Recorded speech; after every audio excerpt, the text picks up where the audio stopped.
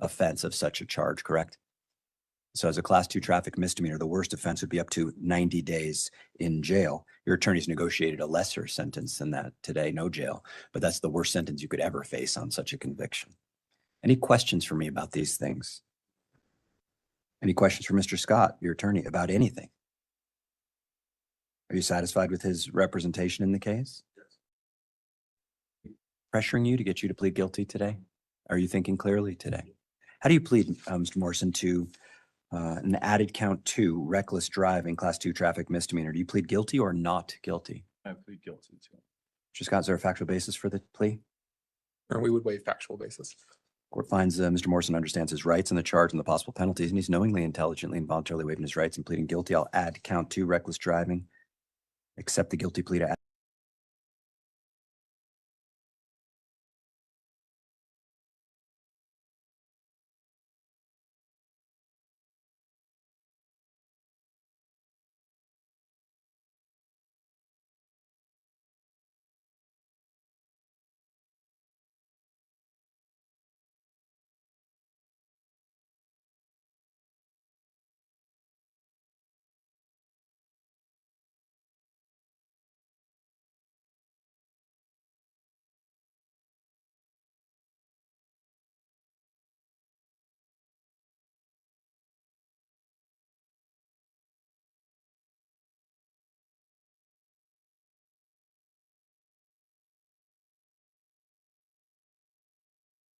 This is Trelona Bokoviak.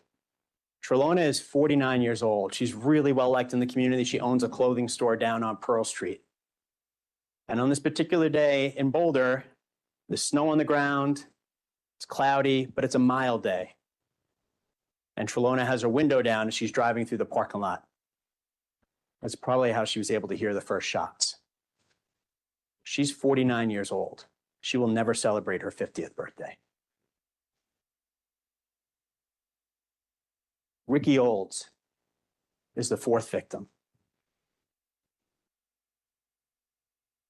Ricky is 25 years old with a ton of potential and a great life ahead that she will never live. Ricky Olds worked at King Soopers. She's a head clerk. She's loved by her family and by her friends and colleagues at King Soopers as well. And at this moment at 227, she's over at the pharmacy area on the east side of the store. That side of the poster there on the left. Excuse me, over here on this side. She's over by the pharmacy and by customer service, helping people who work there. And they really like that about Ricky. It's one of the things that she does that they really appreciate about her. It's also why she's about to be gunned down, because the shooter's going to come in the east doors. He's going to end Ricky's life at 25. She wasn't the youngest, though. The next victim, Denny Stong, is 20. He's loved by his parents. He's 20 years old. He also worked at King Soopers, but on this particular day, Denny was off from work. He stopped in King Soopers to get lunch. His mom, Lisa, also works at King Soopers, and she was on her lunch break, and she's outside in her car in the parking lot having lunch as her son gets gunned down in the front of the store at 20 years old.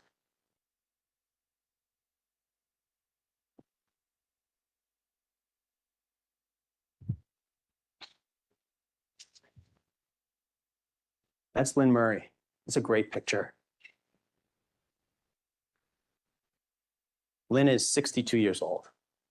She's a loving mom. She has a great life.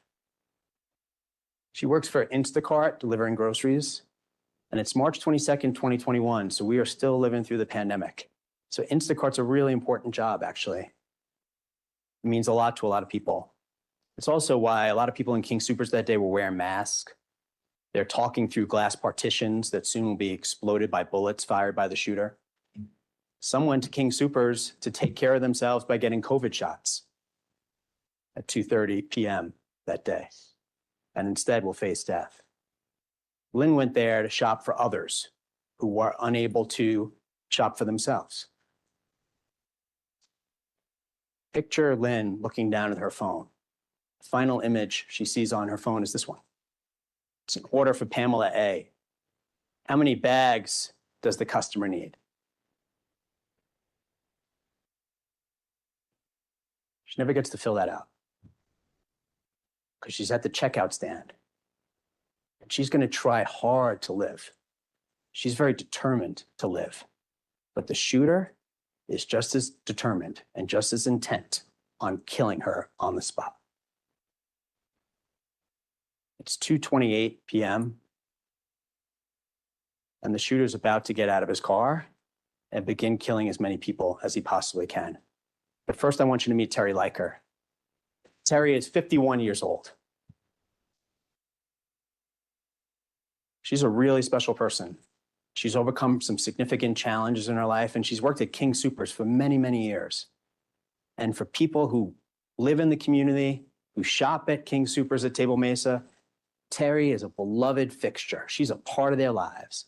They go there, she's always there bagging groceries with a big smile on her face.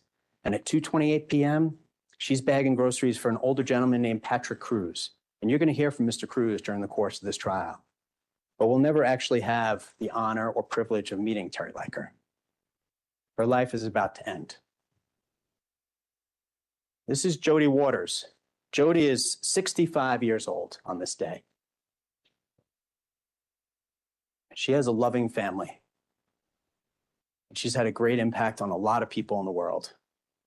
And that's a terrific Boulder type picture, isn't it? Unfortunately, the next picture you're going to see of Jody Waters is her hiding under a checkout stand,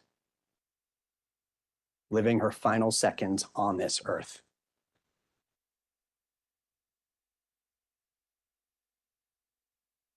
And now it's 2:29 p.m. It was a regular day. For those 8 people, it's going to be their last day. And then the 9th, Suzanne Fountain. Suzanne is 59 years old. Her immediate family lives in New York. She and her partner live in Broomfield.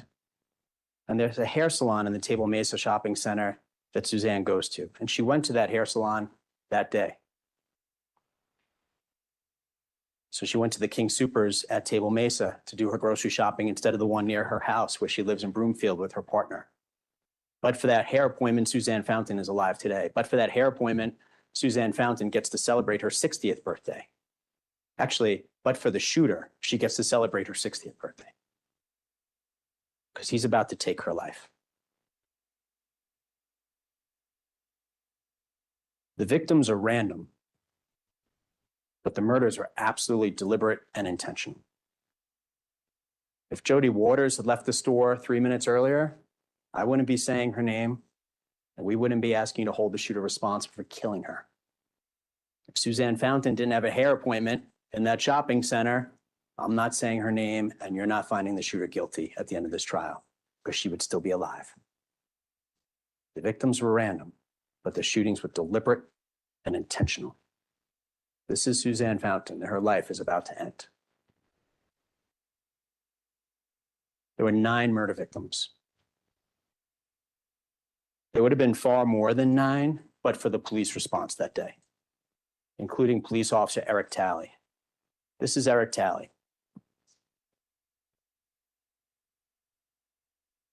He's 51 years old. He became a police officer as a second career, and he loves it. And by all accounts, he loves serving this community. So it's no surprise to his family and his colleagues that when he gets the call of active shooters at King Soopers, he races there as quickly as he can. And because of him and other police officers, many, many people are alive today. Many people are walking this earth.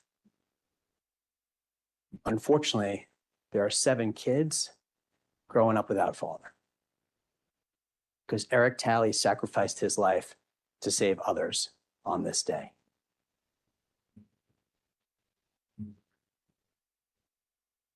I wish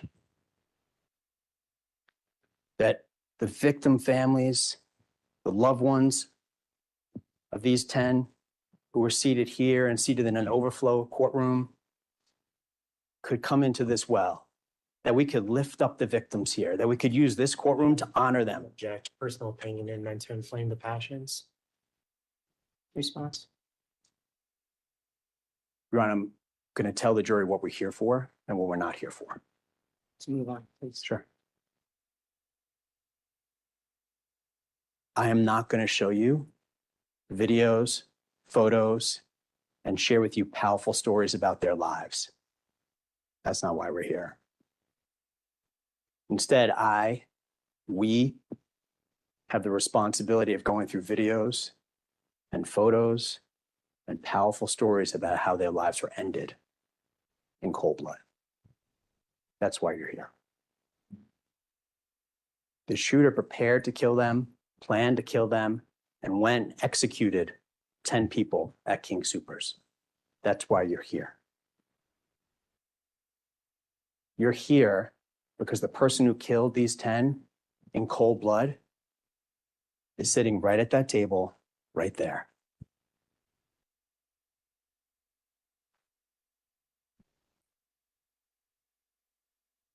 The defendant has chosen to exercise his constitutional right to a fair trial.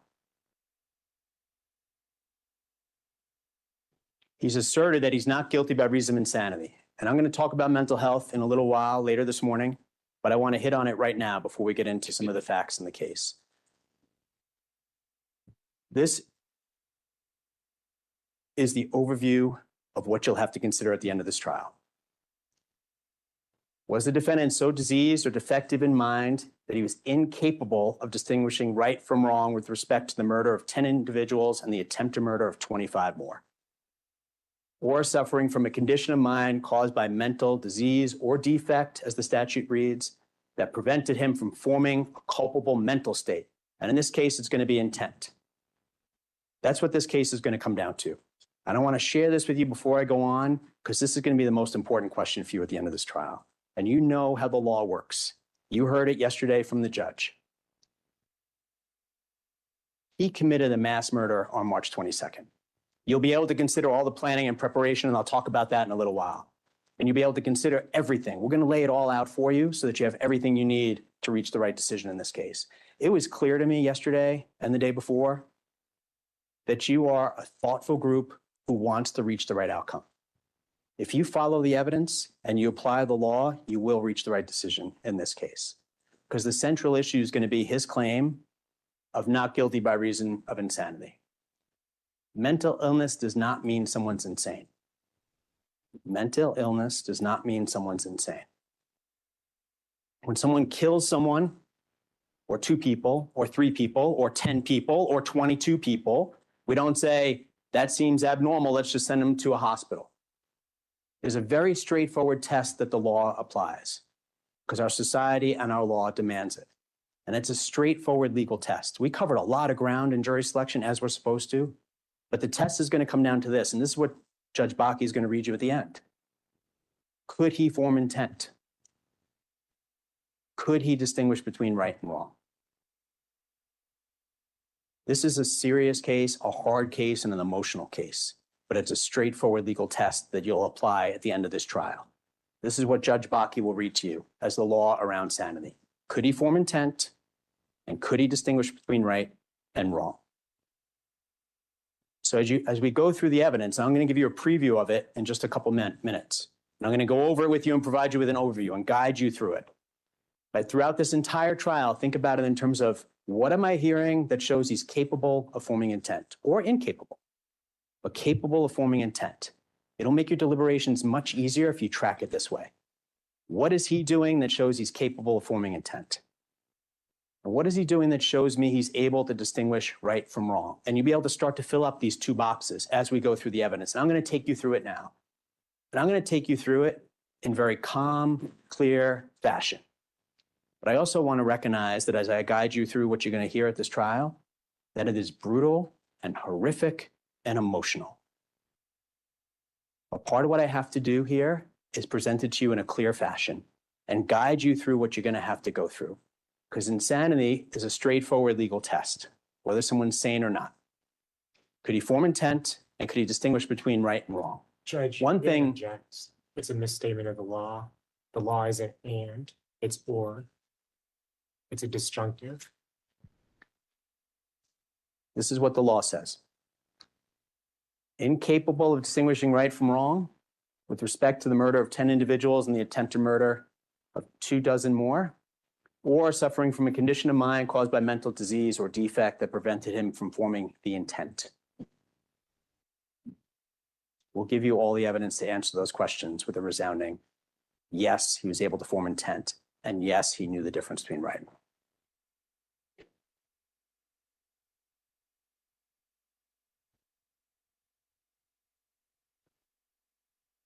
So I'm going to take you through a couple things, 3 things to start that are going to demonstrate that he clearly was able to form intent. First of all, this is a mass shooting, 10 people are killed, but no one's hurt by gunfire, not a single person. Think about that. What does that mean? What it means is, first of all, he was very proficient with the weapon. Second of all, he prepared for it. And third of all, if he hit someone, he executed them. No one hurt in a mass shooting by gunfire, not a single person. 10 people killed, no one hit and hurt and wounded. That's in part because 9 of the 10 victims were shot multiple times. What that means, ladies and gentlemen, is that if he hit the person, he then moved in and targeted them and executed them by shooting them again and again. And if he missed, that person had an opportunity to live. But anybody who got hit, he finished them off. That's why when you consider intent and his ability to form intent, the number, nature, and location of the gunshot wounds will matter. So how he carried out the shooting on March 22nd will tell you a lot about his ability to form intent. How he did what he did on that day, in that moment, will help answer the question for you of was he able to form intent? Because of things like this, the number, nature, and location of the gunshot wounds that the defendant inflicted upon others. Will also help you as we go through the evidence to see that he understood the wrongfulness of his actions. And he understood exactly what he was doing was completely wrong and horrific, and that he was going to be held responsible for it. And we'll go through all that evidence. This is Nevin's work truck. Nevin had just fixed the espresso machine in Starbucks. Now he's back in the work truck and he's on the phone with his friend Johnny. And what's about to happen next is going to happen fast because the defendant is brutal and he's acting intentionally. Nevin's on the phone.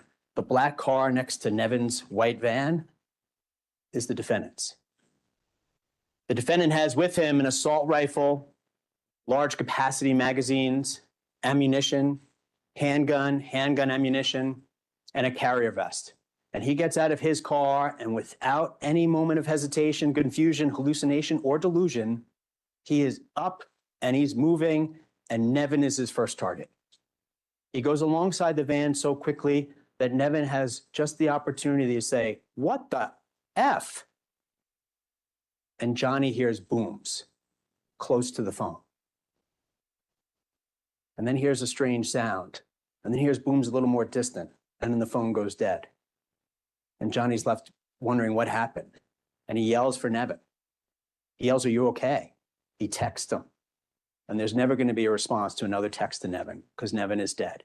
Because the defendant shot him 5 times, including one right through the left eye that went into Nevin's brain.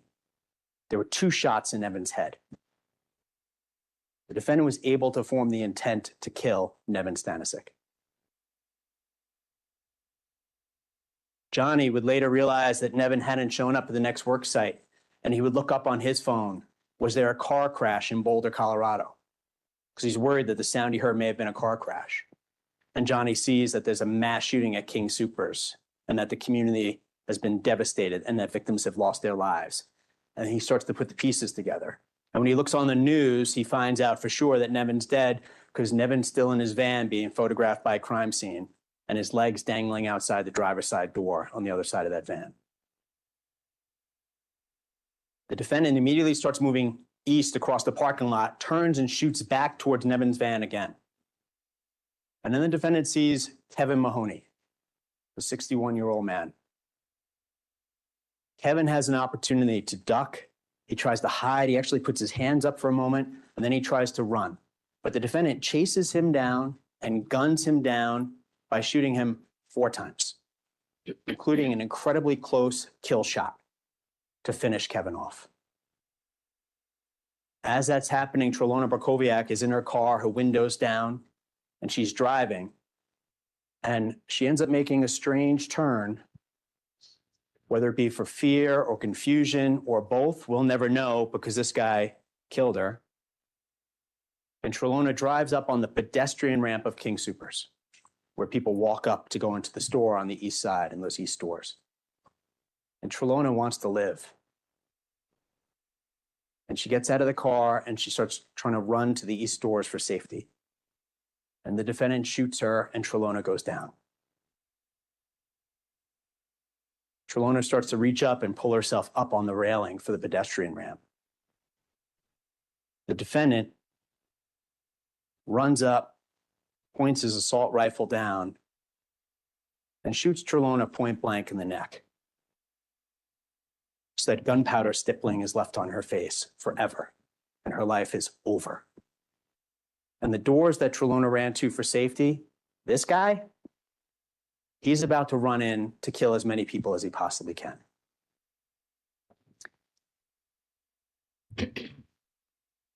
So I'm going to walk you through this animation. You're going to see a bunch of these during the course of the trial, but I'm going to take this first one slow so that you have an understanding of what you're looking at here.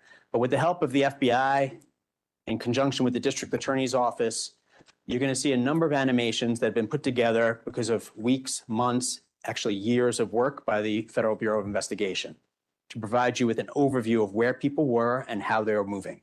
This was done, and the other animations you'll see, by the FBI looking at different videos from security videos and body-worn camera videos, and then matching up all the timestamps and putting it all together. I'm telling you in a very simple way, but thanks to their work, we're able to see where people are and actually where people are moving. Because on some of these, I'm going to hit play and you're going to see people moving around as things are happening.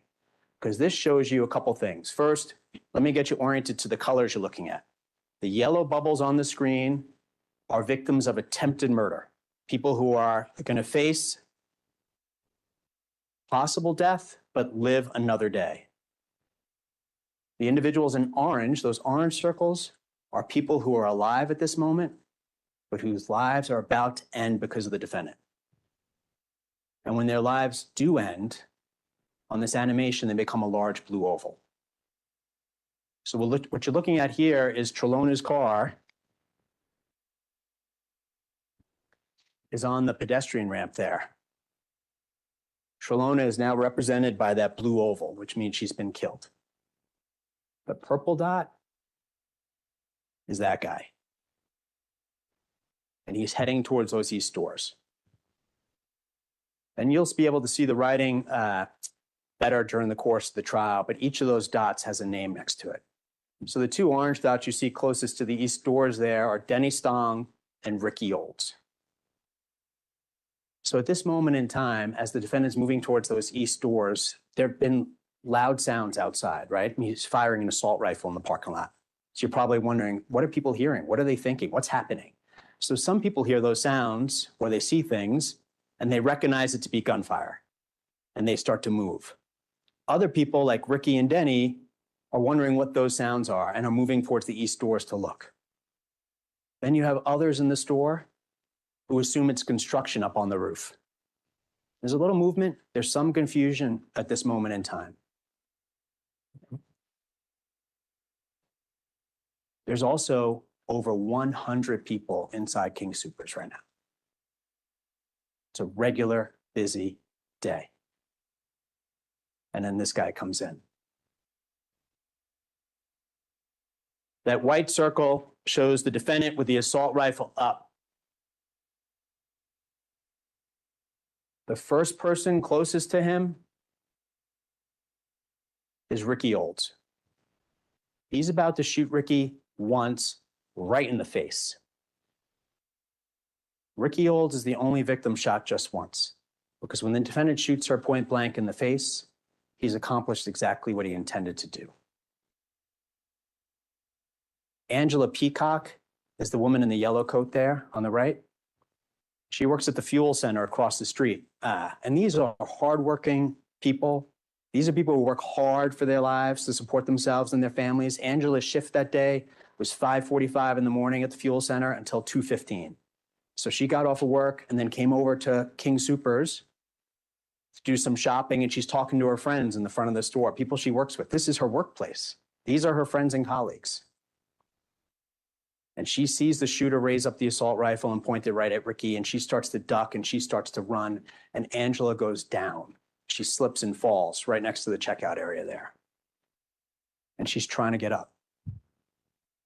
And as she's getting up, it suddenly hits her. This guy is not spraying the store with gunfire, she realizes. He's intentionally targeting people. She realizes in about 2 seconds, we're going to show you 2 weeks of evidence to support that he's intentional and he's deliberate. And she realizes she has a chance. So Angela runs as hard as she can all the way to the back store. And she's in the back of the store, and then she's heading to the back door to get out.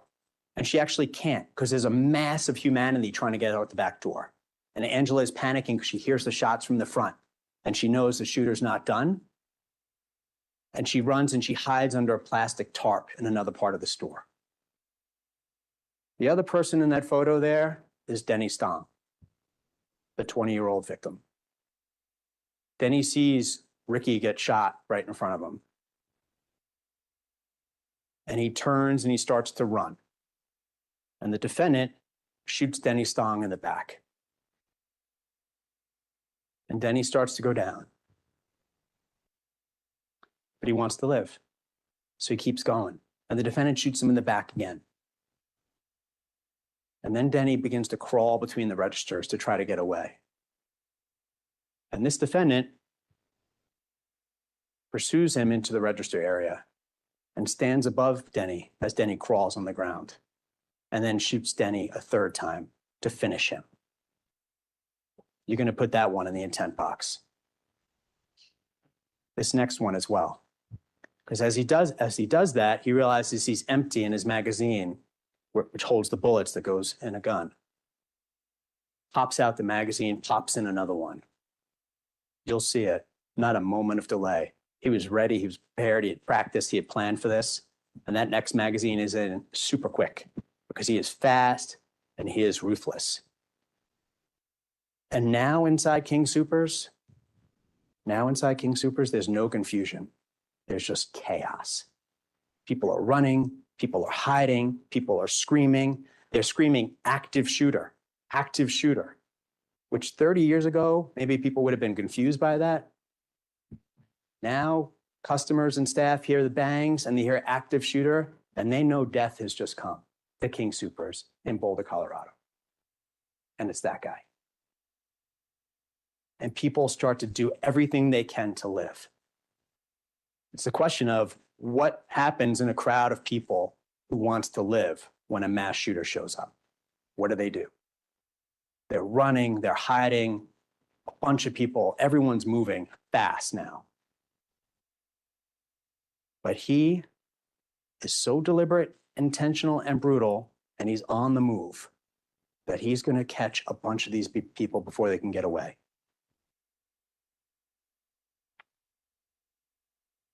Let me talk for a minute about the victims of attempted murder. Because as the defendant then entered the front of the store, he began firing across the front of the store. There were bullets that ripped through victims that almost killed other people. And then there were shots that he missed. And we'll go through all of that. But there are 14 civilian victims of attempted murder. Angela Peacock, Casey Taylor, Hayden Steele. Casey and Hayden were roommates, and they were shopping there together that day. Kahendra Mala, Jacqueline Julie Keaton, Paul Johnson, Kimberly Breckus, Micah Huang, Taysha Beresford, Kelly Ray Dorr, Patrick Cruz, James Graham, Sarah Moonshadow, Nicholas Edwards, and Christopher Tatum. In the interest of time this morning, I'm only going to talk about a couple of these folks, but all of them nearly died that day. And all of them will talk about, when they testify here, the slaughter that they witnessed in the front of the store, and the people who died in the front of the store, or the people who died right in front of their eyes. They are lucky to be alive.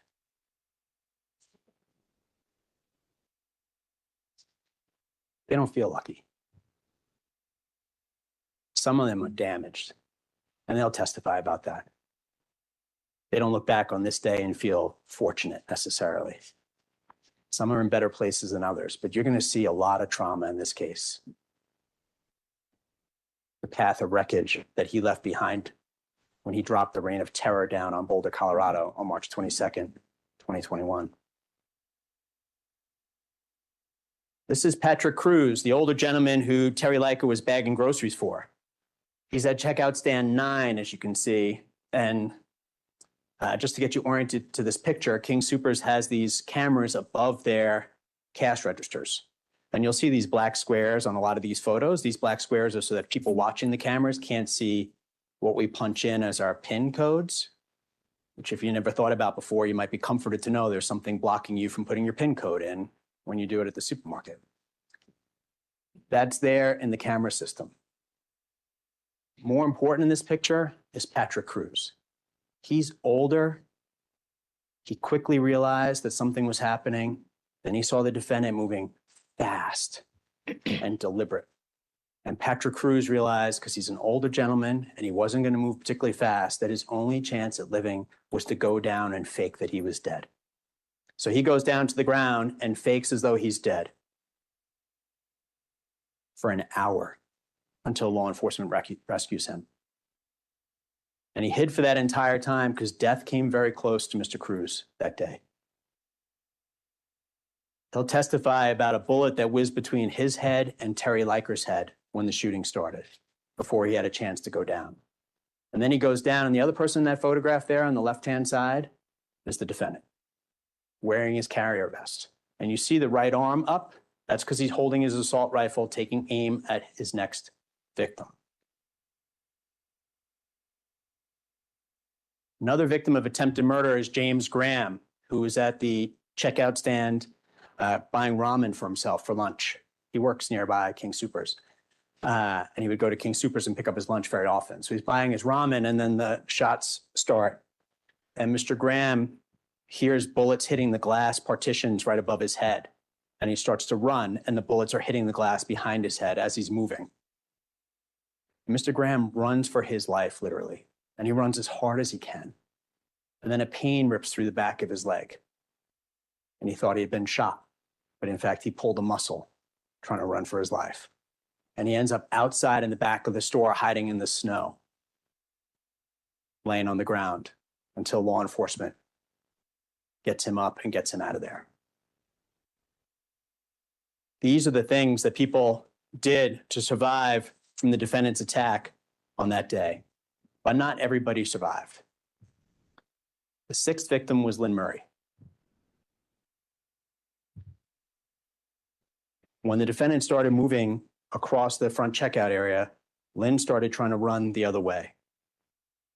The defendant saw her, closed on her, focused on her, and then killed her by shooting her 4 times.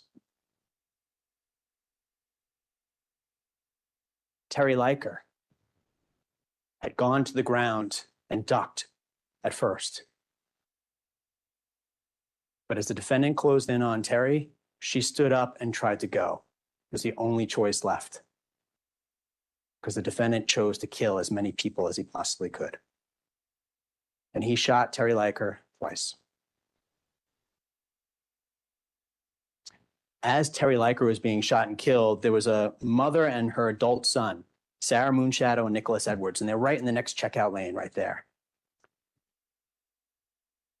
And when the shooting began and bullets were whizzing by their heads, they ducked down and they went to the ground. And Nicholas was panicking. And Sarah, his mom, was telling him, "Don't go, not yet, don't go, don't go." And she's trying to figure out when they can escape. And she's trying to count the bullets, because Sarah knows guns, and she's trying to time their run for a reload. But the defendant's coming close, and he's coming around that checkout stand, and Sarah realizes they have no choice but to go. And she tells Nicholas, go, go, go, go, go, go. And they start to run, and the defendant sees them. So the defendant pursues them, and he lifts up his assault rifle, and he points his rifle at them, and he opens fire. And he misses. And they run out the doors. And they'll come here to testify. But when the defendant missed, and he started to go after them, he realized that Jody Waters is right here, hiding under the checkout stand. And he looks at Jody, and he lifts up his assault rifle, and he points it at her. We talked a lot in jury selection about hypotheticals and what ifs and different scenarios. You'll have to answer the question at the end, could the defendant form the intent to kill Jody Waters? When he lifted up his rifle and pointed at it right here, could he form the intent to kill Jody Waters? This is the answer the defendant provides for you.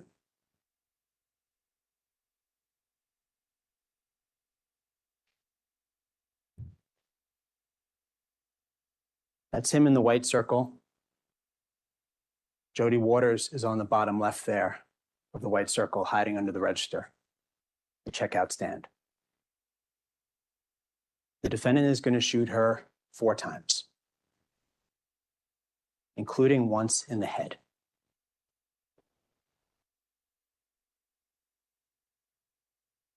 Could he form the intent to kill Jody Waters? That's the picture you're going to remember when you say yes at the end of this trial, ladies and gentlemen.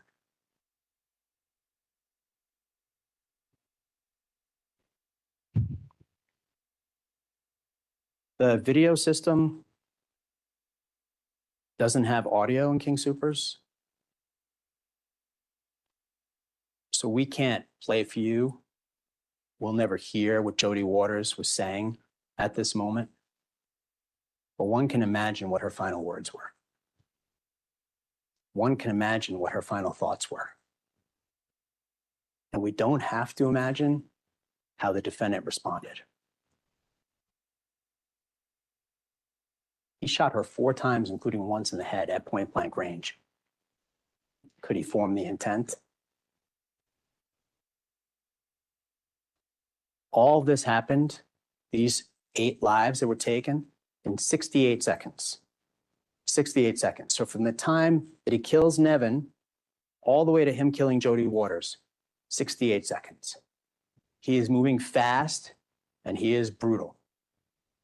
It was 33 seconds in the parking lot, but a total of 68 seconds from Nevin to Jody Waters.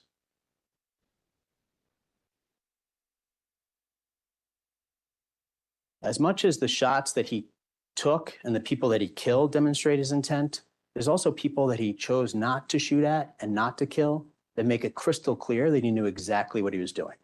So let me tell you about a man named Paul Roeder. Mr. Roeder is 90 years old, and he's shopping. And he's shopping in King Soopers, and he's moving slow. He's shuffling his feet, and he's holding onto his cart for balance. And throughout everything I just described, the defendant shooting people outside, the defendant shooting people inside, bodies drop into the ground, people bleeding everywhere, chaos, running, people hiding. Mr. Roeder keeps shopping. And he assumes that the bangs are coming from the roof. So he continues. And now the defendant has just killed Jody Waters, his 8th victim. Bless you. And he's hunting for other victims. The defendant starts going through the store, hunting for other victims, and he's looking for people to kill. And Mr. Roeder and he come across one another. And the defendant does what he does. Pulls up with the assault rifle, aims it at Mr. Roeder, sees Mr. Roeder, but also sees there's no fear, there's no panic, there's no running. Mr. Roeder's just shopping. And the defendant drops the gun to his side and walks off and hunts for more victims and lets Mr. Roeder live. And the defendant's continuing to hunt and Mr. Roeder's continuing to shop, and they come across each other again. And again, the defendant passes up the shot at Mr. Roeder and leaves him. What does this tell you? This will tell you that the defendant was intentionally targeting people who were in fear and who were running, who he had power over, who he was scaring, and who he could chase and kill. And Mr. Roeder's just walking right through.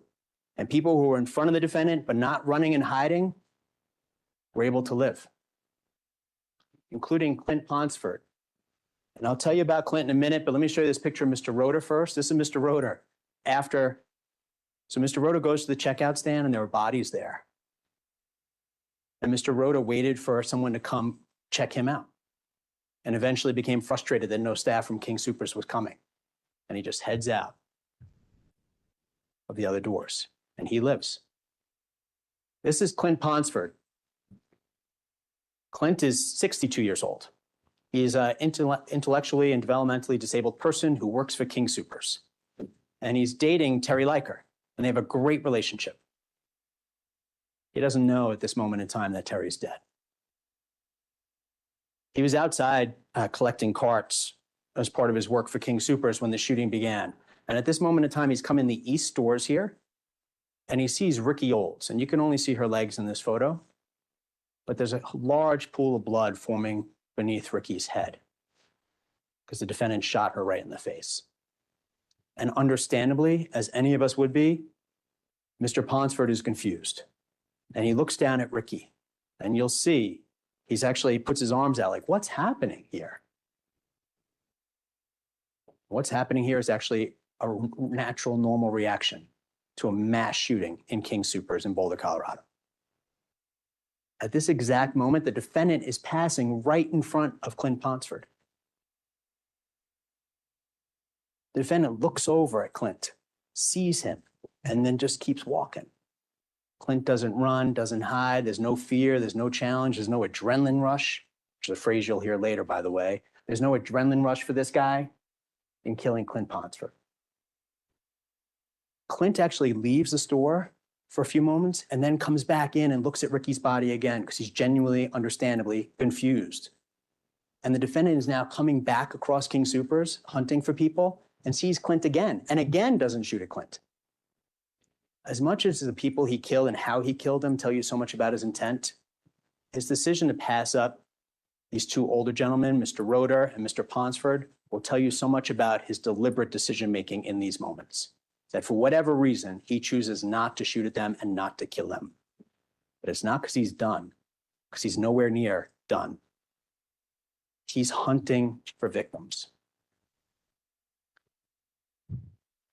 After passing up the shot at Clint Ponsford, the store, King Soopers, is completely quiet. Except for this haunting background music that you never really notice when you're in a supermarket. But the people there that day will never forget. It just continues to play. And it's quiet. Because everybody's hiding. And the defendant is hunting. He had already gone past all the aisles once, looking up and down every aisle, looking for people. He's just scanning every aisle. Like you go, like someone may go looking for what aisle do they have that in? He's wondering, what aisle can I shoot another person in? And he's gone by aisle 10 already. And he didn't see anybody. And that's probably because they have display stands in aisle 10, where they have the sales or the snacks set up, and there's display stands in aisle 10. That must have been where Suzanne Fountain was hiding when he didn't see her the first time. But he returns to aisle 10, and now it's 4 minutes after the shots were first fired. 4 minutes. We'll never know for sure because there's no camera view of aisle 10, but Suzanne Fountain must have been hiding for 4 minutes or so. And at some point, she comes out of hiding because she wants to live. And she has a lot to live for. And she's going to try to make a break for it. But the defendant hits aisle 10 as Suzanne's moving. And the defendant's at the end of the aisle, and he immediately raises up the assault rifle. And he's about to pull the trigger. The number, nature, and location of the gunshot wounds will tell you everything you need to know about the defendant's intent. Because he shoots Suzanne Fountain and hits her 3 times. Once in the head. The shot in the back explodes through her front. And from the middle of the aisle, that bullet carries her human tissue all the way down through the end of the aisle and through the checkout area. And now the 9th victim is dead. And the defendant continues hunting. And Suzanne Fountain, she wasn't the only person hiding. There are a lot of people hiding all throughout the store. There are people in the pharmacy. There are people upstairs in the office where if he goes up there, they are trapped. There is no way out. They're hiding and they're praying. There are people hiding in the dairy section in the back. There are people hiding outside behind King Soopers. And there's people hiding on the shelves, like this emergency room doctor in the next aisle over from Suzanne. She put herself onto a shelf with the potato chips bags. She and her husband had been skiing that day, and they had stopped at the King Soopers for lunch on the way back from skiing. And they were in different parts of the store when the shooting began.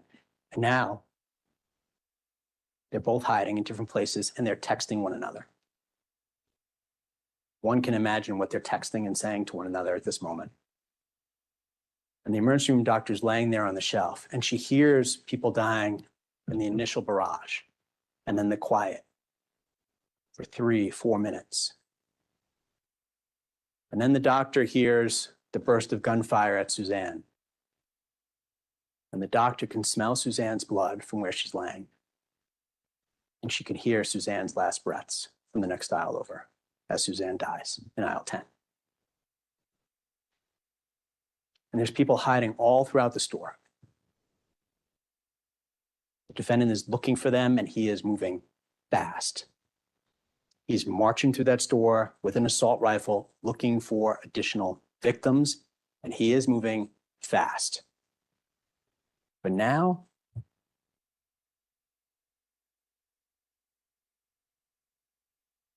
there are other people moving even faster because people have called 911, and the 911 calls are starting to come in from King Soopers. This first call is from Logan Smith. Logan worked for Starbucks in King Soopers. And on this particular day, it was a normal, regular day for Logan. He sees the defendant entering the east side doors of King Soopers.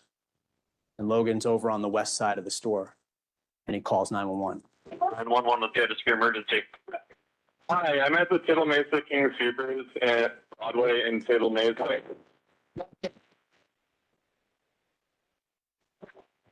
Was that the fire? Are you there?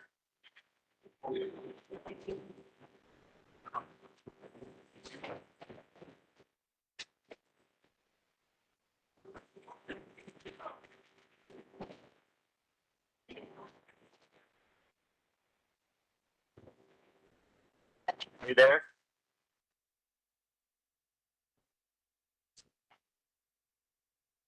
Are you there? No. Logan's no longer there. Because when Logan saw his friends and his colleagues, Ricky and Denny, get gunned down right in front of his eyes, he dropped his phone. And Logan then grabbed an older person and pulled that person back into Starbucks, and they hid behind the counter of Starbucks until the police rescued them. And now 911 calls are pouring in, and the dispatchers are sending out the information. And they're sending it out, of course, to the Boulder Police Department, which patrols this area, but to all of Boulder County, and then to all of Metro area. And the call is going out. Boulder needs your help. There's an active shooter at King Soopers. In fact, The defendant had moved so quickly and so deliberately that when the calls are coming in to 911, people are describing it as 3 active shooters with assault rifles wearing armored vests. So the information being communicated to law enforcement is anywhere from 1 to 3 active shooters. And the call goes out, Boulder needs your help. There's between 1 to 3 active shooters at King Soopers. And they are gunning down innocent people. Denver Police Department, on the way. Lakewood Police Department, we're coming. Jefferson County SWAT, Golden Police Department, Arvada Police Department, Westminster Police Department. The Broomfield Police Department, the officers, some of them are in the police station when they hear the call. They go running out to their cars. There's a Broomfield officer on a routine traffic stop who turns his car around, and together they hit Highway 36 at the same time. And they're going to come flying up 36 to try to save lives. But they're not going to make it in time, despite their best efforts. They hit 36 and they're going 90 miles per hour with lights and sirens up 36. Then they're going 100, 110, 115, 120 miles per hour, 125 miles per hour. They're going to try to get there to save people. And there are people hiding all throughout the store. And the defendant is hunting. You're going to meet a young man named Christopher Tatum. You're going to meet him even though the defendant tried to take that opportunity away from you. Because Christopher Tatum was in the store that day. There's a woman named Ilan Shakti, who you'll hear from. And when the gunfire broke out, Ms. Shakti started running. She was trying to get away, and she fell and broke her T6. She broke her back. And Christopher Tatum saved her and helped her get out of the store. And then Christopher Tatum ran back into the store to try to save and help more people, which he did. But when the defendant saw Mr. Tatum, he raised up that assault rifle, pointed at him, and opened fire on Mr. Tatum. Mr. Tatum ran out the back of the store with bullets following behind him. The defendant is hunting for people. But now the police are on the way. And of course, the Boulder County law enforcement agencies who are located closer, they're coming fast.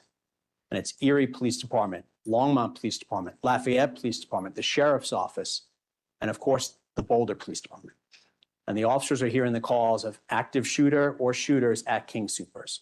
And innocent people are down. I'm going to play you this short clip from Officer Eric Talley's dash cam. His dash cam recorded him heading to King Soopers after he got the call that there were active shooters there.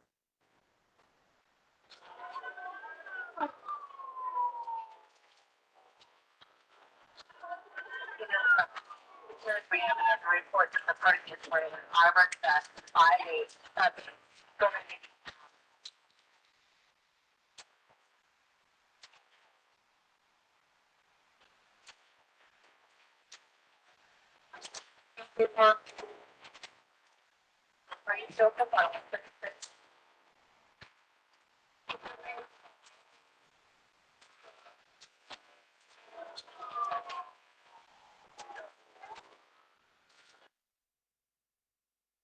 You'll be able to watch the rest of the video during the course of the trial. Because Officer Talley and other Boulder police officers got there as fast as they did, no other civilians were injured or killed that day. But Officer Talley sacrificed his life in that response. When he pulls into King Soopers, there's 2 police officers who arrived just before him, Officer Pam Gignac and Officer Brian Capobianco. And they've arrived and they get out and they know there's anywhere from 1 to 3 active shooters with assault rifles and armored vests inside King Soopers. And Officer Capobianco, you'll learn, pulls his rifle out of his car. And he goes up to Officer Gignac and he pauses for a second. And then he says, we go, let's go in right now. And he starts running full speed. And Officer Talley comes into the parking lot right behind them and he gets out with his handgun and he runs as fast as he can and catches up to Officer Capobianco and Officer Gignac. And the 3 of them are going into the store. And they're going in and the doors open and the 3 officers step in and it is Completely quiet. Just the music. Everyone's hiding. And the officers are trained for stimulus. That's what officers train for, you'll hear about during the trial in an active shooter training. When they train for these things, listen for the gunshots, listen for the screams, watch for someone running. And there's nothing, just the music. And as they're coming in and the doors have opened and their radios are communicating that there's active shooters at King Soopers, this guy hears them. Now you're going to start to fill out that wrongfulness box, being able to distinguish between right and wrong, because the police are there. And he sets up to ambush them. And as they creep in quietly, looking around, trying to figure out where are the shooters. And police officers look at a supermarket differently than most people when they come in this situation. They look at a supermarket and they see no cover and a ton of open space. And they're moving in. And Officer Talley is just ahead of Officer Capobianco. And they have no idea that as they're coming this way, the defendant's right off to this side, waiting to ambush them. And as Officer Talley steps forward into sight, the defendant fires. The bullet that he fired hits Officer Talley in the left side of the head and goes out the right side of the head. And Officer Talley starts to fall to the ground. And then the defendant shoots him again. And Officer Capobianco and Gignac have no idea where the shots are coming from. And they think Officer Talley is ducked down on the ground. So they back up. They're trying to figure out what is happening here. Where are the shots coming from? And they retreat outside for a moment. And they're trying to figure out where did Officer Talley go. And just then a second team of officers is starting to form up at those east doors to go inside. And the officers from a bunch of different agencies now responding because Boulder needs your help. So there are officers from the University of Colorado Police Department, the Sheriff's Office, Open Space Park Ranger, more Boulder Police Department officers. And they're all arriving there around the same time and coming to King Soopers. And many of them had never met before. But they're immediately coming together and going inside to face the threat and try to stop this guy from killing more people. And there's a ton of people hiding in the store still who are hearing all this. This next animation, in a moment, I'm going to hit play and you're going to see things start to move. So let me get you oriented to this. The first thing you'll notice when you look at this one is we have a lot more blue ovals now than we did before. Those blue ovals tragically represent human lives that have been ended. So you could see, for example, Kevin Mahoney on the bottom right of your screen, where he ran in an attempt to get away from the defendant. Then you see Trellona's body on the pedestrian ramp there by the RAV4 that she had gotten out of, where the defendant shot her point blank in the neck. And we go inside those east doors. You see Ricky Old's body. The next one over to the right, as you go right, is Denny Stong's body, where he tried to crawl through the checkout area to get away from the defendant after being shot twice and before being shot the third and final time.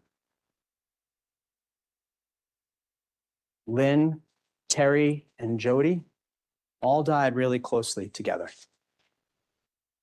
Those are those three ovals on the right-hand side of the screen. And then you see the orange dots. One is Mr. Cruz. He's hiding by faking as though he's dead. Kahendra Mala is one of those yellow dots, hiding in the checkout area right there.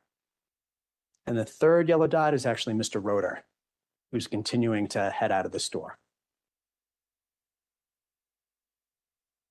What's important here, as you start to realize the defendant completely understood the difference between wrong and right, is that purple dot is the defendant.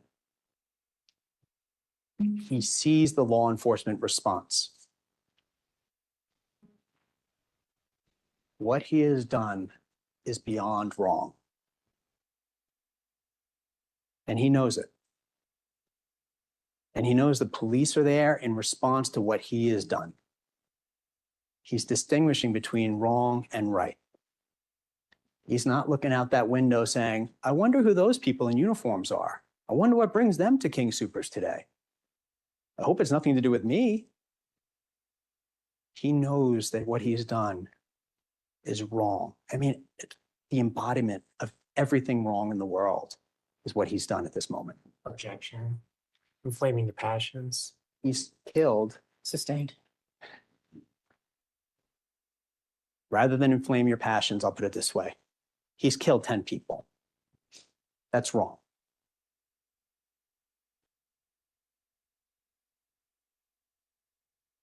And now the police are there. And for the first time, the defendant's going to retreat. He's actually going to go the other way. He's going to stop charging ahead and he's going to retreat because the police are there and represent in this moment in time, on March 22nd, what's right. And he knows it's in response to what he's done. So you're going to see him start to back up here. And I've hit play. The small blue dots are the police officers. And you're going to see them start to come together. And I'm going to walk you through this as you're watching it. And you'll see it again during the trial. But the police officers start to gather behind Trelawny's car. And one can imagine that they're confused and they're nervous. And they gather there for a moment and they pause. But you'll see and you'll hear and you'll learn that one of them says, active shooters, we go. Active shooters, we have to go. Go. And everyone starts to run. You see them there. And they start to move to the east doors. And the defendant's in that back left corner of the supermarket. And then you see more blue dots coming from the left-hand side of the screen, the east side of the store, outside. And they're moving up together. And then another officer coming, and that's Officer Capobianco from the bottom of the screen, coming back up. There's 11 of them at this point. And the defendant is about to ambush them because he knows what he has done is wrong and horrific. So he heads down to the aisle that lines up with the front door. And he looks down that aisle. And then he jumps out in the aisle with the assault rifle and opens fire at the police officers. And he fires repeatedly at the police officers. Most of the police officers don't see where the gunfire is coming from at this point because he just jumped out at the end of the aisle. This is a picture from outside those front doors, but inside the vestibule on the east side. And what you see there are two police officers. I'm sorry that the picture's blurry, and I'm sorry because that's the glass that's being smashed by the defendant's gunfire. And it is terrible that we almost have 3, 4, or 5 more dead people. Because those bullets are right about at head height, ripping through the windows in the front area and then going through those back windows. That officer you see on the right-hand side of the screen, that's Officer Brandon Braun. Officer Braun works for the University of Colorado Police Department. They may, as you may know, they have their own police department. Officer Braun responded when he heard the calls from help from King Soopers. He jumped in someone else's car and drove another person's police car to King Soopers. When he got to King Soopers, he jumped out and he went to the trunk because that's where they keep the armored vest. And he went to open the trunk, but he couldn't figure out how this particular car's trunk opened. So he just left the armored vest behind and he ran to King Soopers. And he joins up with this group. He's right there on the right-hand side of your screen. When the glass starts breaking all around their heads from the defendant's gunfire, Officer Braun gets hit in the face with glass in his eyes and across his face. And he believed, and the other officers believed, he'd been shot. He is lucky to be alive. And he staggers back and they take him back and they're clearing the glass from his eyes to see if he's actually been shot in the face. And then they're patting down his body to see if he's bleeding at all from any wound. This is the inside of the store at that moment. You see the officers ducking there at the bottom of the screen. The door where it looks like it's misshapen, that's the glass shattering at head height where the defendant opened fire on them. That police officer who's ducking where you could see the front of her hat, that's Officer Jenny Schmeitz. She joined the Boulder Police Department 1 week earlier. She'd worked for law enforcement in other places, but this is 1 week in with the Boulder Police Department. The defendant tried to kill all these police officers. These are the same doors that Mr. Ponsford was standing next to where the defendant passes up the shot. But here he ambushes them and he tries to kill them because he knows they're in response to what he did. There's a police officer who does see the defendant at the end of the aisle, and that's Officer Richard Stidell. So this is a list of all the police officers who the defendant tried to kill. I'm only going to talk for now about Officer Richard Stidell. Officer Stidell dove to the ground when the defendant opened fire with his assault rifle and then waited because he correctly guessed that when the defendant jumped at a site, that the defendant would come back and try to kill them again. And he was right about that. And when the defendant stepped back in the aisle to open fire on the police officers again, Officer Stidell opened fire, bless you, with his handgun.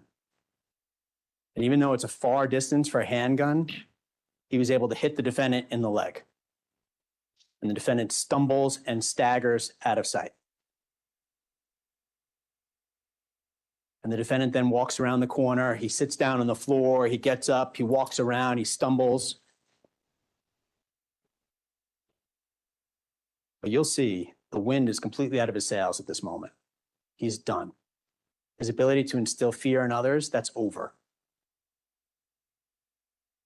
And the killing is over. But this incident still has not ended. But what you learn next, what happens next, will help you answer those questions about sanity at the end of the trial. Because there's now a tremendous police response to King Soopers. And a vehicle pulls up from the Boulder Police Department. And that vehicle has a big loudspeaker on the roof. And from the loudspeaker, you can hear, "This is the Boulder Police Department. Come out and surrender. The store is surrounded. Surrender now." And when you ask yourself in deliberations, does the defendant know the difference between wrong and right? You'll ask yourself this question. What did he do when they demanded that he surrender? He put down the gun. He put down the ammo. He put down the handgun and the handgun ammo. He takes off the carrier vest. He takes off his shirt and he takes off his pants. And he's just in his underwear. And he puts his hands up.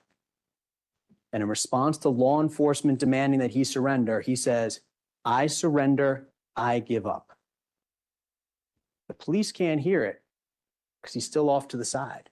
But the people hiding in the pharmacy, praying that they're not going to get killed, they hear him say, "I surrender, I give up." That's how you're going to answer the question of, did he know the difference between wrong and right?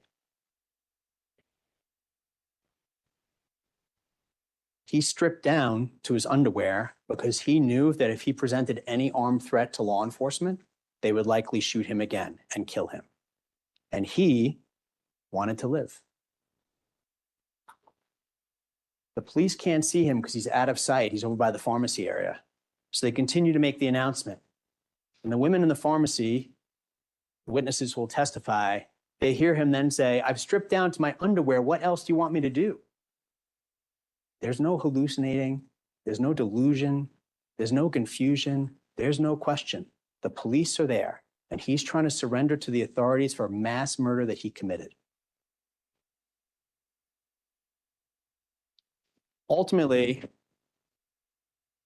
the police get inside the store, and it's Broomfield Police Department, Denver Police Department, members of the Sheriff's Office, members of Boulder Police Department, and they come in, and you'll learn that they order the defendant to do several things.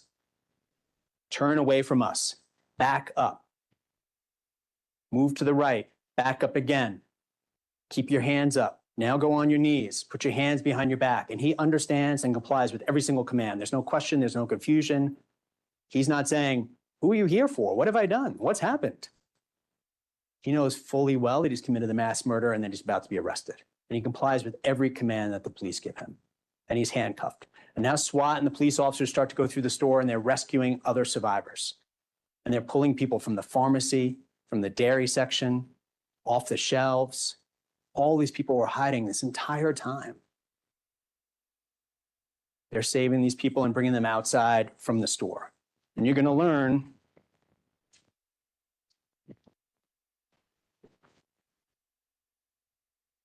that there was a Broomfield police officer who was working his way through the front of the store.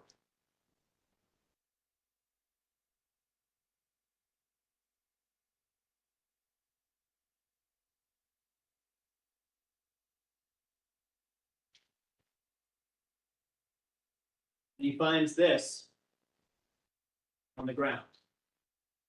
This is a 30-round magazine. It's a large capacity magazine. And the police officer picks it up as he assumes SWAT dropped it when they went in. The Broomfield officer looks at it, and he assumes that SWAT dropped it because civilians, non-law enforcement, are not permitted to possess or purchase 30-round magazines. The carnage that they can cause without someone having to reload. So he realizes it must belong to SWAT. The officer looks at it and then looks inside and sees that it's empty. Then he looks down and he sees Denny Stahl's body, or Denny crawl before being killed by the defendant. And he realizes that this 30-round magazine belonged to the mass shooter.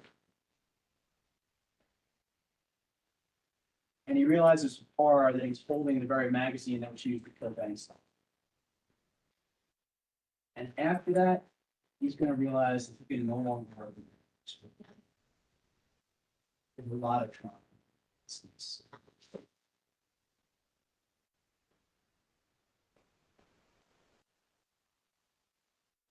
I'm going to put this back on because the victim family members who are in the overflow room likely want to hear what we're saying.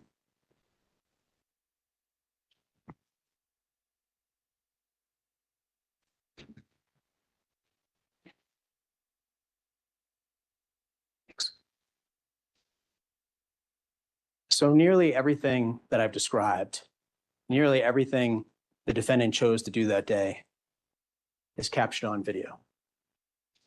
King Soopers had surveillance video inside and outside the store. There's also body-worn camera recordings from many of the police officers who responded. And on this, there are those videos.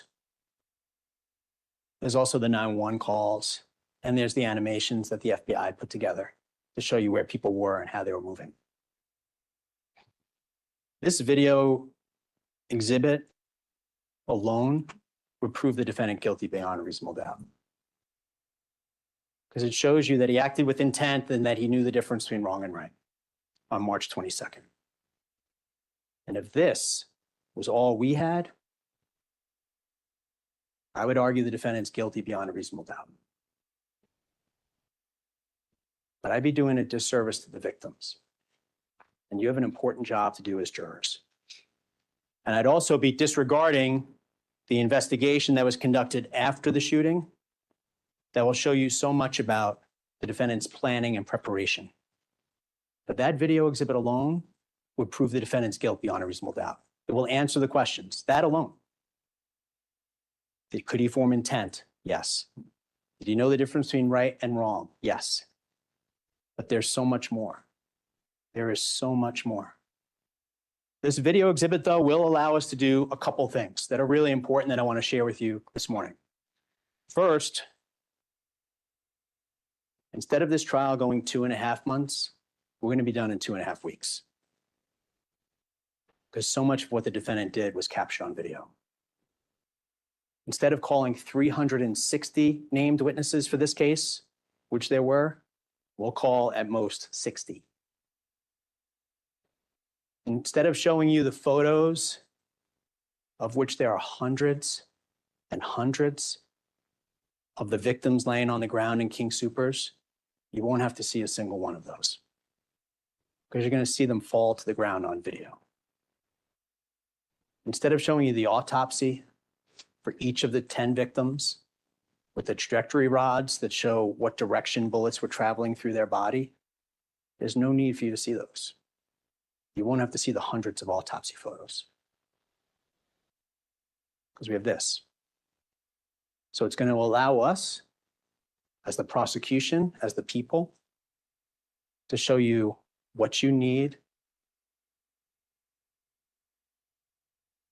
but not every ounce of horror that the defendant inflicted upon the world that day.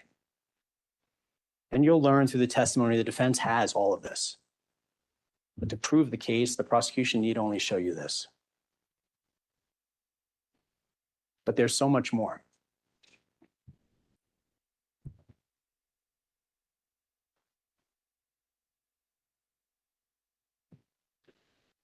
You'll learn that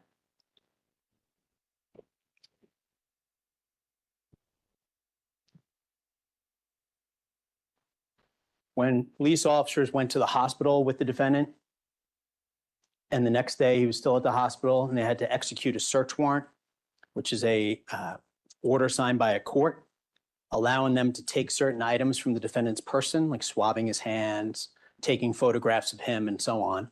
And then they were going to transport him to the jail because he was released from the hospital the next day after being treated. You'll see a video that shows the defendant, law enforcement walking into his hospital room, him not saying anything like, "Who are you? Why are you here? What have I done?" Instead, they read to him the warrant they have, and they say, "Now we have to check some things. Can you give us your right hand? Can you give us your left hand? Can you move forward? Can you move back? Can you stand up? Can you put your hands behind your back so we can handcuff you? We're going to take you to the jail now." He does all of those things without any question, without any confusion, and certainly without any hallucination or delusion. He completely understands what's happening. It's law enforcement. He's under arrest. They're there to take him to the jail. They have a warrant approved by a judge saying they get to do certain things to document the evidence in the case. And there's no confusion at all. Let's talk about the mental illness and the not guilty by reason of insanity plea that the defendant has asserted.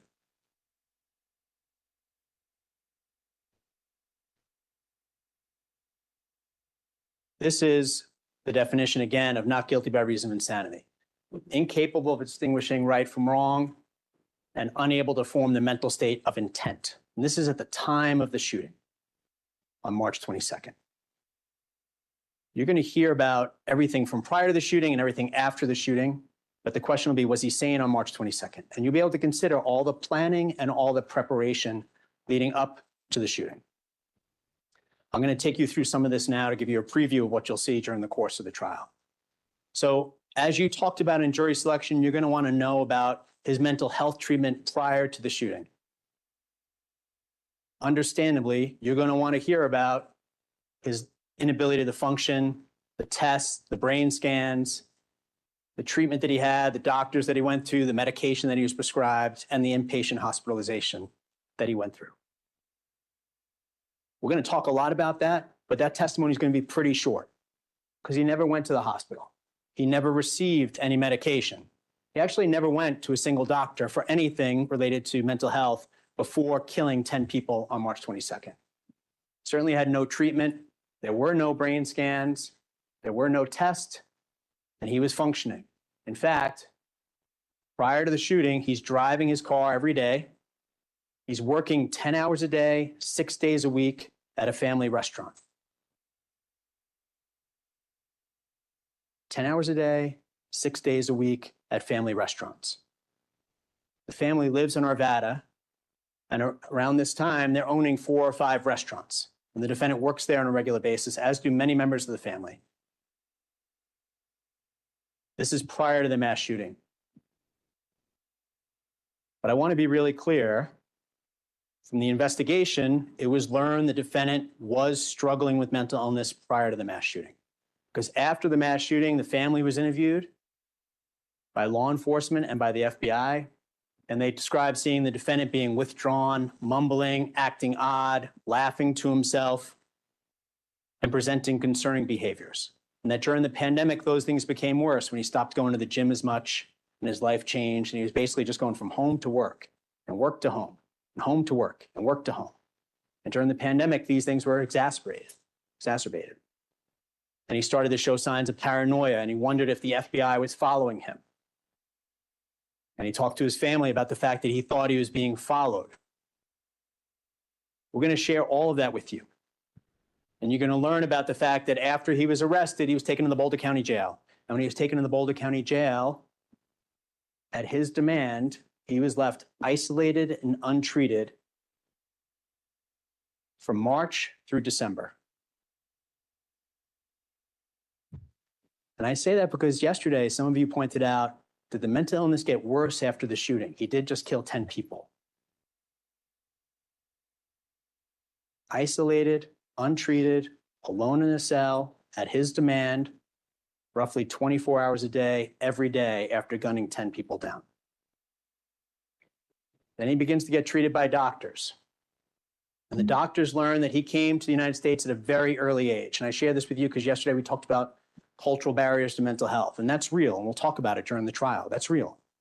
But you're going to learn as part of that analysis that he came to the US at a very early age. He grew up in this area. He graduated from Arvada West. And his family has been very successful in their restaurant business. And he's worked in the restaurant business through high school and after he graduated from high school. So let's be clear. Every doctor believes the defendant has a mental illness. You're going to hear during the course of the trial, the defendant's been examined by a bunch of different doctors. They determined the defendant has a mental illness, but it comes nowhere close to legally insane. When they diagnosed the defendant, they determined the defendant has schizophrenia, along with millions of other people in the world. Millions of other people who have schizophrenia. And you'll learn from the doctor, there are basically what are called positive signs of schizophrenia and negative symptoms of schizophrenia. Positive are more on display. In other words, you can see them, hallucinating, delusions, and so on. The defendant had auditory hallucinations, voices that I'll talk about in a moment, but otherwise he largely displayed negative symptoms of schizophrenia, which are being withdrawn, unwilling or unable to communicate, unwilling or unable to engage in conversation. And they diagnosed him with schizophrenia. Certainly, the fact that the defendant refused medication, refused treatment, refused to talk about what he had done at King Soopers and why, made the doctor's job more difficult during his treatment, but also during his sanity evaluation. He didn't make that process very easy on the doctors, because when they asked him a bunch of questions, he would say, I'd rather not talk about that. Why'd you do this? I'd rather not talk about that. Why'd you do this? I'd rather not say.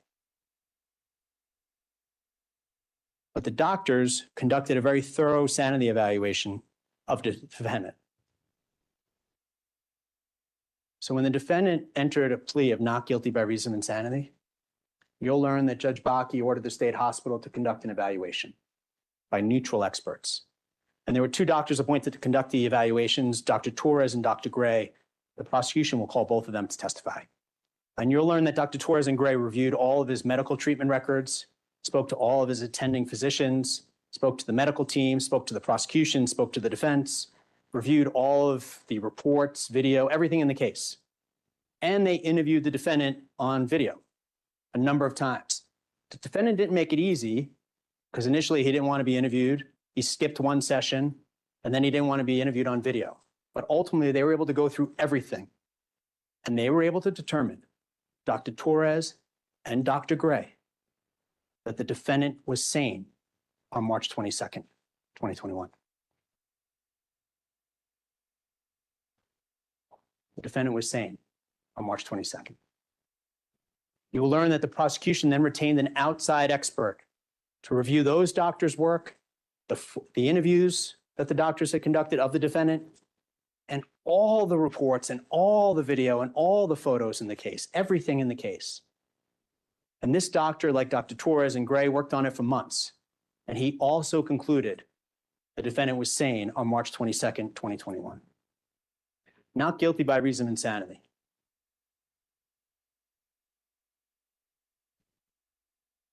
Referenced in jury selection yesterday about some experts testifying the defendant sane, some experts testifying the defendant's insane. It's what we call battle of the experts. Except it's not going to happen in this case. Every doctor who examined the defendant for purposes of sanity, who's going to testify in this trial, determined the defendant was sane. I'm going to come back to that in a minute.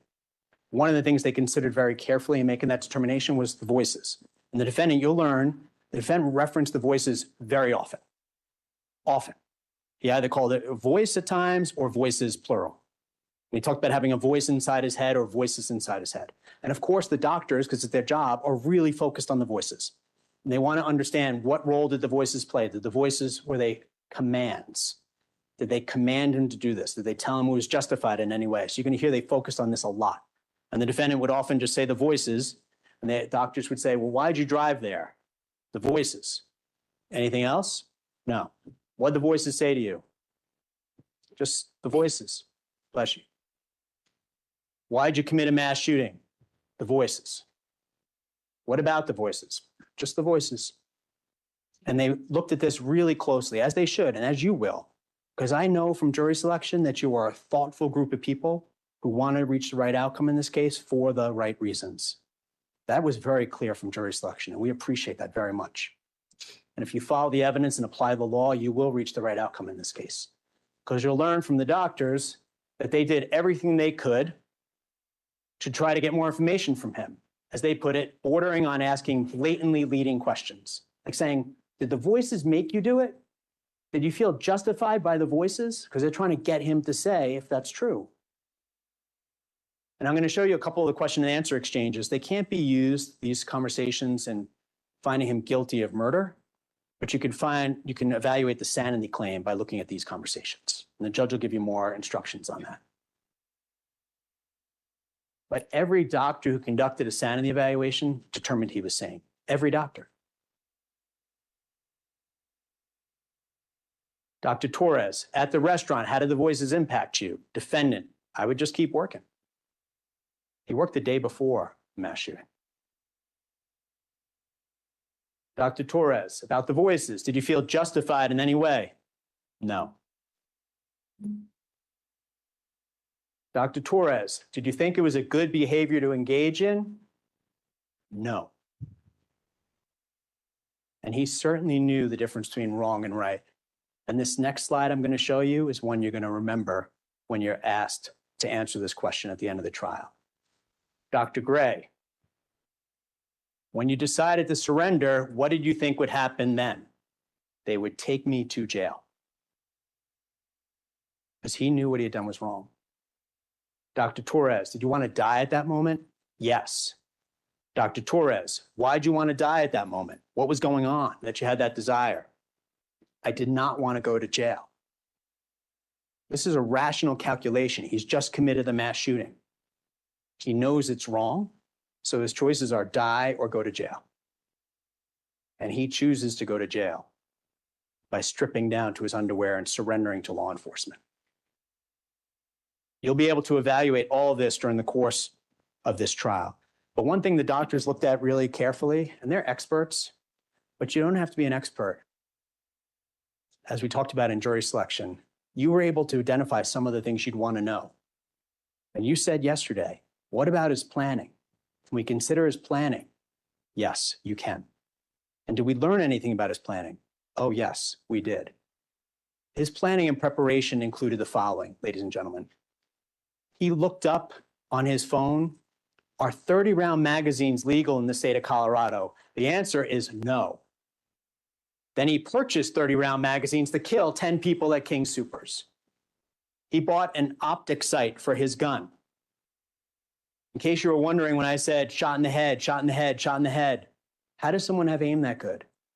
They buy an optic sight that's battery powered, that inside the sight, you see a red light, and whatever you're pointing that red light at, whatever it lands on, it's not on the person's body, it's in the sight. But whatever your red light is on, that target is going to be hit. And he bought that sight. He also researched what is the most deadly type of round or bullet. When Suzanne Fountain was shot in the back and it blew out the front of her left breast and went all the way down the aisle on March 22nd, when Eric Talley's head had a bullet go through it from left to right, taking his life, that happened on March 22nd. That started on January 20th. When this guy is looking on his phone to see what's the most deadly type of bullet, what's the most deadly type of round, and then he starts researching it. And when you hear about the autopsies from the doctor that we call, and the doctor will say, I found green tips in this body, and I found green tips in this body. And you learn that green tips are the kinds of bullets that are used to pierce steel. They're also the kind of bullets that he found when he looked on January 20th. If he had planned these murders that morning, March 22nd, he's guilty. But 62 days earlier, he's planning to kill people with the most deadly type of bullet there is. And he's shopping and he's looking. In fact, from his phone, a computer forensic expert finds that he's researching prior mass shootings. And he looks at the El Paso, Walmart, Texas mass shooting, where a guy went in and killed 23 people in Walmart. And by the way, there are a lot of similarities between that shooting and this one. And he looks at that one, and in that description that he finds online, it says the Walmart shooter was inspired by the Christchurch, New Zealand shooter who killed 51 people. So then he looks at the Christchurch shooter, and he looks at that one.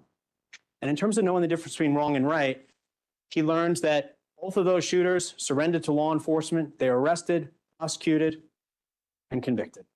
He knows just from the inspiration that he's seeking that it's also absolutely wrong. And he's researching prior shootings. Then he looks at an overwhelming number of guns, ammo, and equipment on his phone. And this is from January 1st to March 22nd. It's not that much time. It's weeks and months, and it shows that he planned it, but it's not that much time.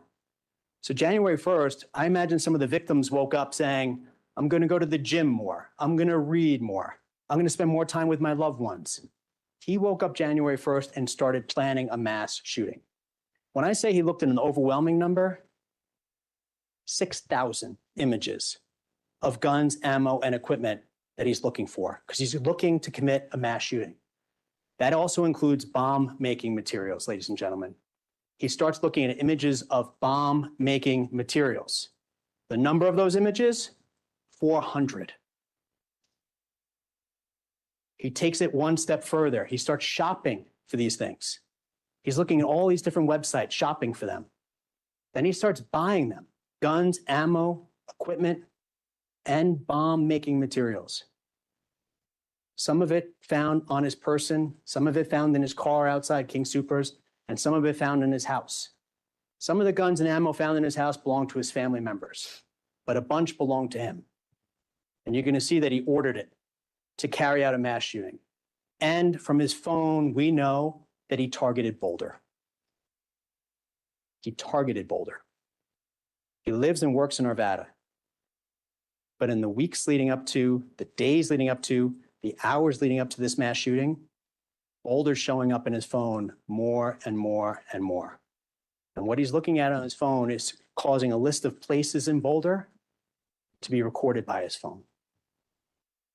And he's going to pull into the first big place in South Boulder that he comes across on March 22nd.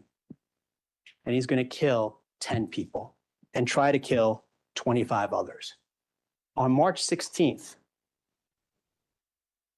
January 19th, he buys an assault rifle. January 19th, he buys an assault rifle. The Mr. Dunn. approach. Yes, sir.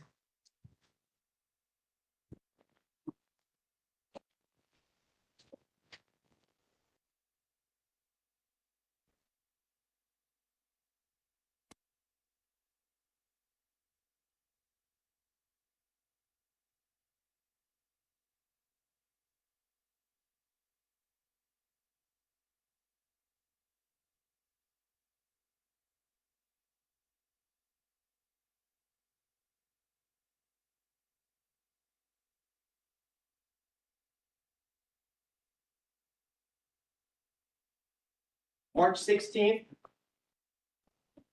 he picks up an assault rifle.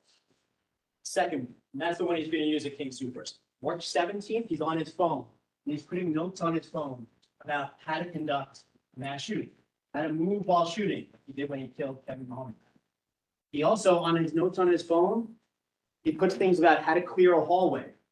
Do you know how to clear a hallway? It means when you're in a gunfight, how you do that without being shot. You're going to see it on the King Soopers video. So he wrote it on March 17th, practiced it, and then he acted it out in deadly and horrific fashion on March 22nd. I'm going to end with this, ladies and gentlemen. Be true to your oath. Those are the words Judge Baca said. That means don't look up the case on social media. Don't check the news. If you do those things, it derails the trial. Trial for which people have been waiting a long time. So if you go home tonight, and your family member says, started planning it in January, that conversation can't happen. You go in the back later, even on a break with your fellow jurors. And you say to her, did the DA just say that there's no expert testifying this guy's insane? That conversation can't happen. Got to wrap it up, Mr. Doherty. Save that for the deliberations. Follow the law. Follow the evidence. And we will reach that. He is. All right, we're going to take our morning break. Thank you for your attention. Mr. Collins will take you out. I know that the admonition I would go over, Mr. Dougherty just raised it once again. Please keep in mind, don't talk to anybody. You'll be in the jury room. Don't talk amongst yourselves. We'll see you back here at 5 after 11 for Mr. Dunn's opening statement, and then we'll break for lunch. Thank you. Rise for the jury, please.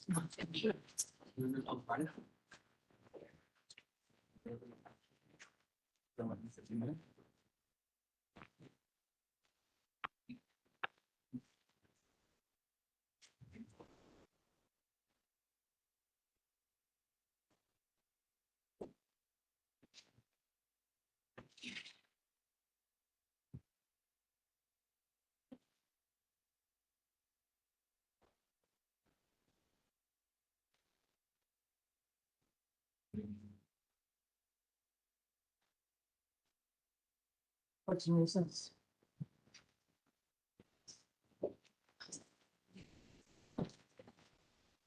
Do not care.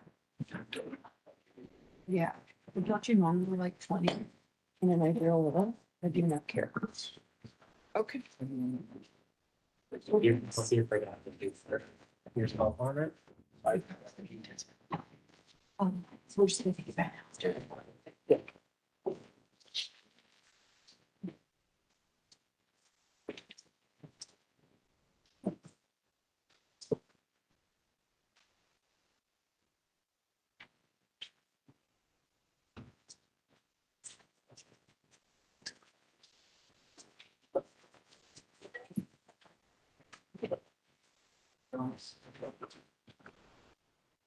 Yeah, I saw it.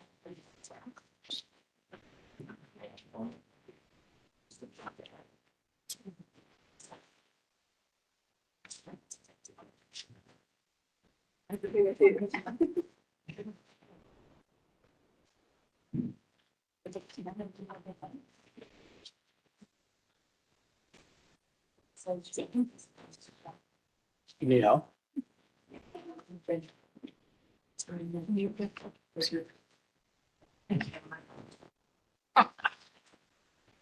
Do you need anything? Are you good? Okay. Yeah, you can, I'll sit next to you and look at it. Do here, so.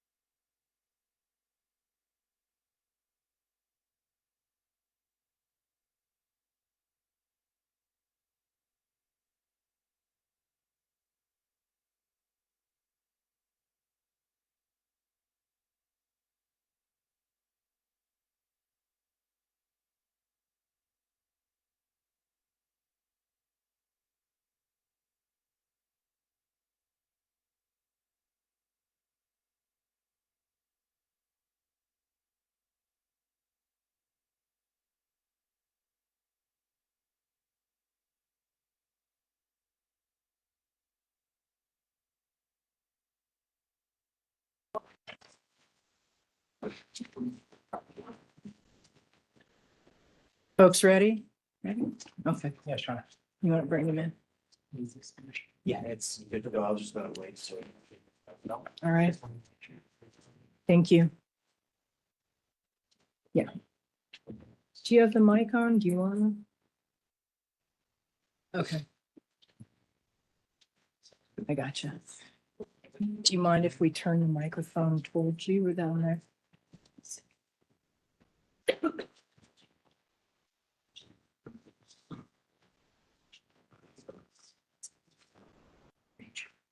Mine will also reach over there if you'd like. It's up to you. We tested it. You good? I mean, it would reach right there where, okay, why don't you go ahead and squeeze this in on her table. There you go.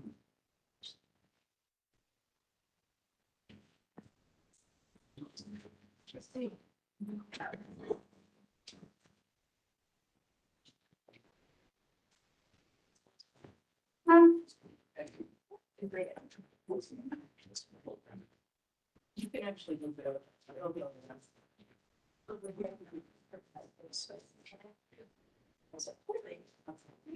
Yeah.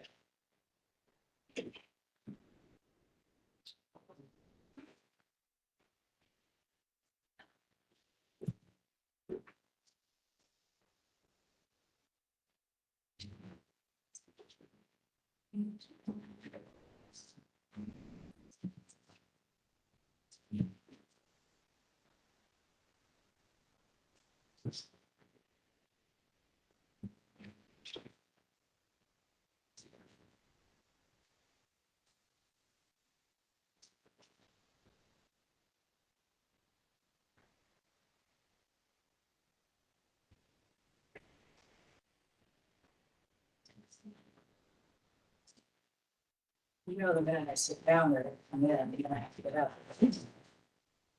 So you standing and me not makes me nervous.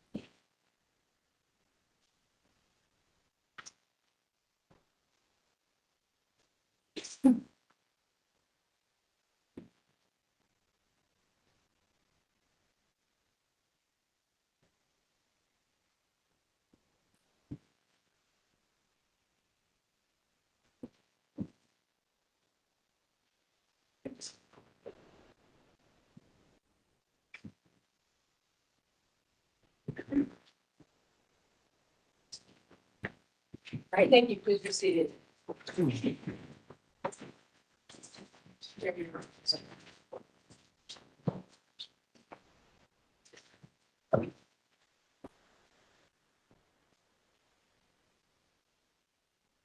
Over these next few weeks, this case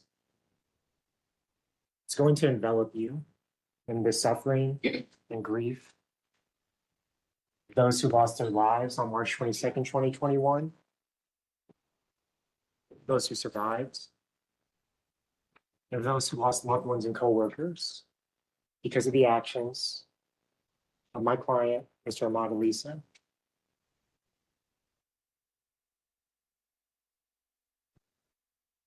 Mr. Doherty spent a lot of time during his opening statement previewing for you the government's case.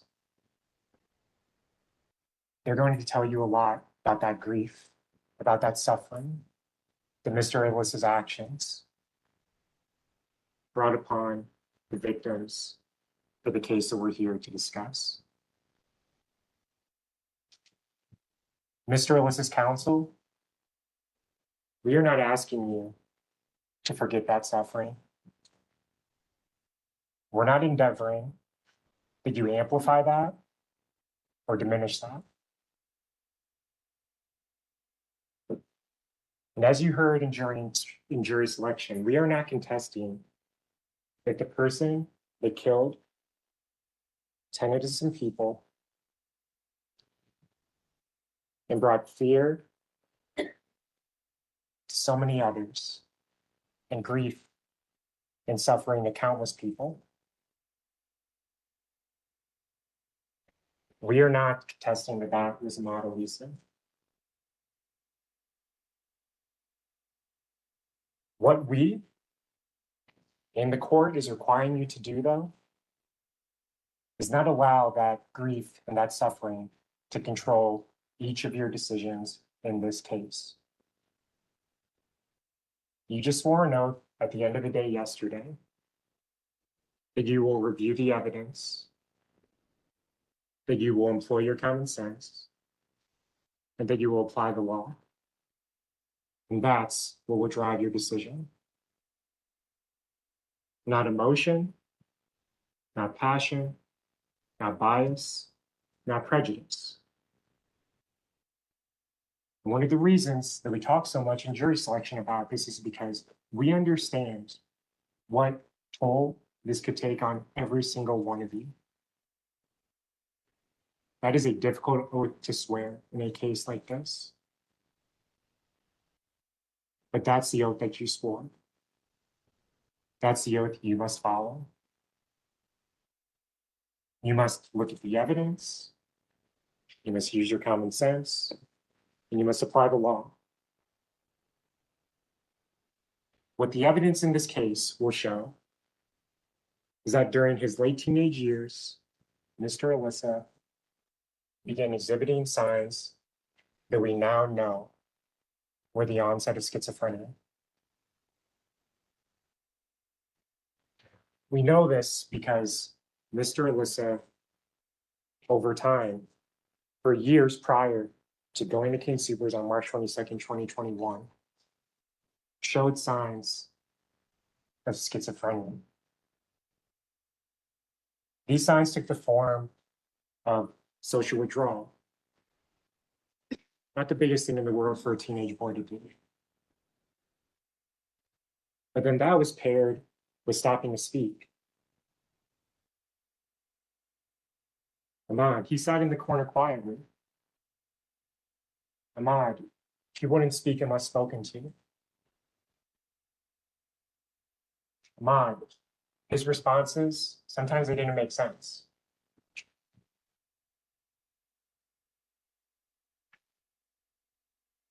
The evidence will show that Mr. Alissa also became paranoid.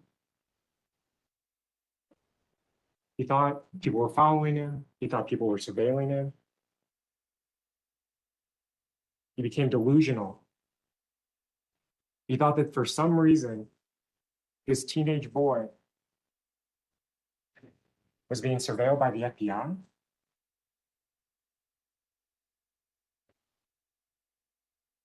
His thinking was nonsensical. And we also know that he had hallucinations.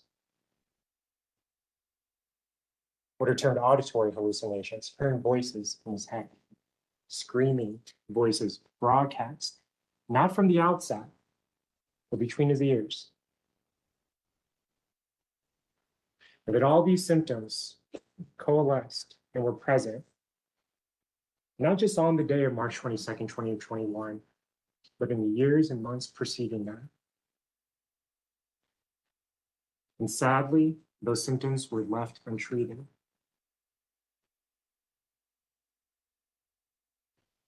You're going to be asked to employ your common sense. is someone who is actively psychotic, who's hearing voices that tell them, that yell at them, that they perceive and that they are influenced by to think, commit a mass shooting. Is that person sane? Is the influence of a chronic illness and the resulting symptoms, is that the reason that they did this? The evidence is clear that that's the case, and your common sense will prevail. And it needs to when you apply the law. The law in this matter is simple.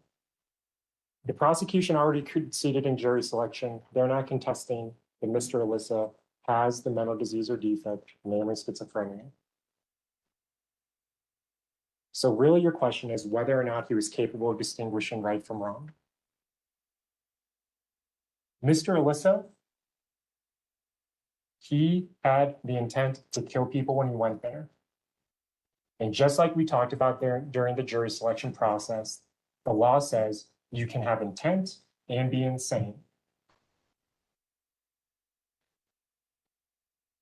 But what the law doesn't allow is for you to ignore plain, clear evidence of someone's mental illness that is severe and chronic and say that person was sane. That person was capable of telling right from wrong. That simply is not the case.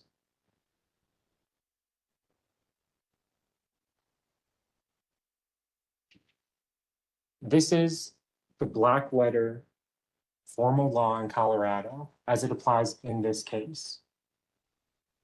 And really, it's two parts. The first part, again, is simple.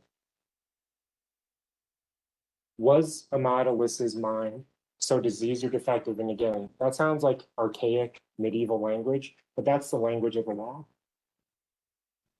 Was that still on March 22nd, 2021? Yes, it was. That's the simple part.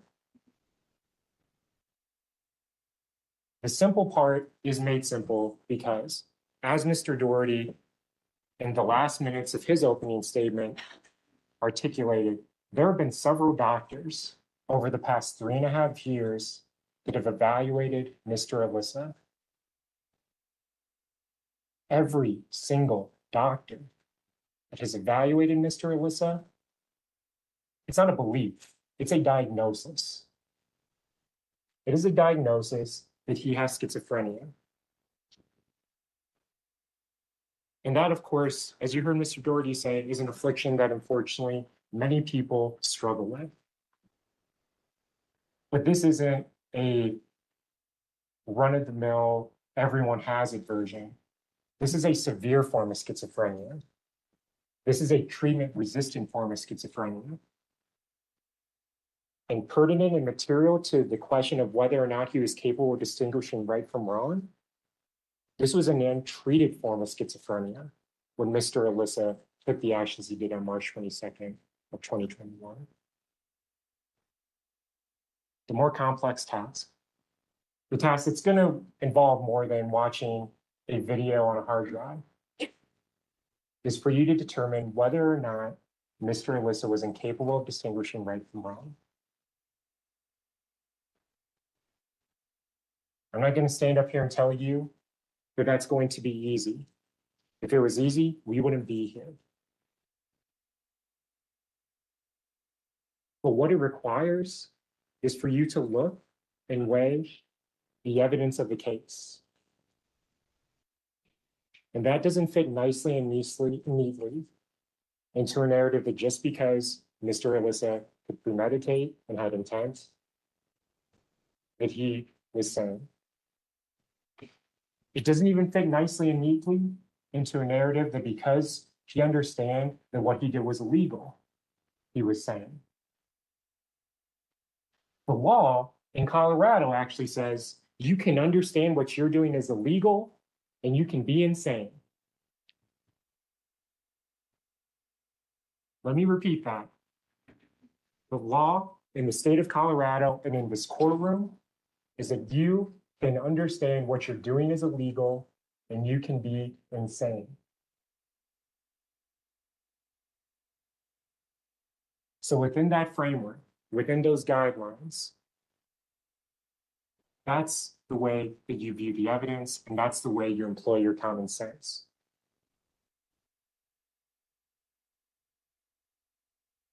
Several doctors over the course of many years have evaluated Mr. Alissa. They all come to the same conclusion. Part 1 of the test is unrefuted and unquestioned. Part 2, though, will require an examination, not only of what schizophrenia is, but what Mr. Alissa's form of schizophrenia looks like.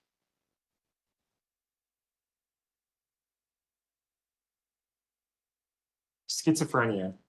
During jury selection yesterday, there was a gentleman up in the back corner who sort of just admitted very vulnerably and very honestly, I'm not really sure even what that means. We've talked about it. I don't know what it is. And as you can see, I am not a psychologist. I'm not a psychiatrist. But what those people, those expert witnesses are going to testify to is that schizophrenia is a chronic illness. Chronic meaning it does not have a cure that we know of. The seed that where schizophrenia comes from is genetic. And that it can be triggered by environmental factors, such as stress, such as trauma, and chemical imbalances in our brain. To be diagnosed with schizophrenia, you must exhibit having a psychotic episode. Psychotic episodes are marked by these symptoms: hallucinations, delusions, paranoia, disorganized thinking, poverty of thought, poverty of speech, and reduced emotional expression.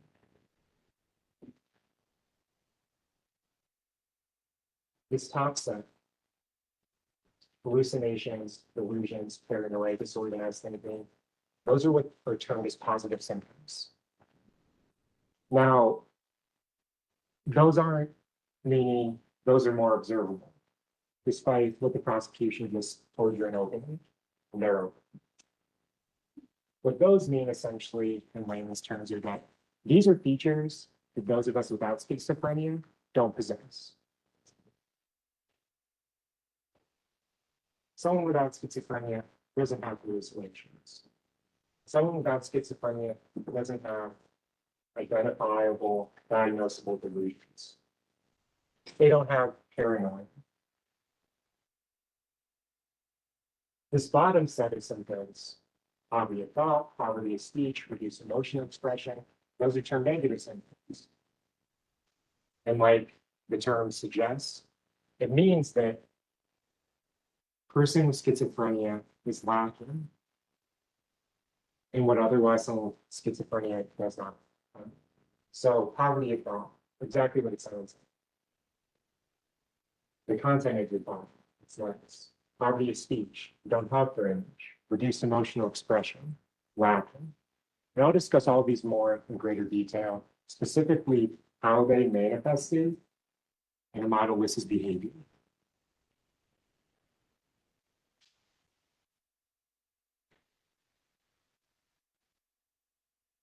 I talked about how schizophrenia is defined like having a psychotic episode, meaning that over a temporal period, you exhibit multiple of these symptoms, specifically more of the positive symptoms like hallucinations, delusions, paranoia.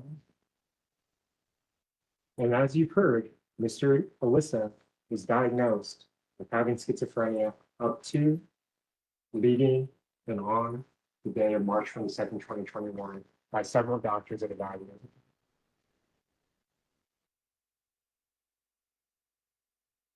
It sounds scary, but it's a clinical term. And it's important that we understand what that means. It means that prior to the offense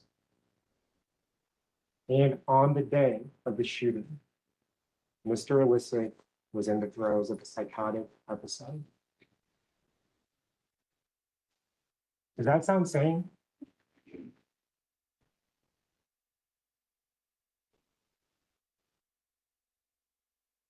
Unfortunately, schizophrenia is a chronic illness.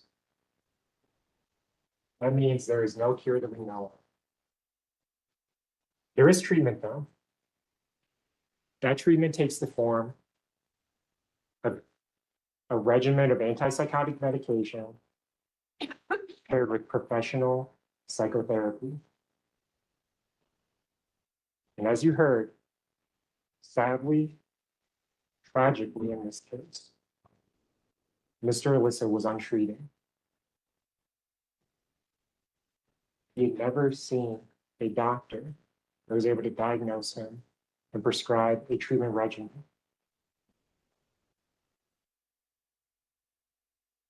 Now, you may ask why, and you'll hear testimony about that. But the question isn't the morality of should he have been seen by a doctor? Could he have been? Why wasn't he? The facts, the evidence, are that he was untreated with schizophrenia when he got out of his car and started shooting people on March 22nd, 2021.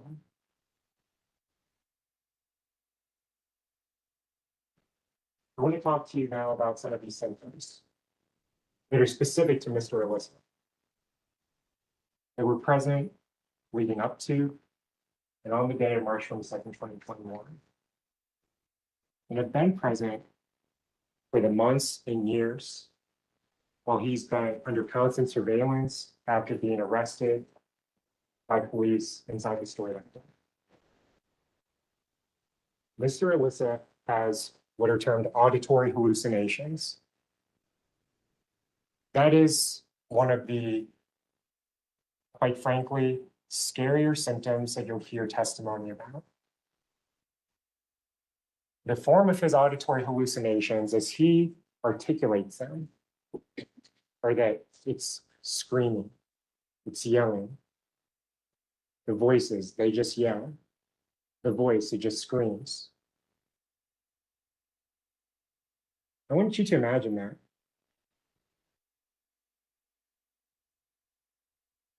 Between your ears, where you have no shelter or reprieve, and you can't identify the source of it, you just hear yelling, you just hear screaming. Being broadcast, not on a certain schedule, not in a certain time, but ever present in your mind. Because the one place that we can never escape from as human beings is our own mind. And that's what was being broadcast in Ahmad Alissa's mind. Were yelling voices, screaming voices that he did not know the source of. Because again, he was untreated, he was undiagnosed. I'm about to play a clip of this video. This is from earlier this year. So this is several years after the shooting occurred. And this is during the course of several evaluations that Dr. Gray and Dr. Torres, that you heard Mr. Doherty talk about in opening statements, performed their court-ordered sanity evaluation of Mr. Alissa's condition. There was a long delay in them even being able to perform this evaluation because Mr. Alissa was so ill and so symptomatic. And he has such a severe form of schizophrenia that he is treatment resistant. And only after several years could he even do this. I had this question before as well. Cortisol, we've asked, like you said, the voices are what caused or resulted in you conducting a mass shooting. You said that's just what came to your head from their yelling. Can you think more of that?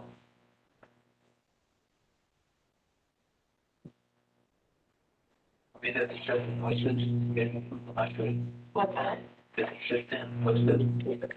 Wait.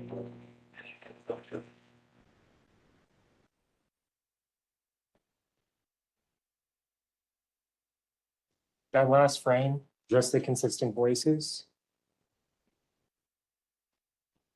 You're going to see throughout the course of this trial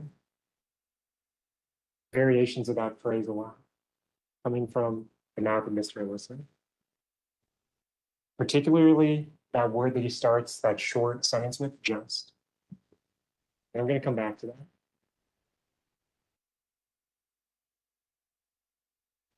Mr. Alissa's hallucinations, tragically, are not limited, though, to auditory.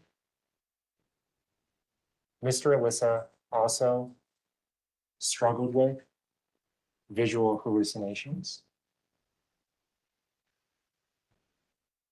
You're going to hear testimony during this trial regarding Mr. Alissa, who lived at his family home in Arvada months before this occurred, being up in the middle of the night at 3 a.m. His father, Mustafa, went down the hallway to use the bathroom that was adjacent to Mr. Alissa's room. Mr. Alissa wasn't in his bathroom, he wasn't in his room, but he, from that upstairs landing, Mustafa could see Ahmad sitting downstairs on the couch. And he asked him, "It's 3 a.m., what are you doing?" Ahmad said, "Did you see him?"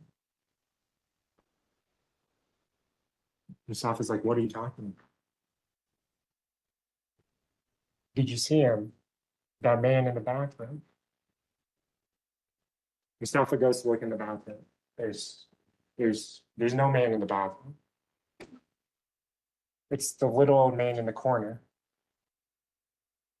Goes back again, "Son, there's no one in the bathroom." "Oh, okay." Sadly, Ahmad Alissa's father did not understand and realize what his son was describing. As you heard me talk about yesterday, Ahmad Alissa is Arab American. He's part of an immigrant family that immigrated from Syria. Ahmad came to this country when he was very young. His father, not so much. In Syrian culture, one of the things that sometimes mental illness is confused with is demon possession, specifically what we call a jinn. That's what Mustafa thought was going on. He thought his son might have been possessed by a jinn. Sadly, tragically, we know now that wasn't the case. It wasn't demon possession. It was one of the many symptoms Ahmad was experiencing due to his untreated severe form of schizophrenia.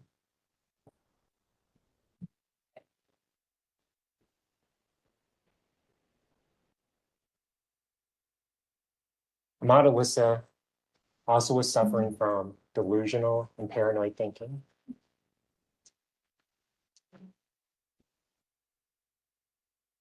As early as his late teenage years, well before March 22nd of 2021, Ahmad Alissa began telling family that he was being followed. You'll hear testimony regarding several family members at different times describing Ahmad telling them, "We're being followed. I'm being followed." And I'm looking and there being no one there.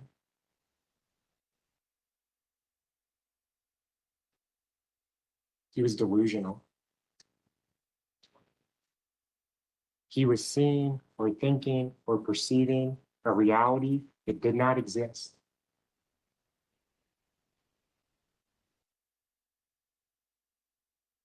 He thought that he was under electronic surveillance. He thought the FBI was tracking him and monitoring his movements through the use of his own electronics. You'll hear testimony that a laptop computer that he had He put tape over the camera. You heard testimony that he did the same thing to one of his cell phones. This goes beyond data security awareness. This goes beyond worrying about, oh, can someone see me in this camera? No. This is one of a constellation of symptoms that Ahmad Alissa displayed leading up to and on March 22nd of 2021. He was delusional. He was paranoid. And the reason that that matters, the reason that it's germane and material to the question of whether or not he was capable of distinguishing right from wrong, is because it influenced his behavior.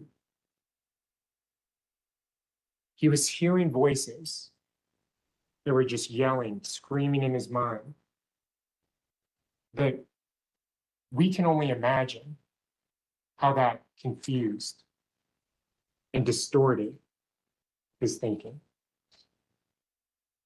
And that's going on while he's delusional, while he's paranoid,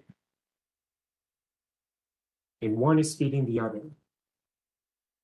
You're hearing screaming voices that you don't know the source of inside your own mind that no one else is hearing. You're not talking to anyone about it. You're not having anyone treat you for it. You're not having anyone diagnose you for it. And you think that people are following you. When you go to work, when you come home, when you're riding in the car, you think people are following you. Your reality is not the reality of the world. It's the reality of the illness in your mind.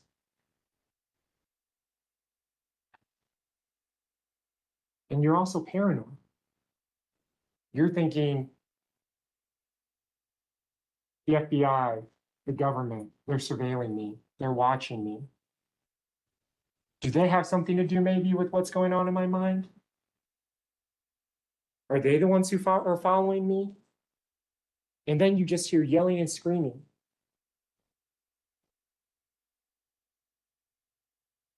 Does that sound like someone who is sane?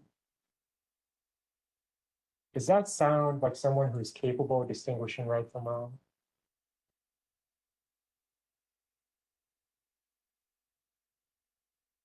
And are those symptoms something that you could simply ignore or set aside that wouldn't influence your actions and behavior? So in the months leading up to this, Ahmad Alissa started buying guns. He started buying ammunition. But these symptoms that I just described, they were all present at that time too.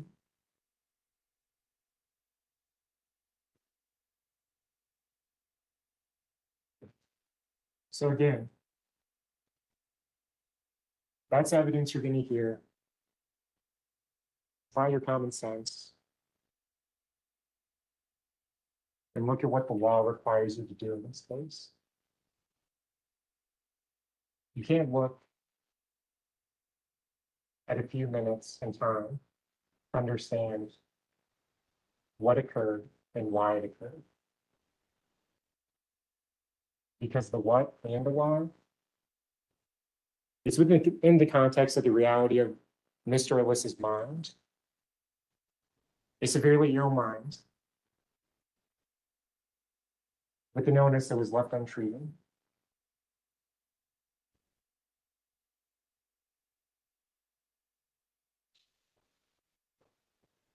His symptoms didn't stop there, though. Mr. Alissa also exhibited disorganized thinking. You heard testimony that he did work at his family restaurant, specifically a single restaurant, the Salt and Grill in Arvada. They put him in the back. They put him in the kitchen, not out front. He had opportunities to take ownership of other family businesses. Didn't do it. He was absent-minded. He made several mistakes.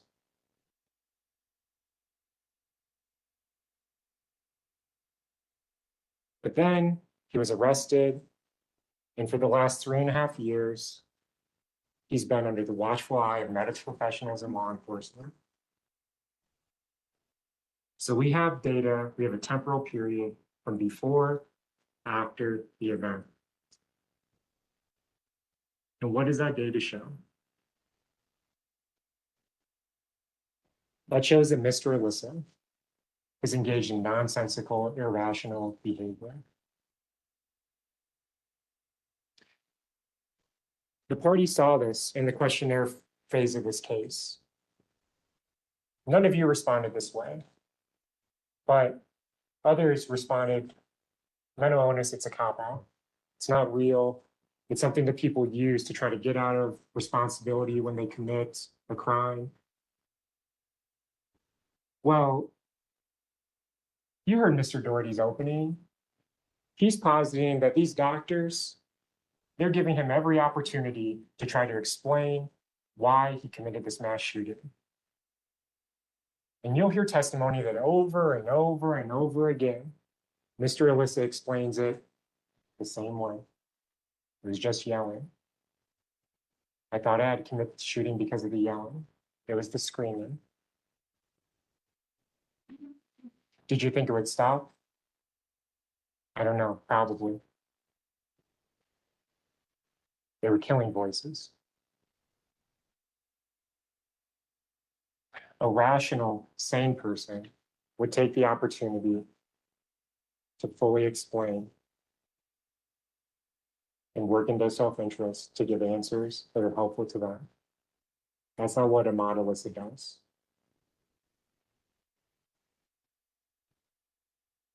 These negative symptoms: withdrawal. You might think that's not a big deal. People change. Sometimes they're more social or less social. Ahmad Al Aliwi's life became as narrow as it can be. As his symptoms deepened, as they got worse and worse, as his untreated illness continued untreated, his life became, I'm home, I go to work. And that happened over a long period of time. When he's at home, he's withdrawn.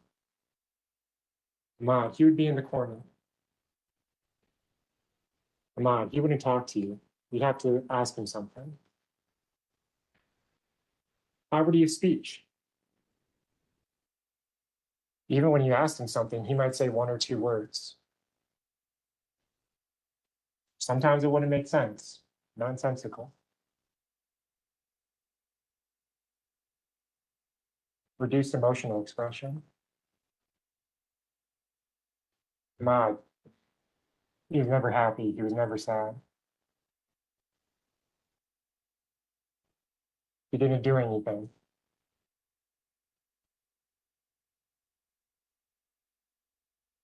Why is that important? Why is that material and germane to the question of whether or not he was capable of distinguishing right from wrong? Why does that still matter, even years later? You have someone who's experiencing auditory hallucinations and visual hallucinations. You have someone who had delusional thinking. You have someone who is paranoid. So you pair those actively psychotic features with then also someone who doesn't talk, doesn't express emotion, who has poverty of thought. And even those thoughts get mixed up, they get confused, they're disorganized. And then they withdraw themselves socially, even from and within the familial home.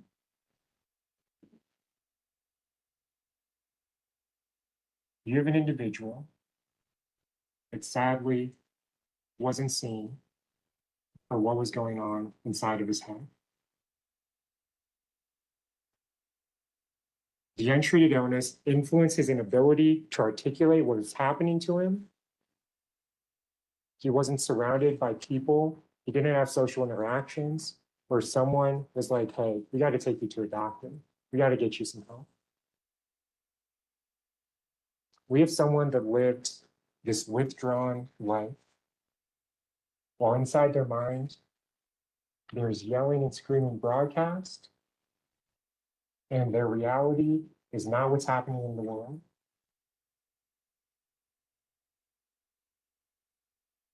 Your common sense tells you, how would that not influence your behavior?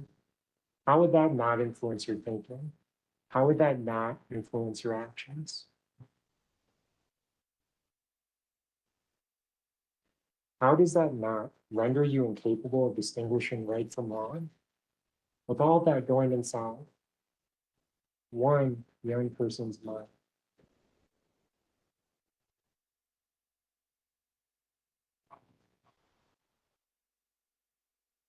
Mr. Alissa killed 10 people. He was arrested immediately. He was taken to the hospital, and then he was taken to the county jail. But since December of 2021, he's been a patient at the state hospital in Pueblo.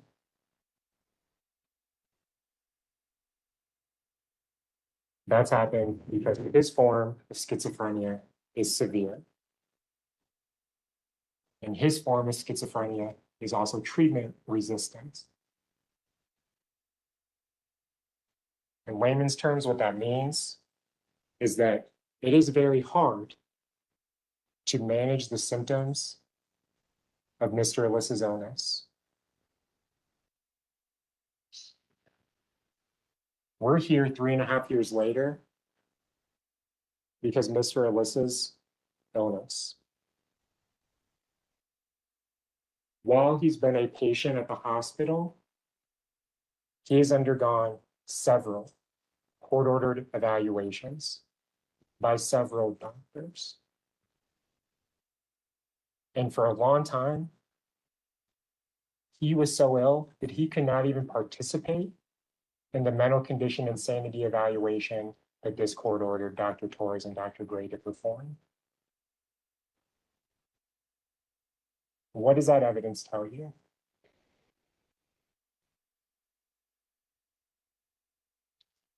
Mr. Alissa at the hospital was ordered to undergo treatment. He had to see a psychiatrist, he had to see a therapist, he had to participate in activities, and he was ordered to do so because his illness was not improving.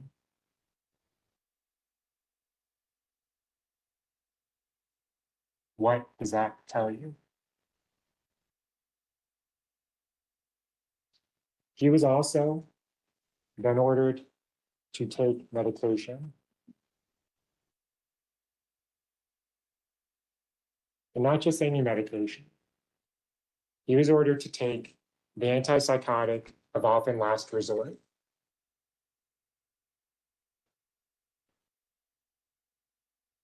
What does that tell you? During opening, Mr. Doherty, the prosecution, the government, they kept looking over to our table and pointing and saying, that guy, the shooter, that guy, he killed those people. We're not running from that. But if you're going to point the finger at this guy, you deserve to hear the truth about him.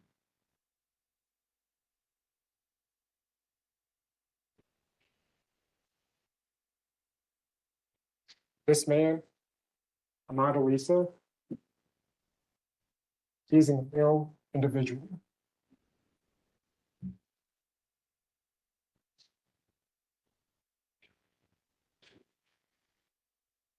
And as I said, and let me be very clear about this point, just because you have schizophrenia does not mean you are insane. I'll say that again. Just because you have schizophrenia does not mean you are insane.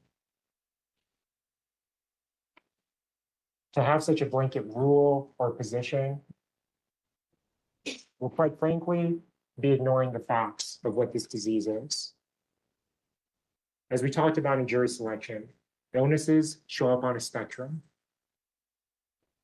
Mr. Alissa, however, he has a severe form of this illness. He has a form of this illness is what is clinically referred to as treatment resistant, meaning that therapy alone does not work, meaning that antipsychotics of a certain strength do not work. For him at all to get some relief from the symptoms that he has, he needs to take what's called clozaril. That's been the only effective treatment in reducing the constellation of his symptoms. That is a very powerful antipsychotic. That is an antipsychotic that is not prescribed unless other antipsychotics and treatments have failed.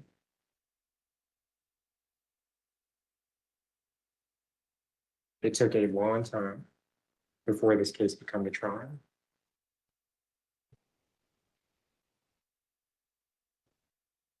The reason that we're here is because Mr. Alissa had an untreated severe form of schizophrenia. And the only thing that's worked to relieve some of those symptoms, not cure, because we know this is a chronic illness, but relieve some form of those symptoms, is taking the strongest antipsychotic that they'll prescribe them.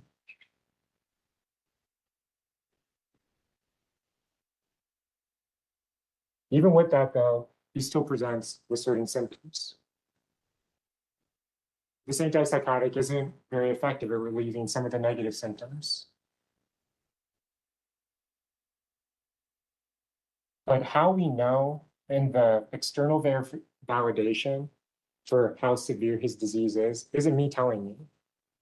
It's because this medication, the one of last resort, it actually works some. Once he got on a regimen that worked of clozaril, he began able to speak a little more. 1 or 2 word responses changed the sentences. His thinking became a little more organized. He started to understand that the screaming voices in his head were actually a symptom of schizophrenia, because the doctors over and over had to tell him, you present with symptoms, we're diagnosing with schizophrenia. And only after all that was he able, some 3 years later, to gain the wherewithal, to have the cognitive ability to actually articulate what led to him committing the shooting. Mr. Alissa didn't fail to speak about that, like the government suggests, out of this volitional choice. It was symptomatic of the disease.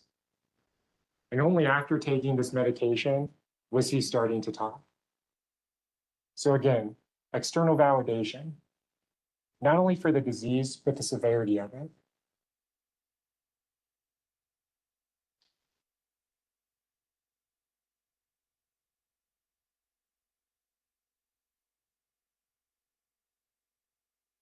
Mr. Alissa was insane when he committed this mass shooting.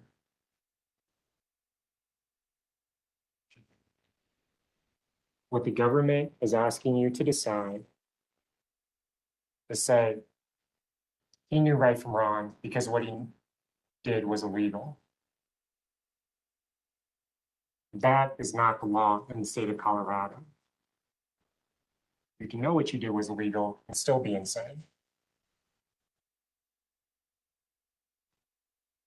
I want to talk about accountability because we talked about this during jury selection.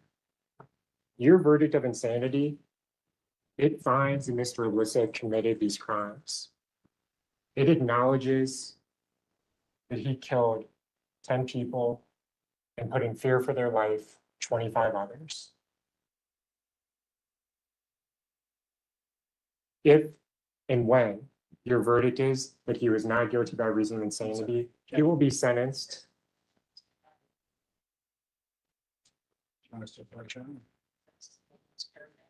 Yes, sir.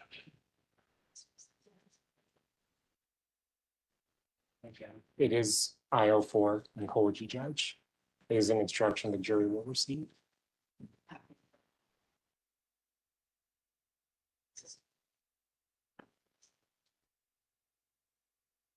Insanity would be ignoring the actions of an insane person and saying that they're sane.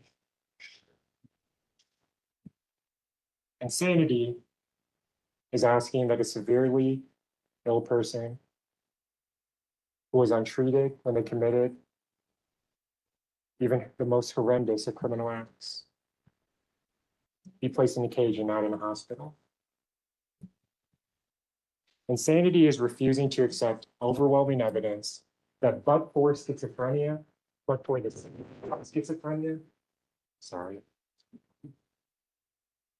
this atrocity does not happen. This happened because Mr. Alissa had untreated schizophrenia.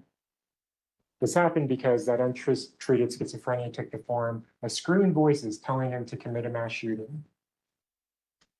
This happened because, along with those screaming voices, he also was delusional. His reality was not the reality of the world. He was paranoid. He thought people were following him. He thought people were after him. He's hearing screaming voices that he doesn't know the source of. And there's no emotion. He's not talking to anyone. And his thinking is disorganized. You have all that going on inside one person's mind. And the government's position is that that is saying that that is someone who can distinguish right from wrong, that that is someone who has the cognitive capability to determine right from wrong. That would be ignoring evidence. That would be ignoring, employing your common sense. That would be not applying the law.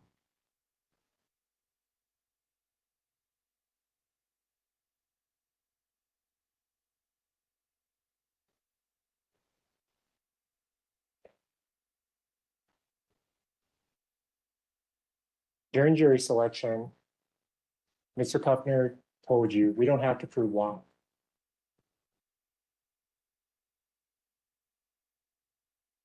He's right. That element of instruction the court will give you, it doesn't have a numbered condition of why. We're talking about a mass shooting. If they could tell you why he did it, they would.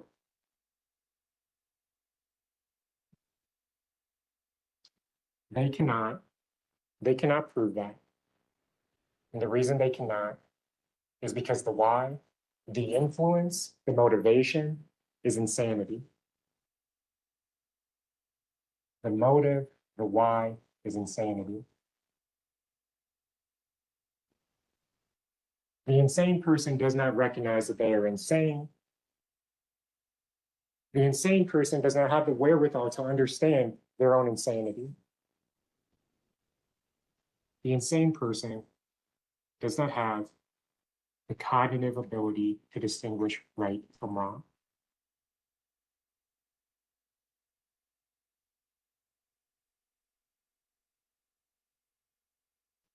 Fortunately, we are now in trial. You're going to hear evidence, not just of the victims of this case, not just of the trauma suffered by many, but you'll hear evidence that's material and relevant and germane to this question of Mr. Alissa's cognitive ability to distinguish right from wrong. You will hear evidence of Mr. Alissa's symptoms of his untreated schizophrenia, and you will hear evidence that that influenced his behavior and actions and thinking on March 22nd, 2021. And you will hear evidence that that influence that root cause of this was his disease.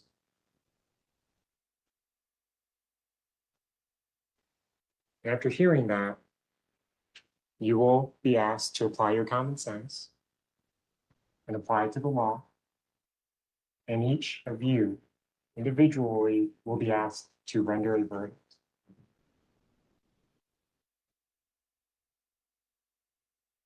You'll have to apply your own common sense to this and think,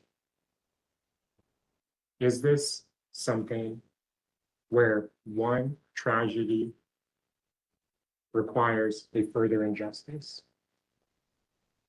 Should someone who is untreated with a severe thought disorder like schizophrenia, where they heard voices screaming, broadcast in their head, where their reality of their mind was not the reality of the world, where they had paranoia, where they thought something's after me. Not just on March 22nd, 2021, but for the years and months leading up to that. Is that a person who is sane? Is that a person who can distinguish right from wrong?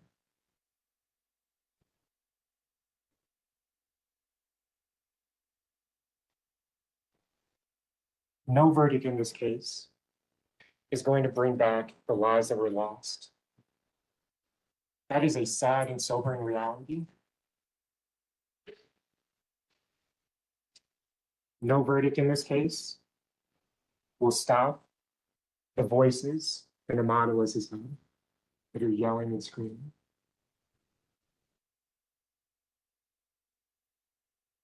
We're returning a verdict of not guilty by reason of insanity, which acknowledges he did this.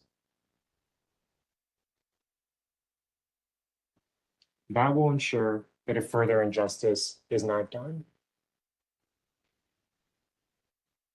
That will ensure that this process of detached, unemotional, free from bias and prejudice, being judged by a jury of people that are asked to listen to all the evidence, apply their common sense, and apply the law, this works.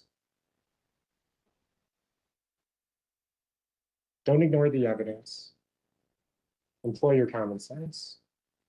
Apply the law. Will all lead to the conclusion that Ahmad Alissa was insane. It will lead to the conclusion that the motivation was his own insanity. It will lead to the conclusion that he could not cognitively distinguish right from wrong. There's been enough suffering. Don't compound that suffering with an injustice. Find Ahmad Alissa insane, as he was.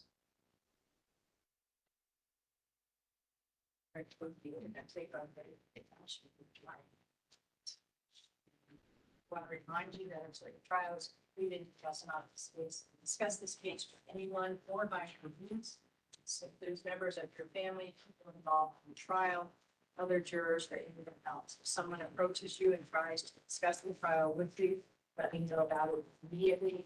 You must not read or listen to any YouTube reports of the trial. You must not consult any type of outside references.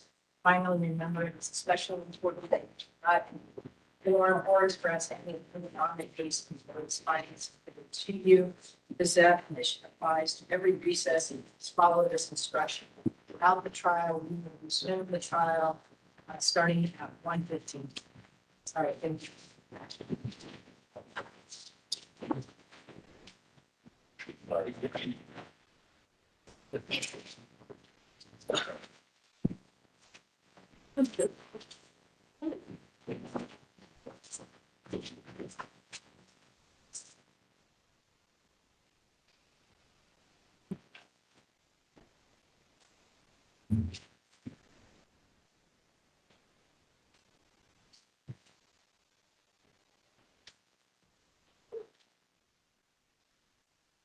be here just a bit before and she probably was after recess to check on the measure. Absolutely. I take those. Thanks, Ron.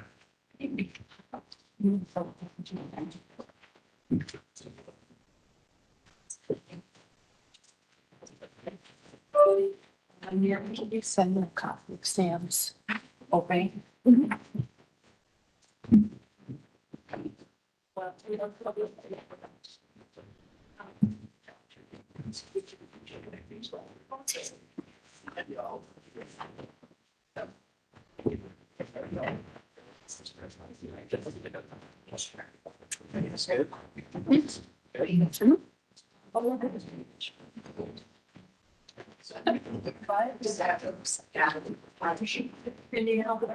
I don't think so. Thank you, though.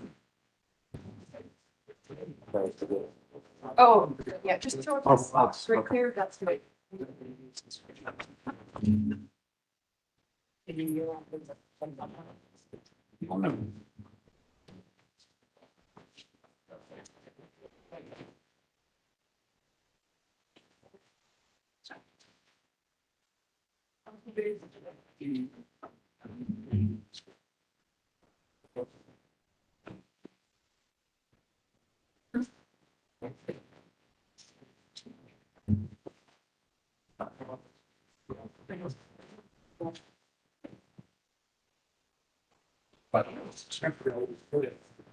Put that there.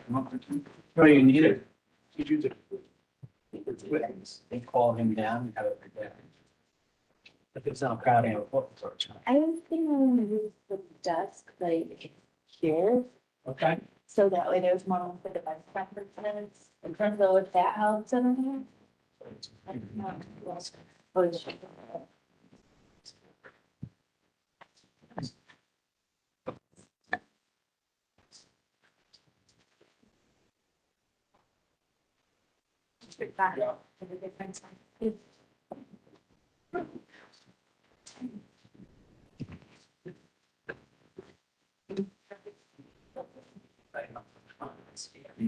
Yeah. But that is.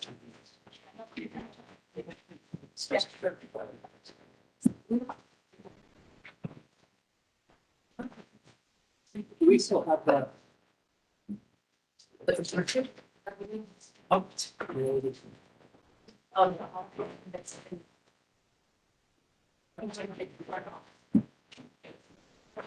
I'll get this week, see if I'm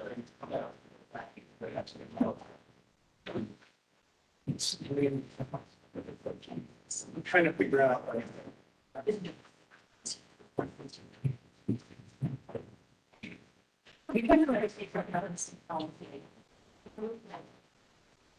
I just think I put it here. Like you have a chance to see.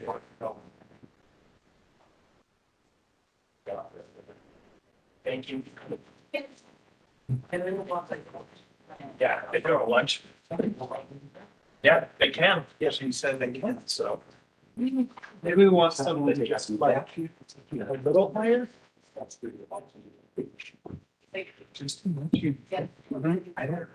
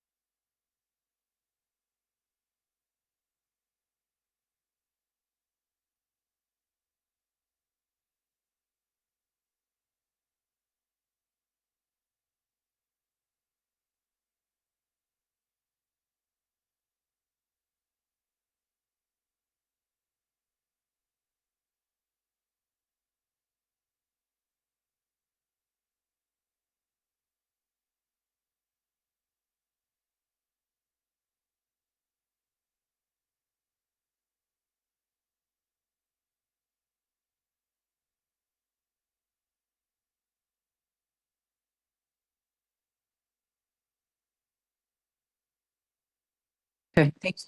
Yes, that sounds like Just. yeah, thanks.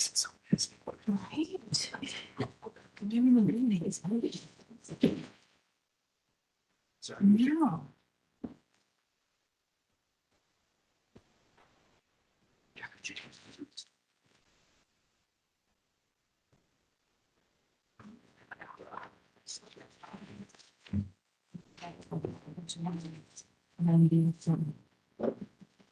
Thanks. Sugar, it's 100 times better. So for me, he took sugar. I'm pretty sure it's one second. That one was me. I never go to Jimmy's in his house.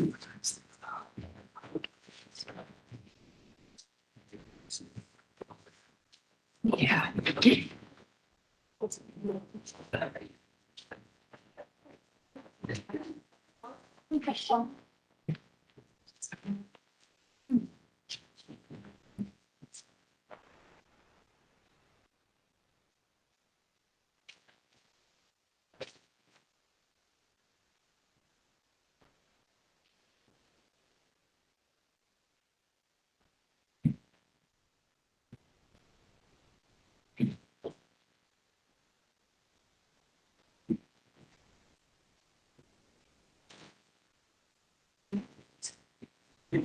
All right, thank you. Please be seated. All right, on behalf of the people, your first witness, please. Thank you, Judge. The people would call Jesse Brown.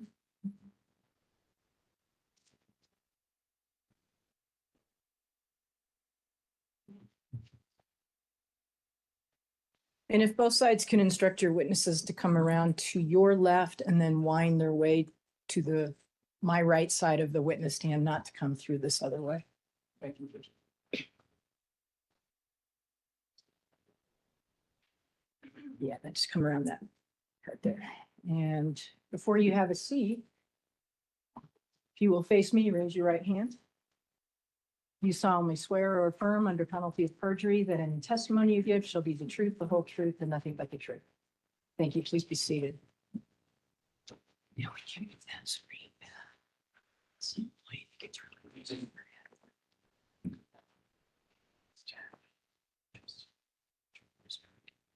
I was just talking to Mr. Collins about that screen kind of impedes their ability just a bit. So when you're not using it, push it back so they can get in and out okay, and then you can pull it in after they're seated. Yes, Your Honor. Thank you. Mr. Brown, can you introduce yourself to the jury and spell your last name for our court reporter? My name is Jesse Brown, Brown. Mr. Brown, you can pull that forward as well. There you go. Mr. Brown, can you tell the jury how you were employed in March of 2021? I was working for a company just outside on the south side of Boulder, working in the hemp industry. Okay. And did you do some things that afternoon on March 22nd of 2021 related to your job? Yes, I had to go get some supplies for paper towels, toilet paper, soap, etc. Where did you decide to go to get supplies? At the King Supers. Which King Supers? On Mesa Drive, I believe is what it is. The one in South Boulder? Mhm. Yes. Sorry. Yes. About what time did you go to the King Supers? I believe it was around 2:30. What had you been doing earlier in the day? Working. And when you went there, how did you get there? I drove my vehicle, What is your, white Toyota Tacoma, what year is your Toyota Tacoma? 2019. Judge, if I could approach. Yes, sir.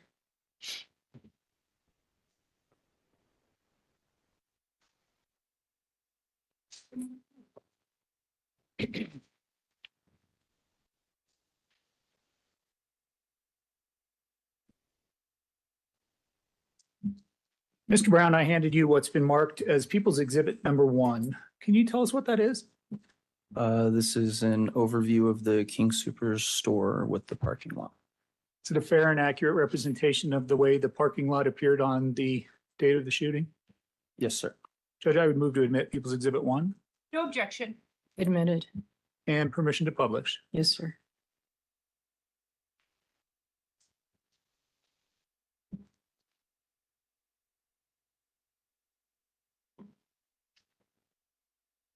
Mr. Brown, can you just start by talking to the jury about what they're seeing on that overhead diagram? There's actually a pointer, if it would be helpful, orange handle, and you can extend it further if necessary. What are you specifically looking for? Can you kind of just give us an idea about where the parking lot for King Soopers is and the layout? So this is the whole entry into Massacre. You can travel this way down a bunch of storefronts to one of the main roads over here. And I have never really traveled that way, so I'm not sure exactly what's on that end of the park. When you arrived at the King Soopers, can you show the jury how you entered the parking lot? I was driving down the main road here, came in, went this way, and back into the parking spot. Okay. And for purposes of the record, you're indicating the main drive that is roughly centered on the front of the King Soopers store is the main drive that you came in. Yes. And then you're indicating that you turned what would be to your right or the west and moved into the lot to the west of the main drive. Correct. You started to say that you backed in. Can you identify roughly the space that you were backing into? It would have been one of these parking spots over here. And you're indicating the middle row of the lot immediately to the west of the main entrance, Correct. more towards the north of that lot. Correct. Can you explain, do you always back in when you park? Not always, but a good bit. Go ahead and take a seat. As you were starting to back into that parking spot, what did you hear? I heard a loud boom. Not sure whether it was a tire or something at the moment, and it was followed pretty quickly by a second loud boom that I recognized as a gunshot. Two loud booms. You say you recognize the second as a gunshot. How did you recognize it as a gunshot? I've been around guns most of my life, as a kid through my adulthood. Could you tell what direction the gunshots were coming from? Yes, they were from the west side. So that would have been behind you as you were backing in? Correct. What did you do at that point? I stayed looking over my shoulder, trying to identify what was going on. And as I was looking over my shoulder, I saw a man approach a van, a white van, with a rifle. He pulled it up to the driver's side window of that vehicle and pulled the trigger twice.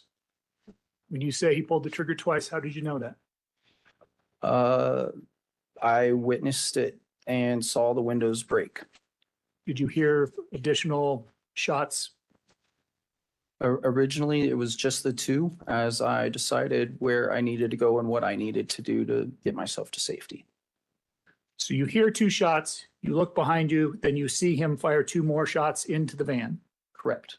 What did you do at that point? I panicked for a second and put my car in drive and proceeded to leave the parking lot as fast as I could. About how far away were you when you saw that man fire into the white van? It is, I was right here and he was somewhere over here. So maybe 50 yards. Okay. When you left, where did you go? I proceeded to pull out and drive down this route and continue down this road all the way across. What were you experiencing as you were trying to get out of the lot? When I got to this area right here, there was some difficulty because there was a vehicle in the way. I was panicked because he was moving into this row of parking. So I knew he was pretty close behind me. And that I needed to get through, so I did what I could to get through. I rolled my windows down as I saw people looking, trying to figure out what was going on, and started screaming active shooter as loud as I could. So we're clear, what you've just shown on the exhibit, People's Exhibit 1, is that he was moving east in the parking lot from where you originally saw him fire into the van. Correct. You were trying to move east along the main thoroughfare in front of King Soopers, is what you've indicated. Correct. And during that time, what was he doing as he was moving east across the parking lot? He had his head down, looked like he was on a mission to move into the Objection store. calls for speculation. Sustained. Describe how he was moving. He tucked the rifle and had his head down, crouched, and began, I wouldn't say it was a run, but a slight jog into the next row of parking. And go ahead and have a seat. You mentioned a little bit earlier that you have been familiar with weapons from the time you were a child. Based on your observations, did it appear that that individual was familiar with that rifle? Absolutely. Speculation. Overruled. Again, did it appear that individual was familiar with that rifle? Absolutely. Based on your experience with firearms, would you even say that he was proficient? Yes. For speculation. Rephrase the question. How familiar with that weapon would you believe him to be based on your observations? He had obviously fired the weapon multiple times before and put rounds of magazines through. So I don't know what your witness means by before. Does he mean the 2 shots before, or does he mean before March 22nd? I will clarify. Do you mean that he had prior experience with a weapon before that day? The man had very clearly practiced with the rifle before this day. Sustained. Move to Sustained. strike. That's stricken. You're not to consider that statement. He appeared familiar with the weapon, Correct. appeared to know what he was doing. Yes. Objection asked and answered. Overruled. Yes? Sorry. Your answer. Yes. He appeared to know what he was doing. Yes, correct. Can you describe the vehicle in the front of King Soopers that you indicated was obstructing your ability to leave the area? I can't recall what the vehicle was. I believe it may have been a gold sedan or something similar. Can you describe in any more detail the rifle that that individual had? It was an AR platform. When you say an AR platform, what do you mean? I would call it a rifle. I know others could call it a pistol because it may have had a brace on it instead of the stock that typically comes on an AR platform rifle. And when you say an AR platform, it could have been an AR-15, an AR-10, an AR-9, just something that is styled as what some people typically would call an assault rifle. Correct. And you're familiar with this AR style platform? Yes, sir.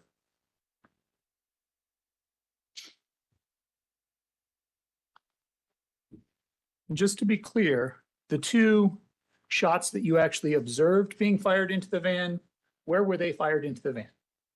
From the driver's side window. Point blank range. Could you see if there was anybody in the van? The posts for the windshield and window were in my way, so I could not quite tell.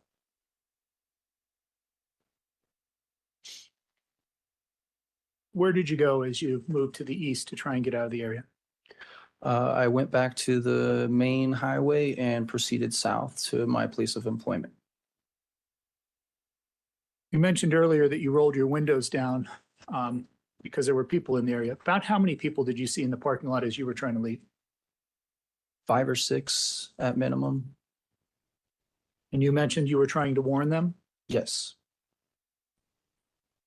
Did people respond when you were yelling out the window?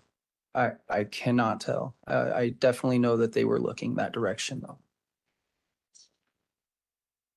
Before you went back to your place of employment, did you do anything to try and alert the authorities to what was taking place? Yes, as soon as I was onto the highway or main road, I called the police as quickly as I could.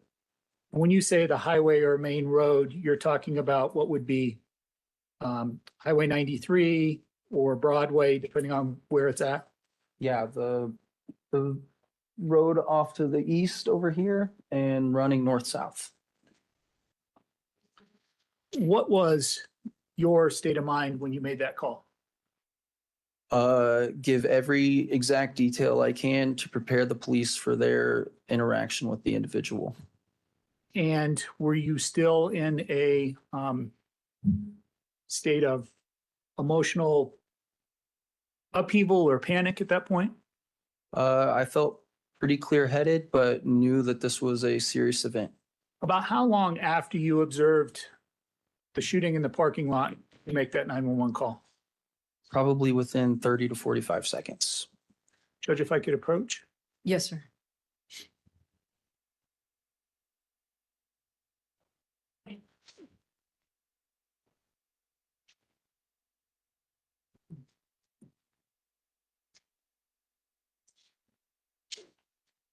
Mr. Brown, I've handed you what's been marked as People's Exhibit 3. Can you tell us what that is? This is the recording of the phone call that I made to 911. How do you know that's what's on that CD? We listened to it together. What did you do in order to document that you listened to it? I initialed this with the date and my initials. Judge, I would move to admit People's Exhibit 3 No objection. Submitted. and permission to publish. Yes, sir.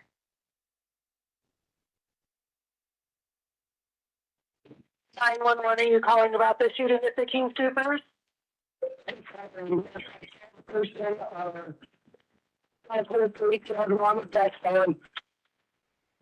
You're the white, black, Hispanic?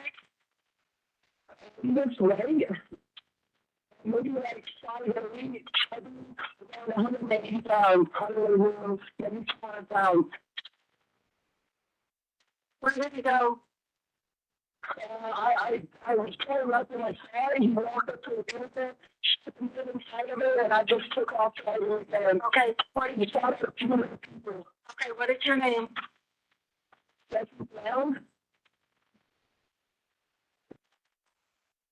Jesse, we have help on the way. They may contact you. Your phone number is 316-323-3256. Is that correct? Yes, ma'am. Thank you. Bye. Mr. Brown, it was kind of hard to hear at the very beginning. What did you indicate you believe the person that was firing in the parking lot was wearing? An armored vest. Can you describe that with any more detail today? I know it was either black, green, or tan colored, earthy, and it was over his clothing, clearly intended to stop bullets. Objection, Your Honor. Calls for speculation. As to that last part, I'll sustain. It appeared to be some type of a tactical vest. Yes, sir. Yes, sir.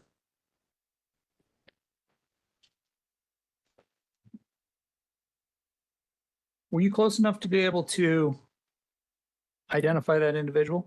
Yes, sir.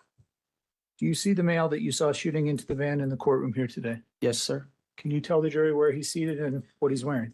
He's seated right there, wearing a striped shirt. Looks white and tan or green. Judge, I would ask the record to reflect identification of the defendant, subject to cross. It will. Judge, I have no further questions for Mr. Brown. I have no questions for Mr. Brown. Thank you. Thank you, sir. You are excused. Is he free to leave? Is he released? Yes, Judge, we would ask that he be excused from the subpoena. I have no objection. All right. Mr. Brown, can you just leave that exhibit up there for us? Thank you. Your next witness. Thank you, Your Honor. People call Johnny Sean to the stand.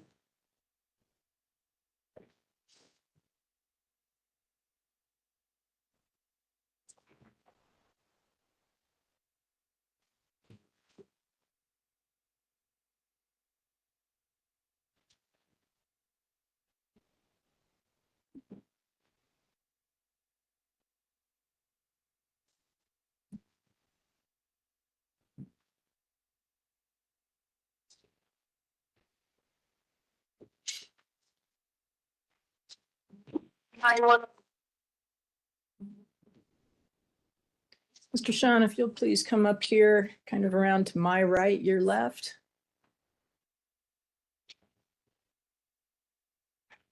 There you go. And then just make your way around there, sir. And before you have a seat, I will swear you. If you please raise your right hand.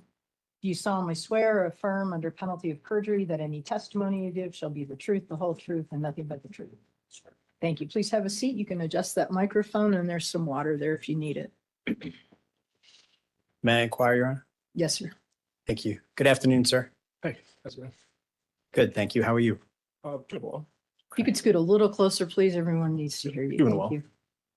Can you please state your full name and spell your first and last name so the court reporter has it down? Johnny Alissa, JohnnyLeeschan. Mr. Sean, just to get the jury familiar with you, can you tell the jury a little bit about your background in terms of where you grew up and your education, please? I graduated high school. I grew up in Albuquerque since I was 5 years old. I was born in Pennsylvania. My parents moved in 1990. And at some point, did you move to Colorado? Correct. September of 2020, I moved up for work, KD service. Okay. And we're going to talk about that a little bit, okay? And as the judge said, it's important that the jury is able to hear you. So I know it's a... Sorry, I'm a mumbler. No, it's okay. And have you ever testified before? I never have, no. Okay. So we're going to take it slow, but just pull your chair close to the microphone. I can pick up what you're saying, okay? Cool. Okay. Better? Or... Perfect. Thank you. You started to mention where you were working in 2020 when you came to Colorado. What was the name of the company? KD service. What does KD Service Company do? We work on restaurant equipment, coffee machines, ovens, stuff like that. Go ahead. Are you still working with them? I am, yes. How long have you been working with KD Service Company for? Out here since 2020, so for about 4 years, and then 3 years in Albuquerque, so that's 7 years about. I said. And what is your job with KD Service? Cooking refrigeration technician. What does that mean on a daily basis for you when it comes to your work? I'll wake up, look at my board, head to a location, kind of touch base with them, fix whatever problem they have, whether it's an install, a repair, or anything like that. And are those generally commercial locations or do you also go to residential? Only commercial. We only do commercial. And during your time working for KD Service here in Colorado, did you come to meet a man by the name of Nevin Stanisic? I did. How did you first meet Nevin? Through work. He just came to pick up parts on, I think it was my first day. And that was the first time meeting him. I've known his dad prior because he came to Albuquerque for training and sat with him for several days. So we'll back up a step, okay? Mm-hmm. You mentioned his dad. You're referring to Nevin's dad? Correct. Did Nevin's father work with KD Service as well? He did, yeah. Okay. So approximately when and how did you meet Nevin's dad? He came down 2018 or 2019 for training for all the technicians down there. And then just to help out, we were a bit behind. And so I just rode along with him, working at Starbucks mostly. Doing what kind of work for Starbucks? At that time, it was a PM on espresso machines. So just like preventative maintenance, just breaking down the machine entirely, cleaning everything, replacing certain parts, and then putting it back together. And was that work you were doing at the time with Nevin's father or with Nevin himself? That was with Nevin's father. Okay. And then when you came to Colorado, you continued working with Nevin's father? Right. Well, whenever I first came, I was more of a parts and warehouse manager. So I wasn't so much in the field, but I would talk to them and see them almost on a daily basis. So can you tell the jury more about that in terms of your work with KD Service? How would it come to be that you would interact with Nevin and his father and others? Any technician on the field would have to call to verify warehouse quantities on parts, things like that, or even just to help them find a part number, certain things like that. How long did you work with Nevin for? Just about a year, I think. How would you describe him? Friendly, helpful, effective, communicative. And am I right in assuming that when you say effective and communicative, you mean in terms of his work? Oh, correct. Yeah. Okay. And just good kid, more than anything. To your knowledge, was Nevin Stanisic living with his family during that time? Yes, I believe so. And how was Nevin as an employee with KD Service from your observations? One of the best. Really good at what he did. Always followed through. Hardly got recalls from what I understand. Not well, that wasn't really my field, but he always fixed his machines. Okay. Mr. Sean, do you recall March 22nd of 2021? I do. And what were you doing that day? I was doing some shop refurbs, which is just fixing a machine and just inventory, basic inventory stuff. Where were you doing those things? That was at the warehouse off of Peoria. I don't remember the exact cross streets. Down towards Denver. Correct. What was Nevin doing that day? I'm not so sure on the specific repair, but he was at a Starbucks at King Soopers. Whether it was for a PM or a service call, I'm not too sure. And the Starbucks in King Soopers is located where? Boulder. And is that in South Boulder? Correct. What happened around 2:18 p.m. in terms of any contact you had with Nevin Stanisic? We were going over parts I was going to meet up with him either at that stop or the next stop to drop off parts for jobs for either later that day or the following day. And then I would always give him his dad's parts also because they would end up seeing each other before one of them could come to the shop. So we were just kind of going over his shelf inventory. So I'm going to ask you to just break that down for the jury a little bit. You talked about it in the way that it actually works in terms of your job, but what does it mean when you're going to meet, for example, Nevin Stanisic to give him parts, and then he's going to bring parts for his dad? Can you just explain that to the jury? Correct. So he may have had a job prior, 2 days prior, whatever, and needed parts that we didn't have there in stock. So we would have to order them, and then I would let him know whether we have it in stock or not. And same situation with his dad. It would just be stuff from prior jobs, for the most part. So fair to say you're meeting them to give them parts they're going to need for a job that they're working on? Correct. Either currently or the following day or. And did that save them having to go down to the location at Peoria? Correct. And that's what you're talking about at 2:18 p.m. Mm-hmm. Can you tell the jury how that phone call came to end?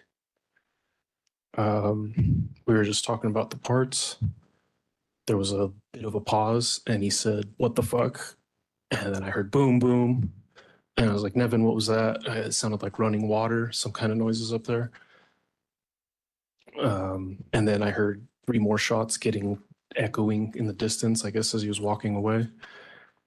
And at the time, I didn't know it was shots, obviously. I thought he may have dropped a tool. Something fell in his van. I just didn't know what was going on. And was that the second time you had talked to Nevin in a short period of time? Yes. Yeah. We had called. He had to hang up, get something set together, put together, and then he called back as soon as he was done doing that. Okay. So is it possible that first call was at 2:18 and the second call was at 2:29 p.m.? Yes, that sounds right. Okay. So that 2:18 phone call, what happened with that phone call?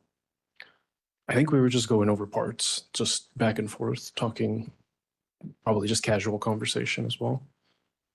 And the 2:29 phone call was the one you just described? Correct. Yeah. We'll come back to that. But just to get jury oriented to what you're describing, have you had a chance to look back on your cell phone log from that day and the times that I'm referencing here? I have, yes.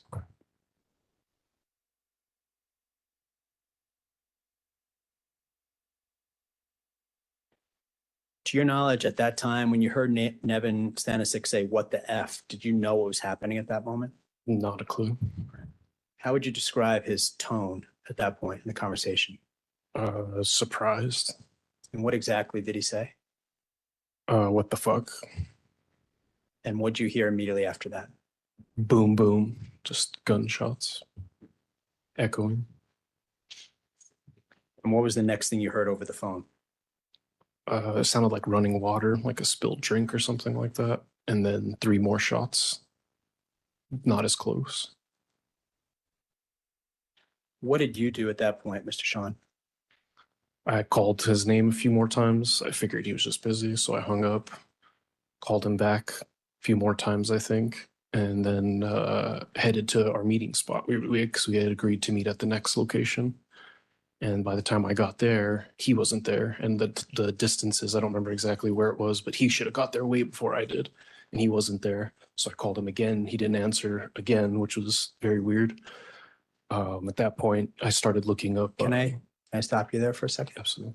What was weird about the fact that you hadn't heard back from Nevin Stanisic? Nevin, I don't think he ever didn't answer my phone calls. And if he did, he probably called back within 5-10 minutes. He always picked up his phone. And from your recollection, you called him a couple times as soon as the phone went dead. Yeah, I believe so. Did you also text him asking him if he was okay? If he was okay, I did text him. Yeah. Okay. And when you arrived to the location and Nevin Stanisic wasn't there, what did you think at that point?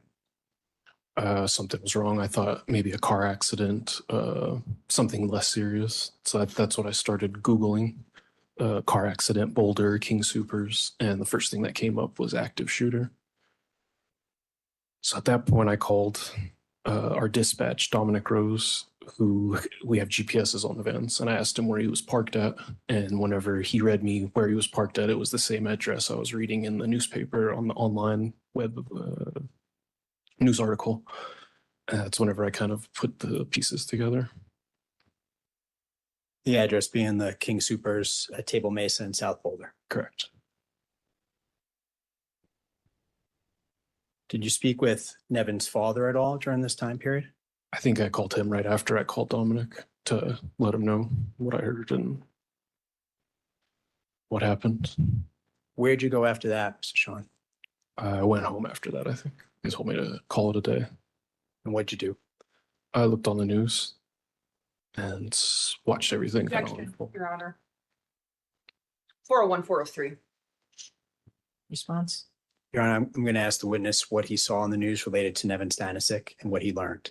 Objection, In 401, terms of 403. observations. Narrow it to the observations. Sure. I think I know what you're talking about in terms of locations. Yes, Okay, thank you. thank you. Overruled for that purpose. So without getting into what was being said on the news, did you see Nevin Stanisic's work van on the news? I did. What'd you see about the work van? I saw the windshield was broken. The door was open and I could see his leg there. Whose leg? Nevin's leg. Your Honor, may I approach the witness with what's been previously marked and shown to counsel as People's 4 for identification? Yes.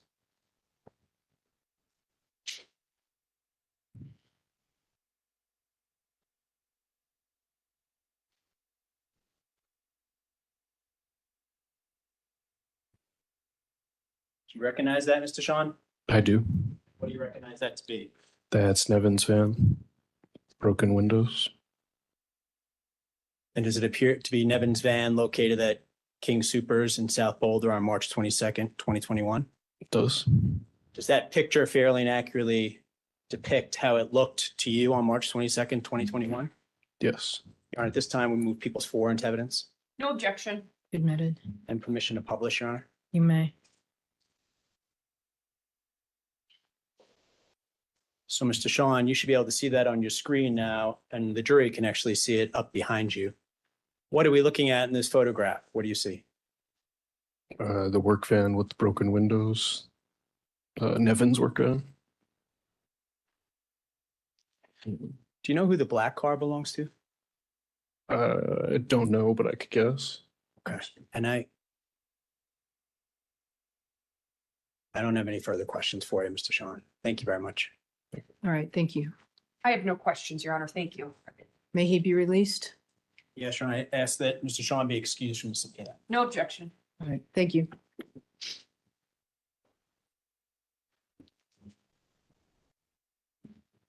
Next witness, Mr. Kupner. Judge, the people would call Kelly Dorr.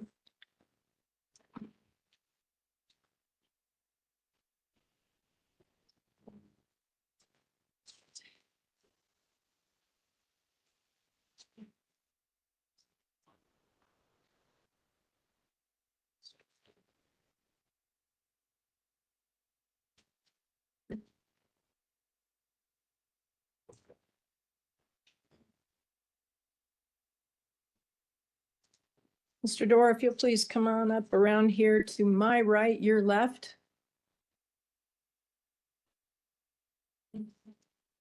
Yeah, and then right around towards that screen there, sir. Before you have a seat, please raise your right hand. You solemnly swear or affirm under penalty of perjury that any testimony you give shall be the truth, the whole truth, and nothing but the truth. Thank you. Please be seated and you can adjust that microphone. I see you brought water. Thank you. Mr. Dorr, introduce yourself to the jury. Tell them your name and how you spell your last name. My name's Kelly Dorr, Kelly Ray Dorr. My last name is Dorr. Mr. Dorr, what did you do for a career? I was a meat market manager for King Supers. How long were you a meat market manager? See, 33 years. So at the time of this incident, you were still working? Yes. Have you retired since this incident? Yes, I have. Were you always at the same store? No, I actually worked in Colorado Springs and then I transferred up here in, I think it was 2006. Okay. When you were in Colorado Springs, how long did you work there? Let's see, I was in Colorado Springs for 23 years, I believe it was. And you worked as a meat manager when you were in Colorado Springs or in the meat department? Yes, sir. And then around 2006, when you moved north, what store did you work at? At King Superstore 33. So you had worked at King Supers for almost 20 years? Yeah. Yeah, when I came up to Boulder, you mean? Yes. Yes. And then you remained at that store in South Boulder? Yes, sir. Were you working on March 22nd of 2021? Yes, sir, I was. Can you just describe generally what was going on that day, what your shift was and what you were taking care of? I was scheduled, I believe it was 12:30 to 9. It was a Saturday, and we were getting ready for a Sunday inventory. So I always worked the Saturday night before, and that way I could, in the back room, I could get everything inventoried in back so that when we came in early Sunday morning, all we had to inventory was just the front cases. Mr. Orr, did you guys always do inventory the same day, or is it possible this was a different day of the week? Well, we weren't doing inventory that Saturday. It wasn't until Sunday that inventory was. Okay. So I was just working late, just preparing things for inventory on Sunday. If I were to show you a calendar that indicated March 22nd were a Monday. Oh, yeah, that's right. Yeah. When you say, oh, yeah, that's right, what did you realize? Yeah, I just realized that this was after the inventory. I was coming in late. Okay. Yeah. Explain what the inventory entails, what was going on. So inventory, you have to inventory all your back rooms. You have to inventory all the cases. So it's pretty involved. You got to get weights off of everything in back, and then out in the case, you literally have to scan every single item that's out there. So it's pretty lengthy thing to do for sure. So you're going through and you're basically counting every steak you have, every package of hamburger, every piece of meat in the entire store. Yes, sir. And as the manager of the meat department, that was one of your responsibilities. Yes.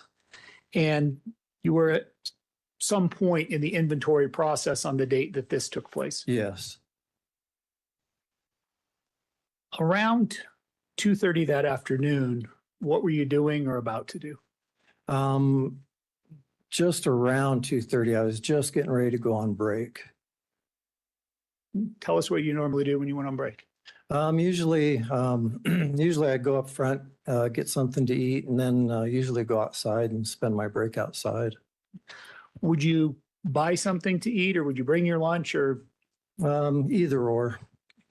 On that particular afternoon of March 22nd, 2021, were you buying something to eat? Yes, I was. Remember what you were buying? I got a bagel out of the bakery. When you got your bagel, where did you go to pay for it? I went up to the U-Scan up in the front of the store or self-checkout. And are there more than one U-Scan or self-checkout in that particular store? Yeah, you had one at each end of the store, and both of them, I believe, had 6 checkouts in them. Which one did you go to? I went to as I was walking into it. I went to the left side and the one that was closest to the front doors. Okay. So that would have been on the west side? Yes, sir. Judge, if I could approach. You may.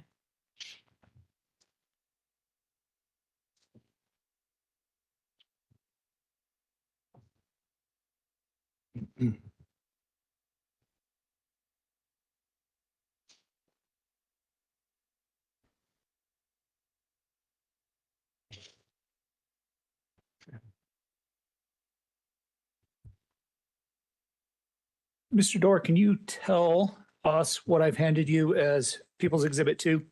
Yes, this is the layout of the store as it was that day. You worked in that store for many years? Yes, yeah, for 16. Fair and accurate as to the way the store was laid out on the date of this particular attack? Yes, sir. I would move to admit People's Exhibit 2, Your Honor. No objection. Admitted. And permission to publish. Yes.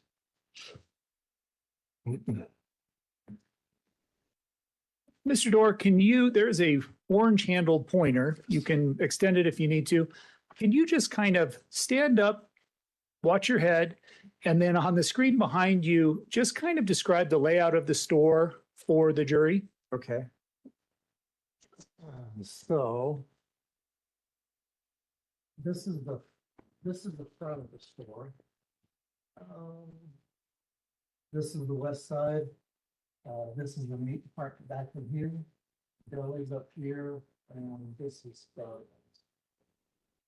let's see here. And you've indicated Starbucks is immediately to the west of the west entrance? Yes, sir. And you've indicated the meat section, which I think is labeled meat and seafood on that particular diagram, kind of at the bottom left of People's Exhibit 2. Yes. Okay. Continue with the rest of the store.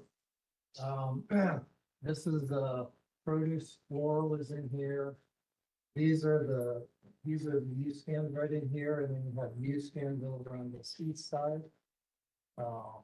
These are just the aisles that are in the store. Bakery was just off of the meat part of here. Dairy and all of that was back in here. These are the doors leading back into the back room.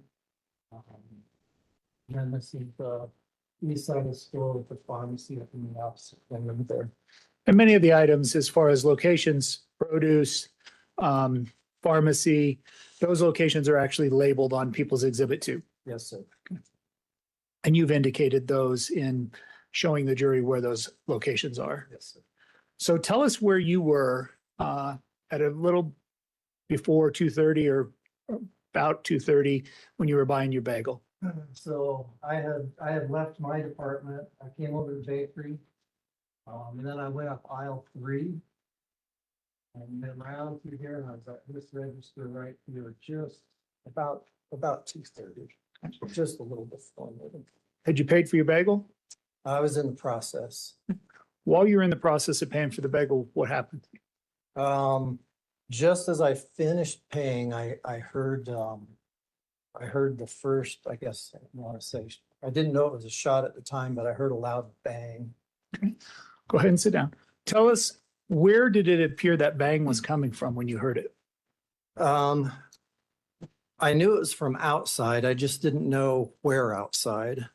And initially, I wouldn't say that I thought it was a gunshot, but saying that, that was one of the thoughts that entered my head, is that it could possibly be a gunshot, but I wasn't sure. What were the other thoughts that entered your head? Well, I had started to move towards the west door. And since I didn't know exactly what that was, I was just real hesitant to go through that door. Okay. What happened as you moved further towards the door? As I moved further towards the door, I heard the second shot. And that's when I knew that it was a gunshot. What made you know it was a gunshot? I've been around a lot of weapons throughout my life. I mean, I've shot AR platforms. I've shot 300 Win Mag. I've shot a lot of weapons. And I knew when I heard the second one, I knew it was a gunshot, and I knew it was a rifle. Why do you say you knew it was a rifle? A handgun. I mean, a handgun. You're only looking at a projectile that's going through the air at 1,200 feet per second. On a rifle, you're looking at a projectile going through the air at 2,700 feet per second or 3,000 feet per second. It has a distinctive crack to it. And it sounded like a rifle to you when you heard that second shot? Yes, sir. What did you do at that point? I backed away from that west door because I couldn't tell I knew it was outside, but I didn't know if it was towards the west of the store or the east of the store. I just wasn't sure. What was your concern at that point, not knowing where the shots were coming from? Well, I didn't want to walk outside and walk into something because my initial thought at that point was I thought to myself, is this two guys out in the parking lot, and they're shooting guns at each other? That was my initial thought. So continue to describe what you did. So I was at the west door, and there were some people that were near me, and we had all kind of backed away from that west door. And then I heard the third shot, and that was when I thought to myself, inside my head, I thought, this is coming inside. That was actually what went through my head. Okay. What did you do at that point? I kind of stayed right where I was because I didn't want to start running around and run into whoever had the gun. So I waited by the west door, and I was thinking in my head, I thought, I'm not making any moves until I can actually get eyes on this guy. So I stayed right where I was. What did you see in here? So at that point, I had backed away from the door, and I had my eyes on the west door because I thought, if he's coming in this store, I want to get first glimpse of him, because I thought from where I was that I could move over to where the deli was, because there were exit doors over there. And that was my plan of attack. If he was coming through that west door, is that I was going to run through those doors over by the deli department. Can you show us where those exits by the deli are? Yes, sir.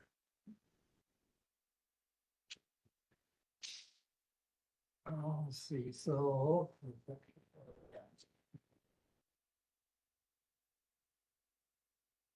these are going to be these doors right here. You're indicating on the upper left of People's Exhibit 2, which would be on the north side of the building, on the same side as that west entrance? Yes, sir. Yes, sir. So you're waiting by the west entrance, trying to decide which way you're going to go. Once you figure out what's happening, what happens next? So I kept my eyes on the west door just because I was right there.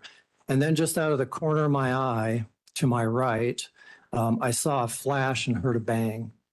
And that's when I directed my attention towards the east doors. And then right after that, I seen this man enter into the building.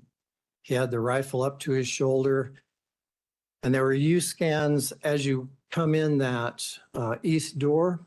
And it seemed to me like he fired one shot towards the U-scan, and then he moved his rifle and shot deeper into the store.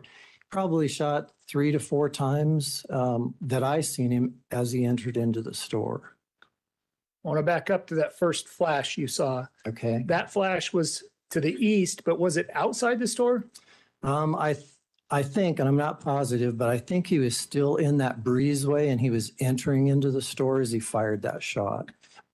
Somewhere outside the east entrance, to the best you could tell. Yeah. So in my head, I mean, after it all kind of happened and I had time to think about it, I thought to myself, that muzzle must have been pretty close to those front doors when he fired it. And that's how I saw the flash. Now, these next shots you're talking about, this is after he's entered the east doors and is standing by the U-scans on the east side? Yes, sir. And you mentioned he fired one shot towards the U-scans, it appeared. It appeared, yes. When you say he fired deeper into the store, which direction are you talking about? So that first shot that he had was to his right a little bit. And then it was sort of like, as you look down that pathway through those doors, there's aisles. You can see the aisles in the stores. So I figured he was shooting, like I said, deeper into the store, because I didn't see anybody directly in front of him that he was firing at. I just seen him firing into the store. What was the next thing he did? The next thing that I did, this sounds kind of strange, but from the time he actually entered into the building, it seemed like just everything slowed down. It seemed like I had forever to think about this. So as he was firing, these are some of the things that went through my head. I thought, okay, where's this guy headed?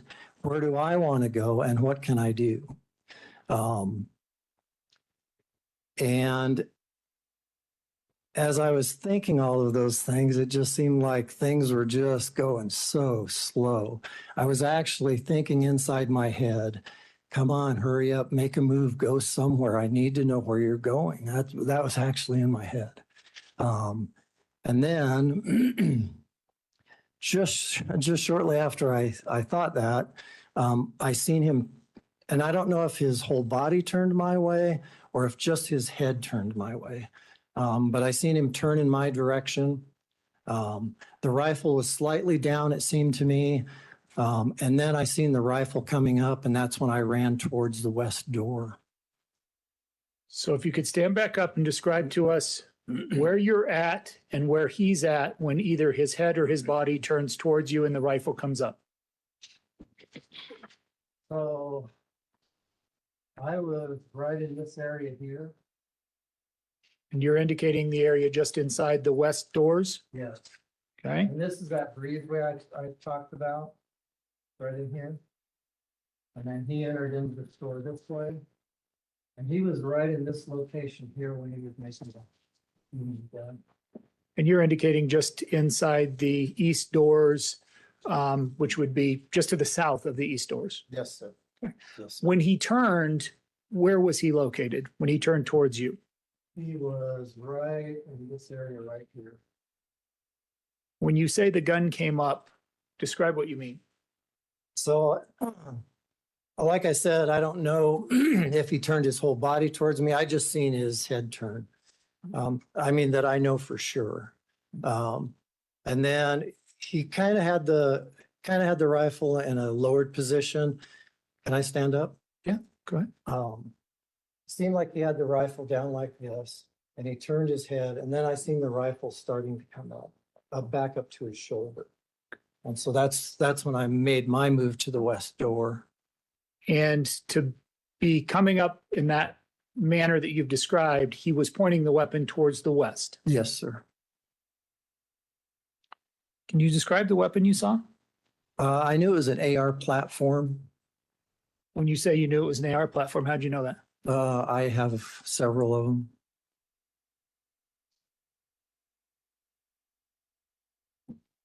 Were there additional shots fired before you got out the west doors? So here's another kind of weird thing that happened. When I ran to the west door, those are the doors, you know, that as you approach them, they open for you. So when I ran to that door did not open immediately. So I was up against the door and the door was still closed. And in that moment, I couldn't hear anything. All the screaming I heard in the store stopped. I couldn't hear gunshots anymore. I mean, it was in my head, it was dead quiet.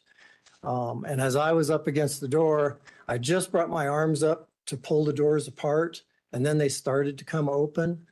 And then as I made my first step through that door, it was as if somebody turned the sound on again. And all of a sudden I could hear the screaming again, and I could hear the gunshots going. So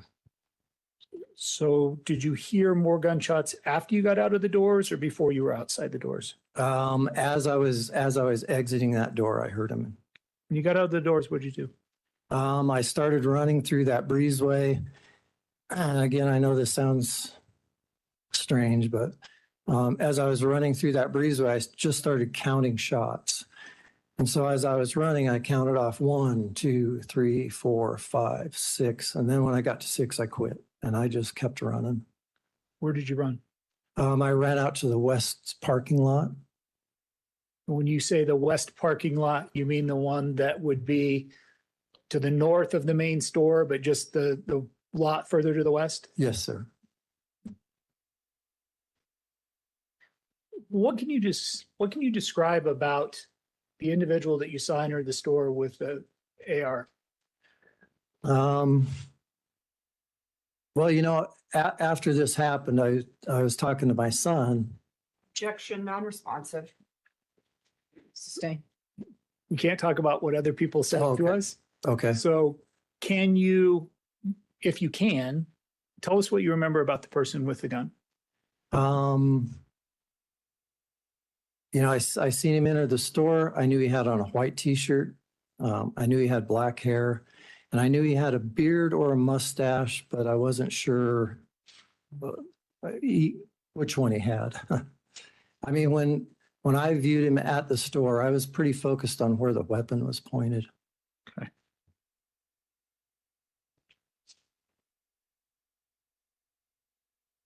What happened after you got to the west lot? Got out to the west lot, and there was another employee out there.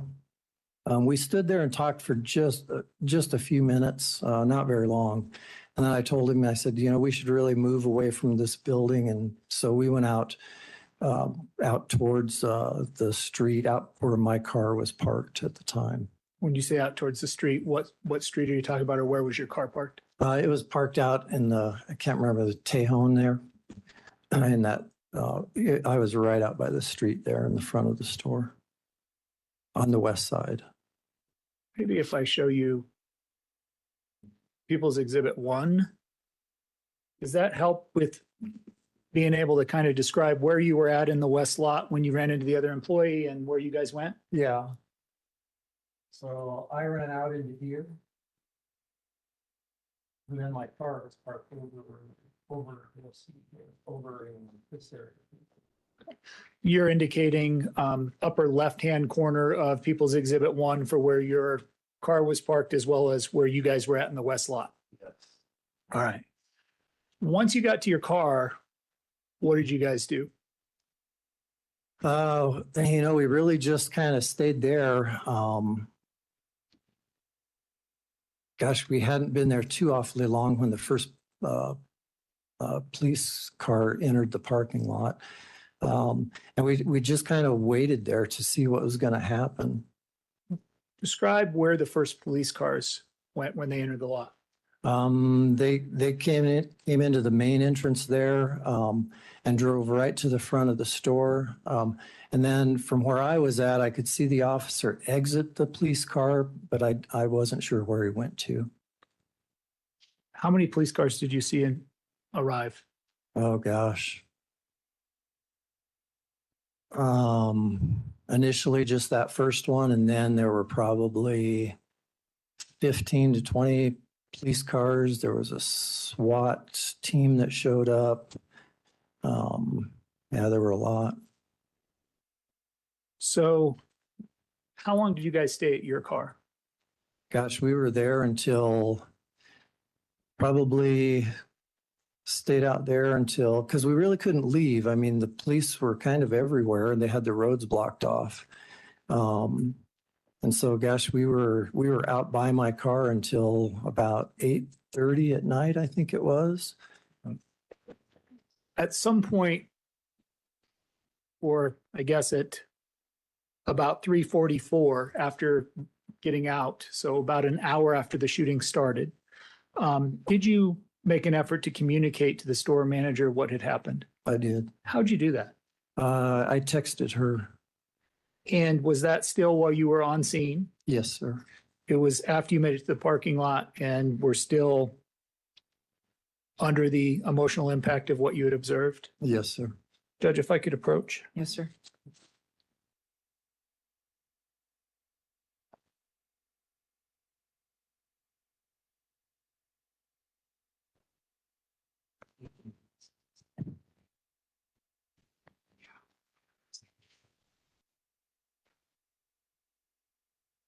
Mr. Dorr, can you tell us what I just handed you? People's Exhibits 5 and 6. Yeah, this is a screenshot of the text that I sent my store manager, Sherry. Tell us who Sherry is. Sherry's the store manager for store 33 King Supers. That would be the Table Mesa store? Yes, sir. Why were you communicating what had just occurred? When I made the text to her, everything was really fresh in my mind and I wanted to get it written down. I mean, that was my initial thought. Plus, I wanted her to know what I had seen and where I had gone, kind of. And People's Exhibit 5 is the first part of that text, and then People's Exhibit 6 is just the second part because it couldn't all be photographed in the same picture. Yeah, it was pretty lengthy. And that's an actual photograph of the text you sent to Sherry. Yes, sir. Judge, I would move to admit People's Exhibits 5 and 6. No objection.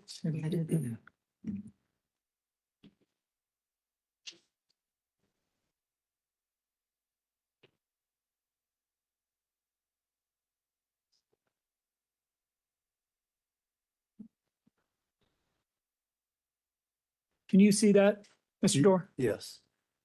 Can you tell the jury what you described to Sherry in that text?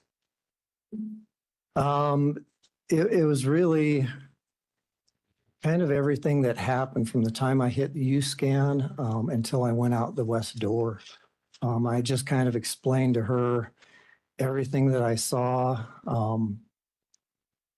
from kind of beginning to end as far as me being in the store. And at the bottom part of that People's Exhibit 5, that first part of the text, tell the jury why you didn't call 911 during this incident. When I was at the west door, when the shooter had entered the store and was firing, I did actually think of doing that. And then there was a gentleman behind me to my left. And as I was thinking about reaching for my phone, I heard a gentleman back behind me to my left, and I heard him. He was on the phone with 911, and I heard him actually say, we have an active shooter situation. And that was while you were still inside? Yeah, I was still inside. Had the shooter entered the store yet at that point? Yeah, he was in the store when he made the call. When you guys could just publish People's Exhibit 6, give the jury an opportunity to see it.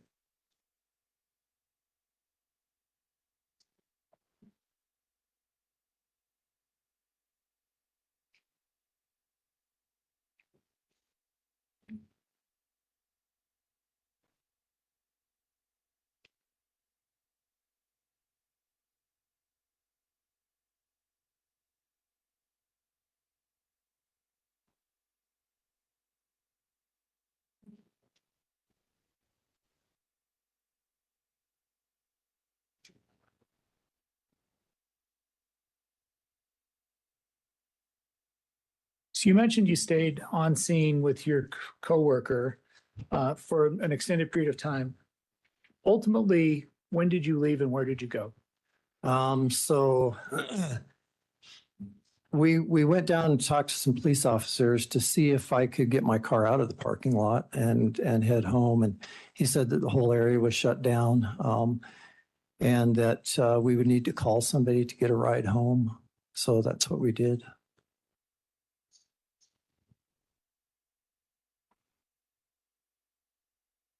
Judge, I don't have any further questions for Mr. Dorr.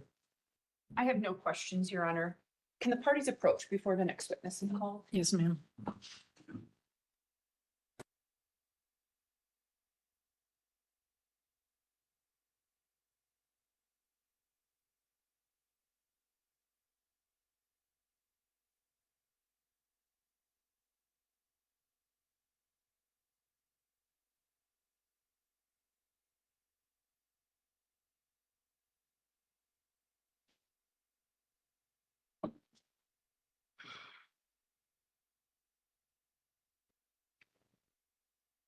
All right, so I think actually at this time, we're going to take a short break.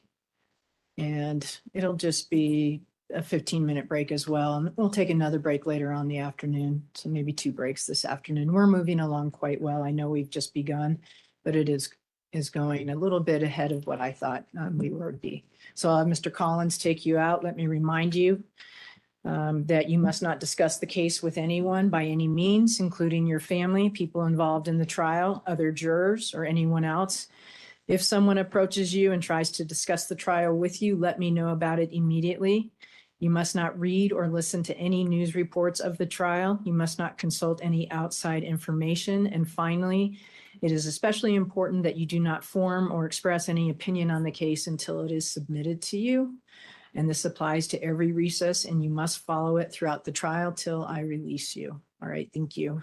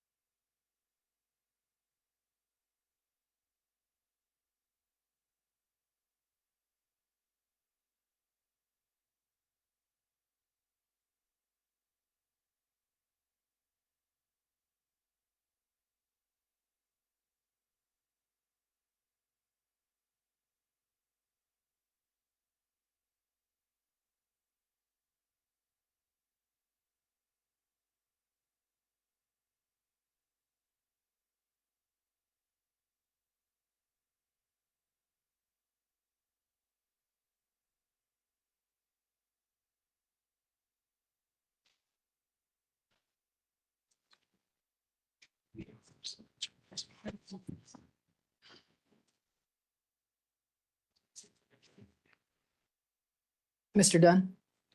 Thank you, Judge. Before we bring the jury back in, there was an issue that I wanted to raise with the courts. Okay. So at the last break, the court asked the parties to approach, and I believe that we were off the record at that point. We were. So just to kind of recreate, the court made a suggestion to the prosecution that the prosecution, through its witnesses, provide information to the jury related to how that testimony relates to which count.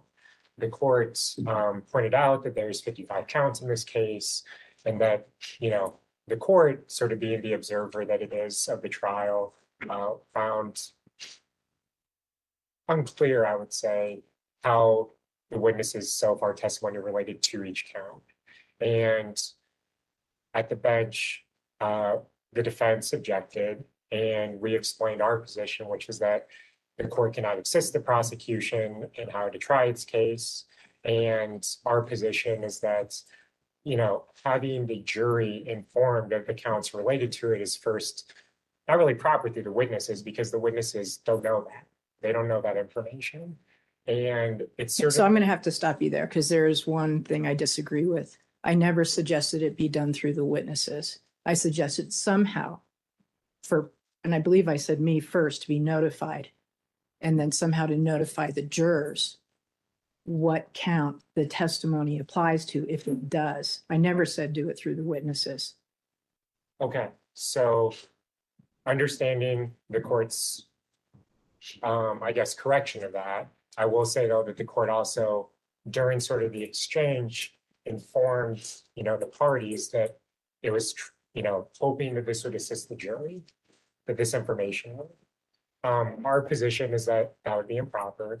At this point, we are moving for a mistrial under Mr. Alissa's rights pursuant to the United States and Colorado constitutions, specifically as to due process in a fair trial. And we do renew our motion for recusal that we've raised and has been ruled on previously. But, you know, I think that the impetus of this last interaction, the problem that is re-raised and why we're remaking this motion for recusal is that the court cannot be in a position of telling the prosecution how to assist its presentation of its case and essentially trying to make it easier and help the jury understand this evidence helps to prove this count as the trial is going on. That's not something that the court should be intervening in. So we renew the motion for recusal, and we also do move for a mistrial. Mr. Dougherty or Mr. Kuffner? Thank you. Your Honor, the people's recollection of the conversation is consistent with the court's. I will say, just since we were off the record and for purposes of the record now, it was a really short conversation. So I think Mr. Dunn's providing his concerns along with his recollection of the conversation, but the actual conversation at the bench was relatively brief. And as the court's already pointed out, it was with an eye towards making sure that we were keeping track of the counts and assisting the court. And to the extent the jury, I do think the court has a responsibility of assisting the jury through the trial. It's clearly part of the role of being the judge is to assist the jury with different things. And that's how I took the information that the court was requesting in terms of the different counts. Also, perhaps most importantly, all of the named victims are named in each one of the counts. So I'm not sure why, well, it doesn't matter. I would oppose the motion for recusal. I'd oppose the motion for a mistrial. I don't think the court did anything at all improper. And the names of the victims are listed in the counts. So it's not as though this is a mystery for the jury or for anybody here.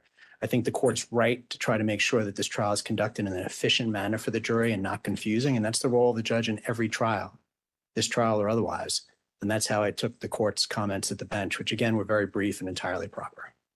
All right, so the motion for a mistrial is denied and the motion for reconsideration of recusal is denied. The court would note that this court read 55 counts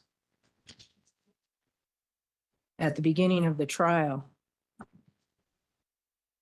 My purpose solely was to ensure that, number one, I can track the counts with the relevant witnesses because I'm quite certain I'm going to be asked to consider a motion for judgment of acquittal at halftime.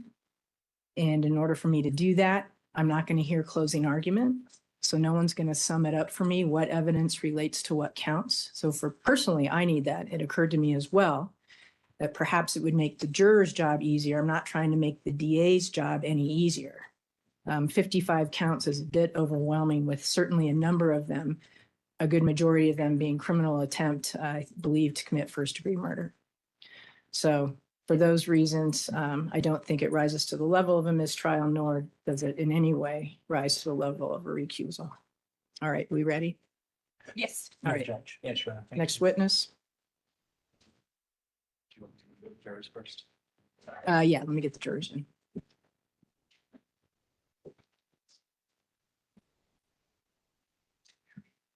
What's that?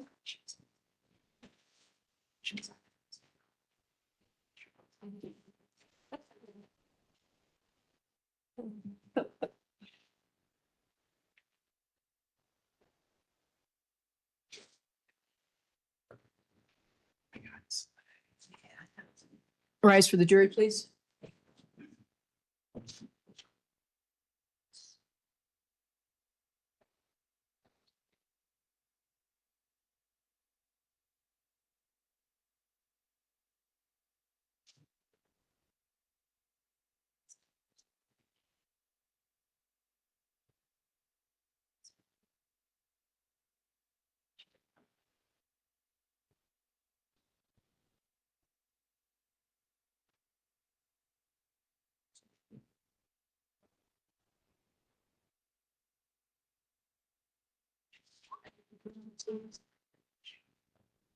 All right, thank you. Please be seated. Your next witness, please.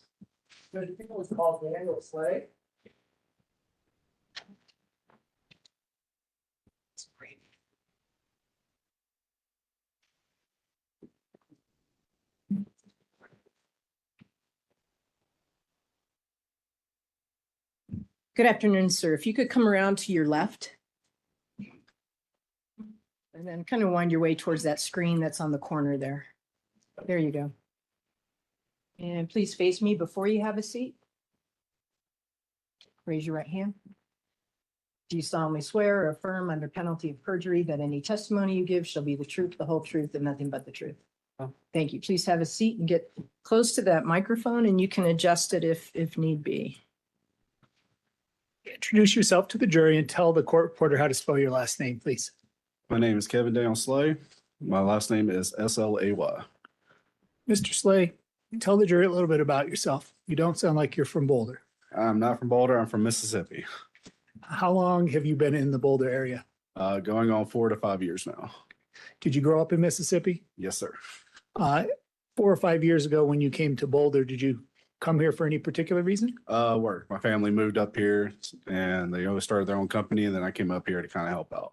When you say your family, who are you talking about? Basically close friends of mine that I grew up with and lived with on and off. What kind of business did they have? We do a mold remediation business. Tell us what that is. So basically we work with service patients that are people who are allergic to mold. So we go into their homes and we remove all the mold or contaminated material out of their homes. Okay. What do you got to do to make that happen? Lots of different things, like removing drywall, removing flooring. Basically, we go in and we demo anything we need to get the mold out of the house for the client. And is that something you've been doing the 4 years you've been in Colorado? Yes, sir. And were you working in Boulder on March 22nd of 2021? Yes, sir. We were actually working at a house down the road, right around the corner, and we had stopped by King Soopers for go to the deli for lunch. When you say you were working at a house down around the corner, about how far was that house? Literally about a block away. And how did you end up going to King Soopers for lunch? That one particular one actually had hot pizzas for lunch, so we were going there to get a pizza. Was it something like in the deli you could go and get a pizza? Yes, sir. Did they just have pizzas ready, or did you have to order it? Or the ones that we ordered, we had to actually sit there and wait for, which was why we were still standing there. About what time do you think you went to grab lunch that day? It's hard to remember being that long, but it would have been somewhere around 11 or 12. Okay. Could it have been later if I told you that the date or the time that the 911 calls started to come in was after 2:30? Could it have been later in the day? It could have been. Well, I know we were Probably closer to 1. And then we were sitting there waiting for a while for a pizza. So you go in, you go to the deli. Who were you with? my partner, he was do I need to say his name? Oh, please. He's another Daniel. I can't remember his last name, but he was a new guy that started with our company that day. Oh, tell us about his first day. It was eventful. We had gone to the job site. We were setting up containment and everything. Then we got hungry. We went to lunch, and we were there getting everything ready for lunch, drinks. We were getting the pizza. We're waiting on the pizza, standing over there when everything kind of started going down. When you guys got there and realized that the pizzas weren't going to be ready, did you both do a little bit of grocery shopping? Yes, sir. Tell us about that. So it was around Easter time, so they usually have the candy that I like out there. So I went and grabbed my favorite jelly beans. And we were just kind of looking around, grabbing stuff that we wanted while we were waiting on our pizza. How long do you think you had to wait for the pizza? It was a good 30 minutes at least. Okay. And this whole time you're kind of did some grocery shopping and then you come back to the deli to continue to wait for your pizza? Yes, sir. While you're in the deli waiting for your pizza, what happened? So I'm sitting there waiting. He was sitting there on the phone. We were chit-chatting kind of on and off. And I kind of started hearing like sounds like something like backfiring at first, like car backfiring. So I took out the AirPod that was in my ear, kind of looked around, and then I saw a guy that looked like he was dressed tactically walking in between cars. All right. Back up. You said you had to take out an AirPod or something that was in your ear? Yes, sir. Was it hooked to your phone or were you listening to music? Or it's hooked to my phone, but I wear them because I have sensitive hearing. So I kind of keep my headphones in like all times.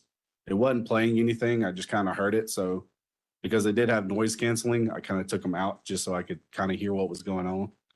So that first sound you heard, what did it sound like? Honestly, to me, because I'm from the South, when we shoot guns a lot, like immediately it sounded like a gunshot to me. But with me being in Boulder and in a like a grocery store, I was like, can't be that. So I took it out, kind of looked around. And then that's when I saw through the deli glass what was going on. Okay. When you say through the deli glass, where are you looking in the store to look? So on that particular King Supers, like where we were at, it's kind of hard to explain, but there's the deli side. Hold on just a second. Let me see if I can help you.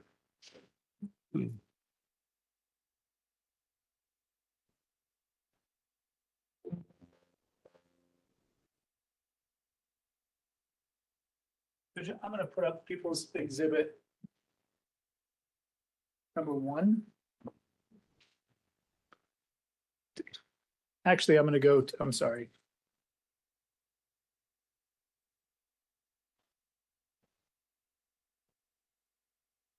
I'm going to go to 2. Do you see the area of the deli, or can you identify the area of the deli on that diagram? Yeah, so from my far left, the little, where it's got the little corner area, which was right next to the little Starbucks, there's a glass wall right there that we could see straight out of. Can you just stand up, and there should be an orange handled pointer somewhere up there on the bench that you may be able to extend out? So this is where we wait for the pizza. This is about where we were standing. This was all glass, so you can pretty much see straight out into the parking lot. Okay. So you hear the sound, and is that what caused you to look out into the parking lot? Yes. Tell the jury what you saw when you looked out that front window. So when I looked out that front window, it was kind of a couple of seconds in between when I heard the first sound versus when I saw the person. But I saw the person walking up in between cars, holding up like this, and actually taking aim and firing a gun. And you've just motioned for purposes of the record, like a gun, like a rifle being shouldered? Mm-hmm. Yes? Yes, sir. You mentioned that they were walking through cars. What direction were they moving in the parking lot? So if you're standing facing like I am towards y'all at that glass, they're going to the right. So that would be from the west side of the lot towards the east side of the lot? If you're facing north. Yeah. So yes, sir. Can you describe what the person was wearing and what they look like? And like I stated in my statement, I can't tell you what their face was because I never saw the face, but I can tell you that they look like they were wearing blue jeans, tactical vest, and the black vest type. When you say a tactical vest, what do you mean? Looks kind of like they were wearing, I wouldn't say bulletproof vest, but something kind of similar towards it. Like something law enforcement might wear to hold their gear? Yes. Something military would wear to hold gear? Close to it. Was the person, you indicated that they held the weapon to their shoulder and appeared to be aiming. What caused you to think they were aiming? Like I stated in the thing, I could see the side of him. I couldn't see his face because the actual gun was covering their face. So they had their head down on it aiming. So the cheek was kind of against the stock or the butt of the gun? Yes, sir. And it was the end of the gun or the butt of the gun was on the shoulder? Yes, sir. And that the position of the gun is what caused you to believe they were aiming when firing? Yes, sir. Can you describe anything else about the manner in which you saw the person firing the gun? Not necessarily firing the gun off of, because like I said, it's been a while. But just the way they were walking, and I've been hunting, I've been target practicing, stuff like that. The way that he was holding and moving is not like just randomly shooting. Objection, calls for speculation. What? Doesn't call for speculation, Judge. Overruled. When you say not randomly, what do you mean? So we're from the South, so we shoot guns quite a lot. So I have friends that will go out and just shoot randomly at a tree or something like that. They're not really aiming. I have people that then turn around and actually take time and point and aim and shoot. This guy was not just moving, just shooting randomly. He was pointing and aiming. What about how fast he was firing? Was it really rapid or was it slower? So I heard quite a few shots before I even noticed what was going on. After that, I heard more shots, but after that, it was I was trying to get out of the area. I couldn't tell you exactly how many more shots. Could you tell anything about the type of weapon based on the speed of the shots? Speed of the shots, it wasn't an automatic. It was more of a semi-automatic or manual, from what I could tell. When you say not an automatic, not like a machine gun. Meaning it wasn't a rapid fire. It wasn't shooting like machine gun style or anything like that. Wasn't spraying bullets. No, not spraying bullets. You saw aiming and kind of just a slow progression. Yes, sir. Objection asked and answered. Overruled. Could you see what he was shooting at or what he was aiming at? Couldn't see that. So all I know is because even though he was in between the cars, there were still cars blocking once he got to a certain point. About how far away do you think you were when you saw him shooting in the parking lot? Probably close to 200 to 300 yards away inside the building from where he was outside. Once you identified there was somebody with a gun in the parking lot firing, what did you do? Grabbed the guy that was working with me. We hid behind one of the little shelves that they have there until I heard him come into the store shooting. And then that's when I started getting out. When you say you heard him come into the store, how did you know he'd entered the store? The sound got louder and glass was breaking and stuff like that. So if he wasn't in the store at the point in time, he was getting into the store. When you say you heard those shots get louder, how many shots did you hear? About 2 or 3. And it when he was coming through, you could hear it kind of echoing through. But then when he came into the store, it got extremely louder.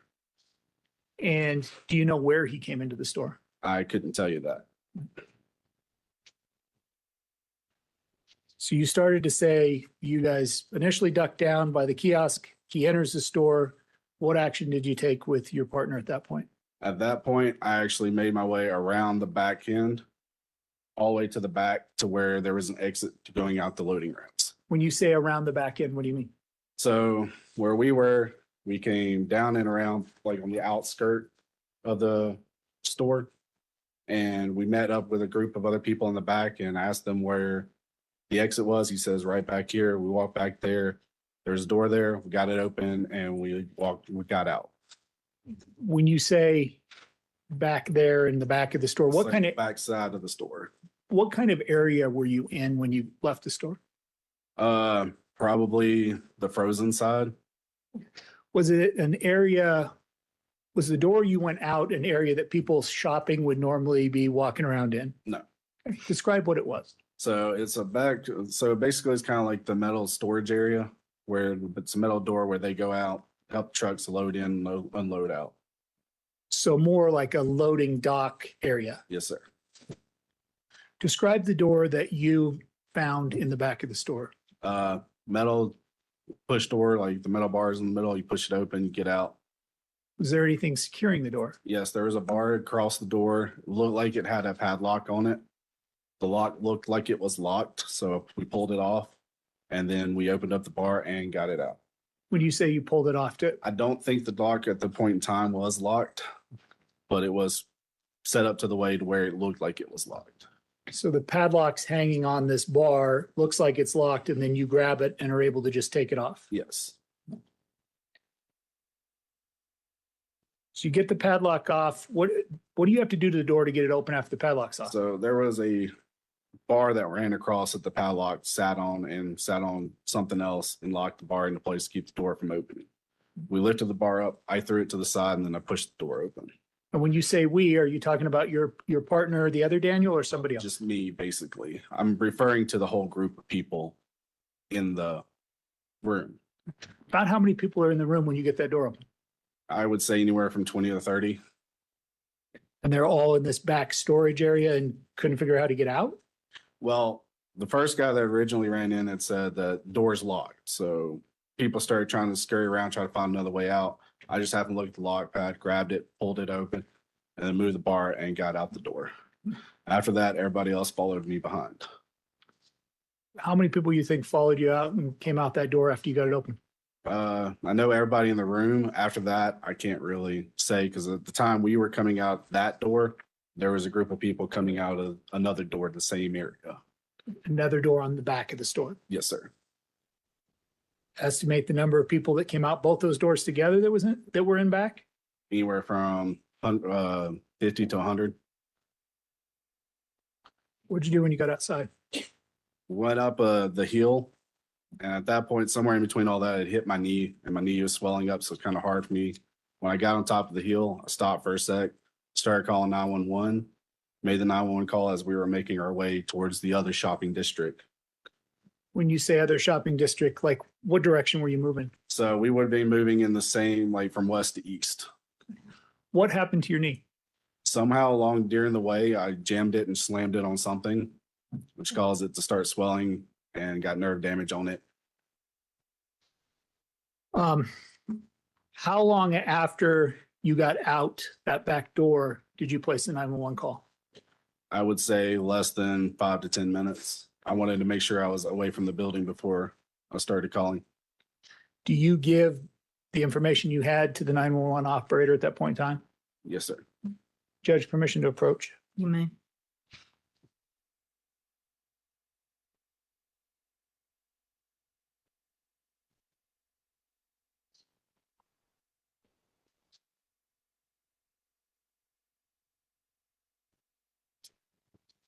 Mr. Slay, I've handed you what's been marked as People's Exhibit 7. Can you tell us what that is?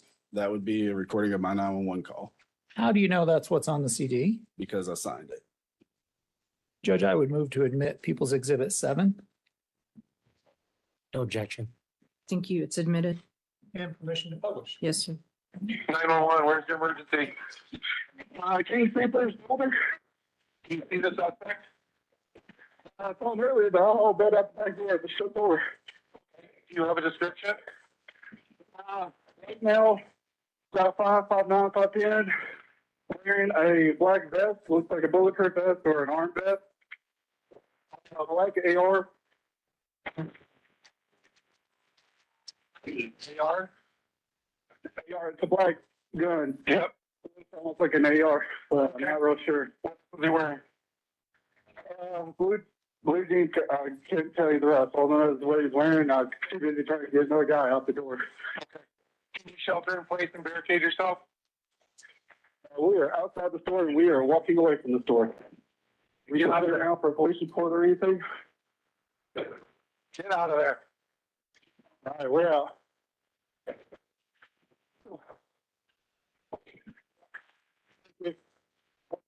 You saw him?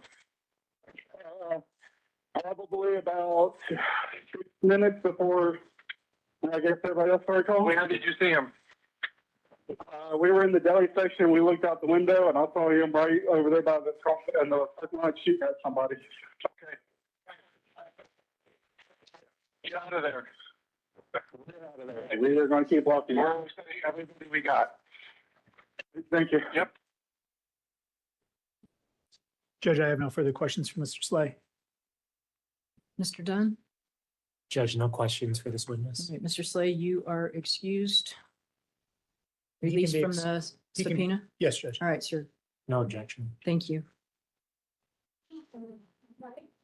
Oh, You told me, Judge, I'm sorry. That was my bad, Mr. Slay. I didn't believe that.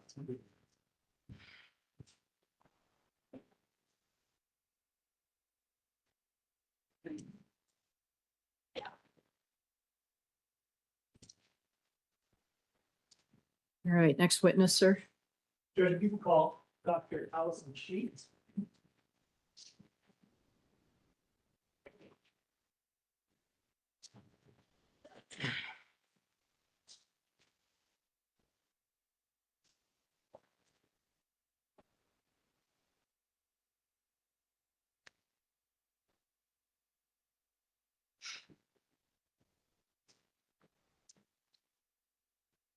All right, Dr. Sheets, if you'll make your way to your left.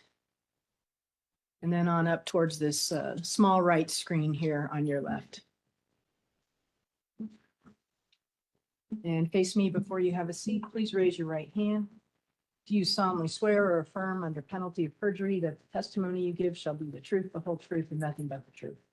Thank you. Please be seated.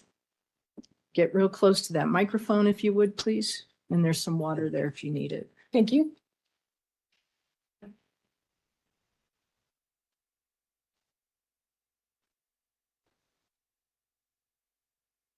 Doctor, can you introduce yourself to the jury and spell your last name for us?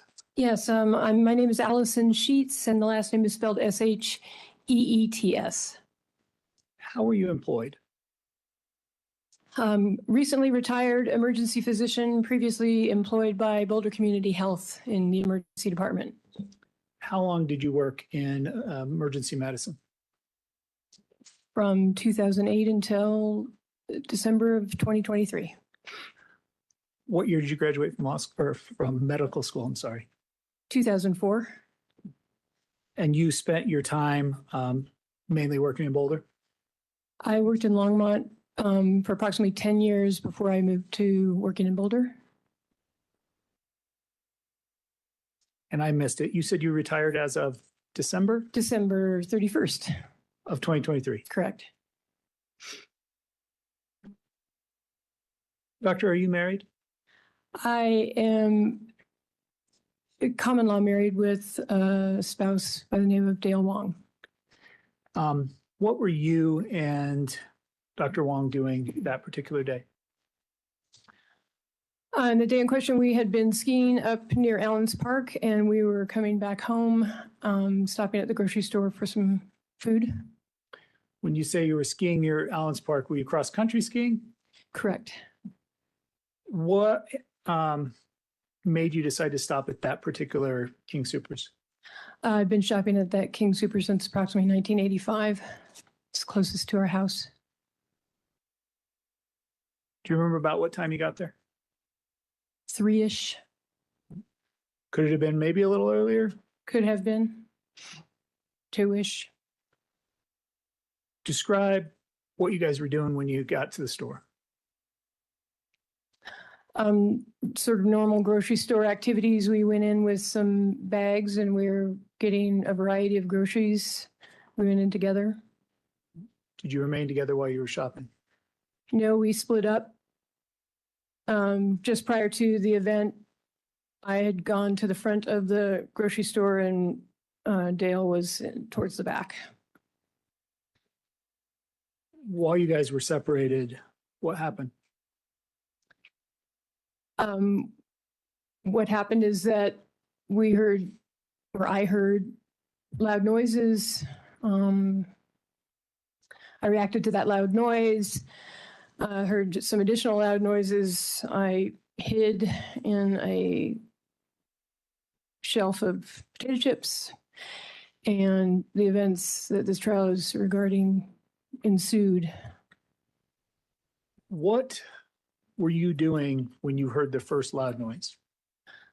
I was looking for steel cut oats in the aisle where the oatmeal and potato chips are. And when I heard the first loud noise, it wasn't clear what it was, but it was very loud. And I ducked behind a cardboard display. And then I heard further noises, which was obviously gunshots. And I heard, I believe, some screaming. And I went sideways into the shelves of potato chips to hide. Why'd you go into the shelf of potato chips rather than stay where you were hiding behind the display? Because the cardboard display was no hiding place. It was small. Can you describe for the jury in any more detail how you got into the shelf or what shelf you were on? Yeah, when I crouched behind the cardboard display, it was really just very small, maybe 2 feet high. And I was down near the bottom of the shelves, and there was a number, 4 to 6 shelves of chips. And I just went sideways immediately into that lowest shelf. What direction was your head pointing when you got into the shelf? My head was towards the north end of the store. My feet were toward the south end of the store, and I was on my belly. Were you somewhat concealed in that position? Fortunately, I was. Could you tell when you were hearing the gunshots where they were coming from inside the store? Yeah, they were coming from the sort of northeast entrance. Did that change at some point? I heard gunshots, yes, in different locations. Most of them seemed to be in the front of the store. I did also hear a gunshot that came from the back of the store, which would be the south end, after I had hidden. Actually, I heard most of them after I'd hidden. You indicated a minute ago that in addition to the gunshots, you heard screams. Could you tell where the screams were coming from? Other than the first bang, which was hard to localize, they all sounded like in that area of the northeast entrance.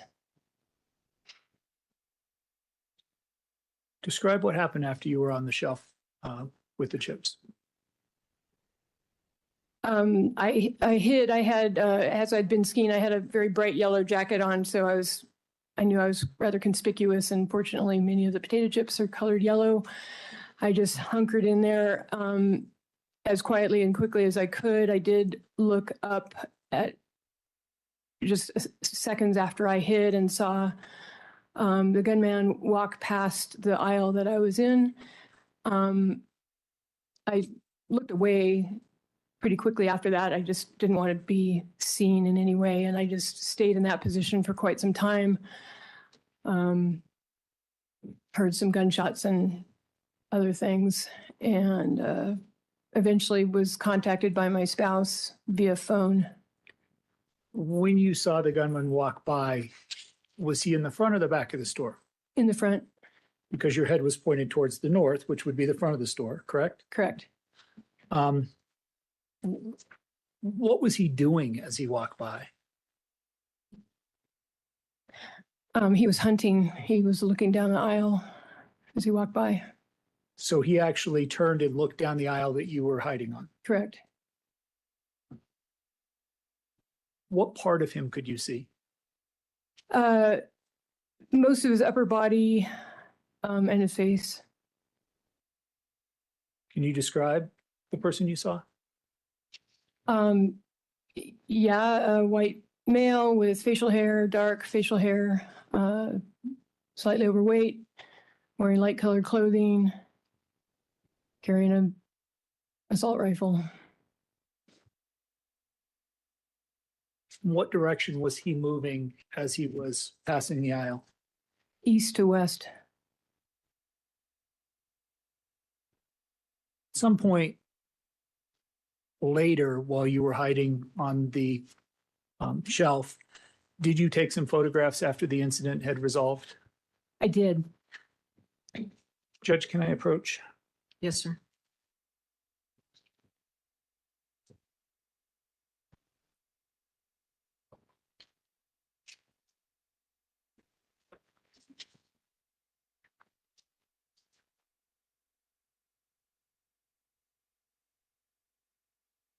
Dr. Sheets, I've handed you what has been marked as People's Exhibits 8 and 9. Can you tell us what those are? So I took these essentially from where I was hiding. I was fairly confident at that time that the shooting was over and that the gunman had been apprehended. There were a variety of law enforcement officers, I believe, clearing the grocery store. And so Exhibit 9 shows the cardboard display that I initially crouched against or behind, and the potato chips on the ground were not there when I initially hid. Okay. Exhibit 8 is a little bit more of what I was able to see. I think I'd moved out slightly when I took that picture, or held the camera out slightly. My head was a little bit further in, so some of my vision was obscured by the chip bags. Do they accurately reflect kind of your view while you were hiding on the shelf? Yeah, pretty accurately. Probably Judge, not exactly. I would move to admit People's Exhibits 8 and 9. No objection. They're admitted. Permission to publish? Yes, sir. Dr. Sheets, can you tell us what we're looking at here and just walk the jury through what they're seeing in People's Exhibit 8? Those are two, looks like Boulder police. The guy on the left, it looks like SWAT team member. They are in approximately the position, the left-hand officer is in approximately the position that I saw the gunman in. Again, I think that I had my camera slightly further out than my head was at the time when I visualized the gunman. But you can tell that I'm just above the floor, hiding in a shelf. But from a distance perspective, this accurately reflects the officer on the left about the distance that the defendant was away when you observed him to pass the aisle. Yeah, approximately. You mentioned that you saw him in addition to an assault rifle. Why do you say assault rifle, or can you describe it more? It had that classic appearance with the AK-47 or the AR-15s that you see in multiple areas. It was not a long rifle, so I would sort of describe it as a sawed-off assault rifle, but it was not a regular hunting rifle or target shooting rifle. It had the large clip and the sort of things sticking off the top and the bottom. How was he holding it as he stood at the head of the aisle? I don't really remember exactly. It seemed to be up in his arms, but I can't tell you whether it was precisely in his left or right arm. And you mentioned earlier your perception that he was hunting in going aisle to aisle. Why did you draw that conclusion? I've had plenty of time to think about it. I did see his eyes. He was looking down the aisle, sort of at, eye level. And I just sort of remember the stare looking down that aisle. And like I said, it was not something I wanted to lock eyes with. So I turned away pretty quickly. But that was the sort of stance and calm expression on the face. You mentioned a little earlier that your husband tried to contact you. Tell the jury about that. So I had been lying there for not very long. The gunshots that I had heard behind me, I think, had already happened, and my phone rang. It was in my ski pants pocket. The ring is unique. It's a bird call, not a regular phone ring. So I knew who was calling. It also was quite frightening because I thought it might blow my cover. So I immediately grabbed the phone and answered it. And we had a very brief conversation. I told him where I was alive and hiding, and I couldn't talk. And I turned my ringer off. And we did have a number of text exchanges after that over the course of the events. Did you learn what had happened to your husband? I don't remember if he told me precisely that he had escaped out the back, but he said he was outside, behind the grocery store. How long after you got onto the shelf did you hear additional shots? There was there was a shot that was the one that I believe killed the person in the next aisle. I heard that. Hold on, there's an objection. Calls for speculation. Judge, I think if she continues, she will be able to explain why she drew that conclusion. I could rephrase the question. Please do. Go Thank slower. you. You heard an additional shot after you were on the shelf. Where did it sound like that shot was coming from? So I heard several shots after I was hiding. The first one was quite soon after I hid, and it was coming from behind, and it was very close to me, and I heard and smelled some things that were likely in the aisle directly to my east. And that was within, probably less than a minute. So less than a minute after being on the shelf, you hear shots. What you're saying is behind you, you're laying on your stomach. So you said that's to the east? Correct. It would be to my right as I'm laying towards the north. So you said that's where it sounded like the shots came from. How many shots did you hear? The shot came from behind.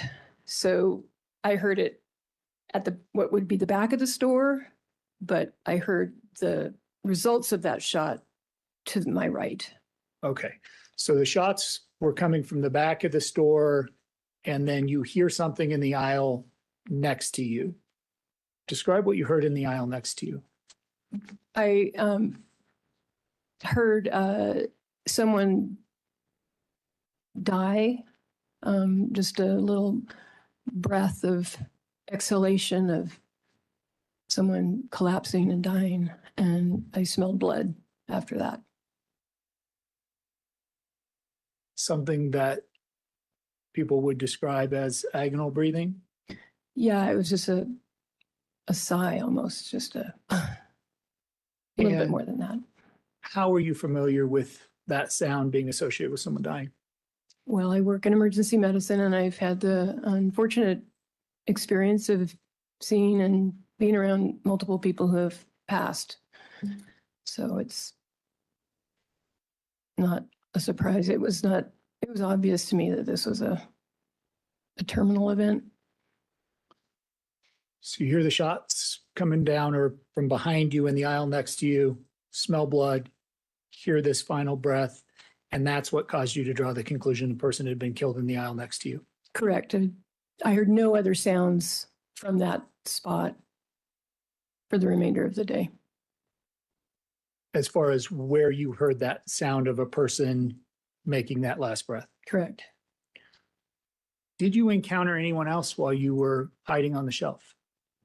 Yes, later on, and the timing is difficult, but it seemed quite a bit later on. There was a gentleman that came into the aisle, sort of crawled into the aisle, didn't know I was there, started pulling some of the chips away out of the shelf. Those are the ones you saw in that picture on the floor. And he sort of looked like he was going to try to hide into that same shelf. I was able to catch his eye, and I don't know how he motioned, but I didn't want him to continue to pull potato chips out because I thought that would make it obvious that someone had been there. And when I caught his eye, he stopped what he was doing, and then he went behind me to the south, towards the back, and got into the shelf without disrupting any potato chips, and was behind me hiding. When that man came crawling towards your location down the aisle, where was he coming from? I think he was one of the checkers coming. He was in King Super's uniform, and he came from the checkout aisles. So he would have been coming from the front of the store down the aisle that you were on. Correct. Did you see a name tag? Not at that time. After the event, did you see a name tag? Yes, afterwards I saw, I believe it was K, was the name tag. So this man starts to remove the chips. You're in some way motion to him or alert him. You were already hiding there. And then he crawls in behind you. What were your concerns at that point in time? My concerns were that if the gunman came back around and noticed that there were now chips out there, it might make him look a little closer. That maybe somebody had been in that aisle or was hiding in that aisle. Correct. Is that depicted in People's Exhibit 9? We haven't shown the jury yet. Yeah, those were the chips that Kay pulled out. When you got onto the shelf, those chips didn't get displaced. You didn't knock any chips to the floor. I did not. And then when he comes in, he's trying to crawl in there and he's moving chips, and that was why you were alarmed. Correct. And that's the chips we see on the floor in People's 9.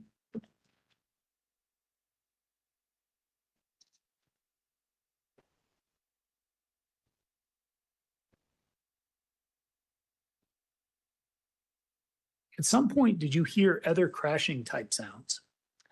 Yes. I heard very loud crashing sounds towards the front of the store. I really didn't know what they were, like huge crashing sounds. Did you continue to hear the gunman move about the store?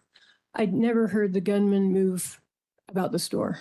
Never heard anything from who I would have assumed the gunman or anything from any other people after that initial, the initial few minutes of gunfire.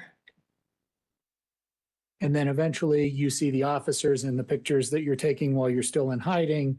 And how do you notify them that you and Kay are there? Well, there were other things that happened. So after the person in the next aisle was shot, there was quite a bit of time of silence. There was another volley of gunfire towards the front of the store. I believe it was after that is when the really loud noises occurred. And then there was another volley of gunfire. And it was after that that I did start to hear other things besides gunfire.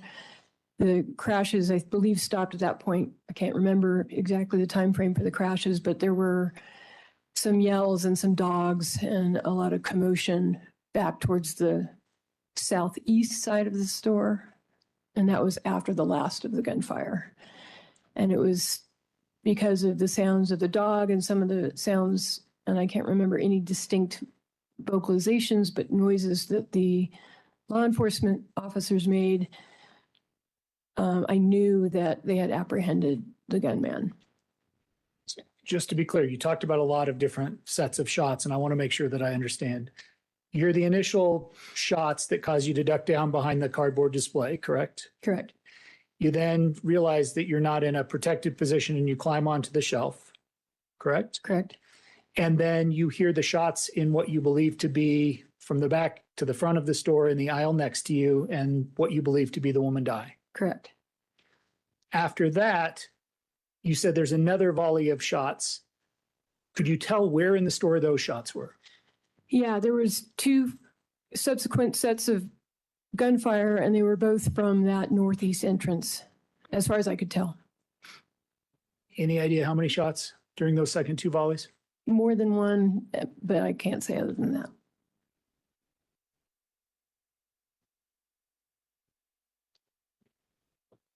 So describe what happened when ultimately you alerted SWAT to your position.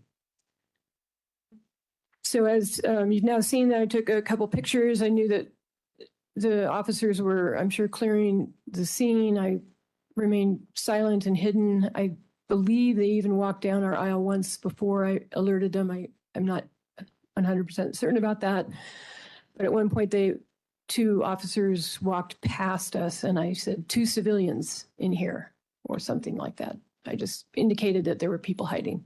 So the officers didn't see you in your hiding spot. They did not. How did the officers respond when you called out to them? They immediately sort of ducked down and helped us out and helped us up to our feet and escorted us to the front of the store. And when you got to the front of the store, did you see that there were casualties? I did. What did you see? When I stood up and walked by the aisle next to me, I looked down the aisle to confirm with my eyes what I sensed with my hearing and smell, and saw one body there. And then they set us down, I believe, near the firewood, which would have been sort of close, but not exactly at that northeast entrance. And there was a King Soopers employee, I know that because of the name badge, who was deceased, laying on the floor in front of us. Did you also see an officer down?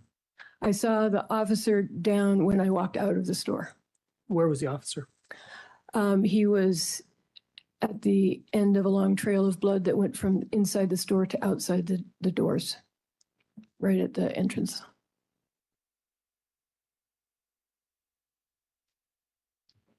Doctor, I don't have any further questions for you. Thank you. Mr. Dunn? Judge, no questions. All right, thank you. You may be excused. Maybe she released from the subpoena. Please, Your Honor. No objection. All right, thank you. All right, you may step down.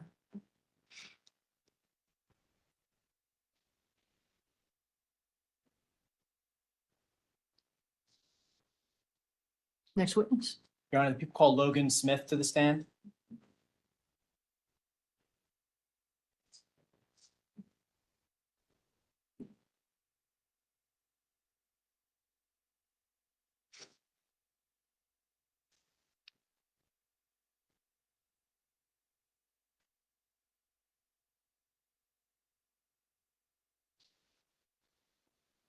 Mr. Smith, if you'll come around to your left, please. And then just make your way around that table to that screen right there. Thank you. I'll swear you in before you have a seat. Raise your right hand. Do you solemnly swear or affirm under penalty of perjury that any testimony you give shall be the truth, the whole truth, and nothing but the truth? That's all in this work. Thank you. Please have a seat. Get nice and close to that microphone, please. And there's a cup there in front of you if you want to move that. And then there's some fresh cups to your left. Help yourself to some water if you'd like. Got it. Good afternoon, sir. Good afternoon. Can you please state your full name, spelling your last name for the court reporter? Yes, my name is Logan Ezra Smith, S-M-I-T-H. Mr. Smith, how old are you? I am 23. I'm going to ask you just a few questions about your background and then transition into the events of March 22nd, 2021, okay? Understood. Where did you grow up, Mr. Smith? I grew up here in Boulder, Colorado. Can you walk the jury just through your education and your time in Boulder? Yes, so I grew up at, I was born at the previous Boulder Community Health on Broadway, and spent my whole life here until I was 18, and I moved to Gun Barrel. During that time of living in Gun Barrel, I began working at King Soopers, and spent some time in Longmont, went to Boulder High School. Pretty much describes my growing up in Boulder. And did you graduate from high school? I sure did. What high school did you graduate from? Boulder High School. And what year did you graduate high school, Mr. Smith? I was a super senior. I graduated a year late in 2020 during the pandemic. Where are you living now? Currently traveling around, residing back here in Boulder for this trial, but in the process of relocating to New Mexico. And who have you been traveling with? I have been traveling with my girlfriend, Olivia McKenzie. What have you been doing for work over the last year or two? So I was working at Boulder Community Health. I was a supply chain specialist there. In May, I took a leave of absence to reassess life and see what other opportunities I could have. And I decided to remove myself from working at the hospital in an effort to find a new career. And I came back to Boulder and began working at a coffee shop temporarily that I had worked at directly after the shooting on Pearl Street. As of now, I am in the process of joining the police academy in New Mexico. And I'm going to take you now back to March 22nd of 2021, okay? Yes. Where were you working at that time? I was working both in the Starbucks as well as the meat department on the day of I was at Starbucks. And where are you referring to? King Supers? King Supers, yes. And is that the King Supers located on Table Mesa in South Boulder, Colorado? That is correct. So for the jurors who may not know, the Starbucks located within King Supers, is that owned and operated by Starbucks, or is that staffed by King Supers employees? It's staffed by King Supers employees. It's kind of like a branch off of Starbucks directly. We are paid and employed by King Supers. And during that time period, you're working both in the Starbucks area, but also the meat department. That is correct. And at that point, in March of 2021, how long approximately had you been working in that King Supers? Up until March 22nd, 2021, I had been there for just under a year. Can you tell the jury about your average or weekly schedule at King Supers? Yes. So my schedule, I willingly worked pound hours. I had a stretch of time where I did 56-hour weeks for about 16 weeks. I needed the money to support myself and my mom and my family. And it alternated. I was mainly working at Starbucks closing, but some days I would work the meat department. And then if the deli needed help as well, I would help them out. My coworkers at the time called me the multi-tool of the store. And when you worked in the Starbucks located in that King Supers, what did an average day look like for you? It varied. About half my time I was opening the kiosk, and then other times I was closing. On March 22nd in particular, I was on a closing shift. And what does that mean? What kind of work were you doing? It's essentially just your daily routines as a barista, except in the closing shift, you're cleaning up and restocking everything, getting the opening team ready for a busy morning. Approximately what hours would a closing shift consist of? Typically, it would be 12 to 8:30. 12 p.m. to 8:30 p.m.? That is correct. Okay. Where were you living at that time? My home was in Gun Barrel, but I spent about 2 months with a friend of mine in South Boulder during that time. During that time period, would you ever go to that King Supers on your personal time as well as for work? No, honestly, since I worked there so much, the days that I wasn't there, I would stay far, far away from it. I'm going to ask the court if we could put up Exhibit 1 on the screen and just get us oriented to where the Starbucks is in King Supers. See the exhibit number 1 on the screen there, Mr. Smith? That is correct. It's also on the screen behind you. Okay. Can you just give us an idea of where the Starbucks is located inside the store? Yes. So if you take a look to the left side of the building, the Starbucks kiosk is located pretty much right next to the west side entrance and exit. You would have gone through the entrance, gone around a corner to your right-hand side, and you would be met at the front of the kiosk. And there should be an orange pointer. Is there one on the witness stand? Not on the picture, I'm sorry, but an actual pointer device on the witness stand. Oh, yes. You mind just showing the jury on the screen behind you what you're referring to? Mm-hmm. Can extend the pointer if you like. Okay. Let me just, there we go. extends further, but that tip is a little tricky. Okay. Is it like a red dot or no? No. Okay. So it's located about right here. This box, I believe, from my best understanding, is the kiosk itself. Indicating the box to the left of that red set of doors on the left side of the store. That is correct. So it's on the west side of the store, the Starbucks kiosk. Yes.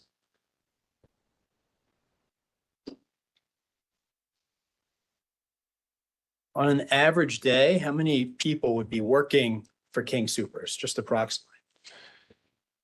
Approximately total for King Soopers, I would estimate between 50 and 60 employees on shift at a time.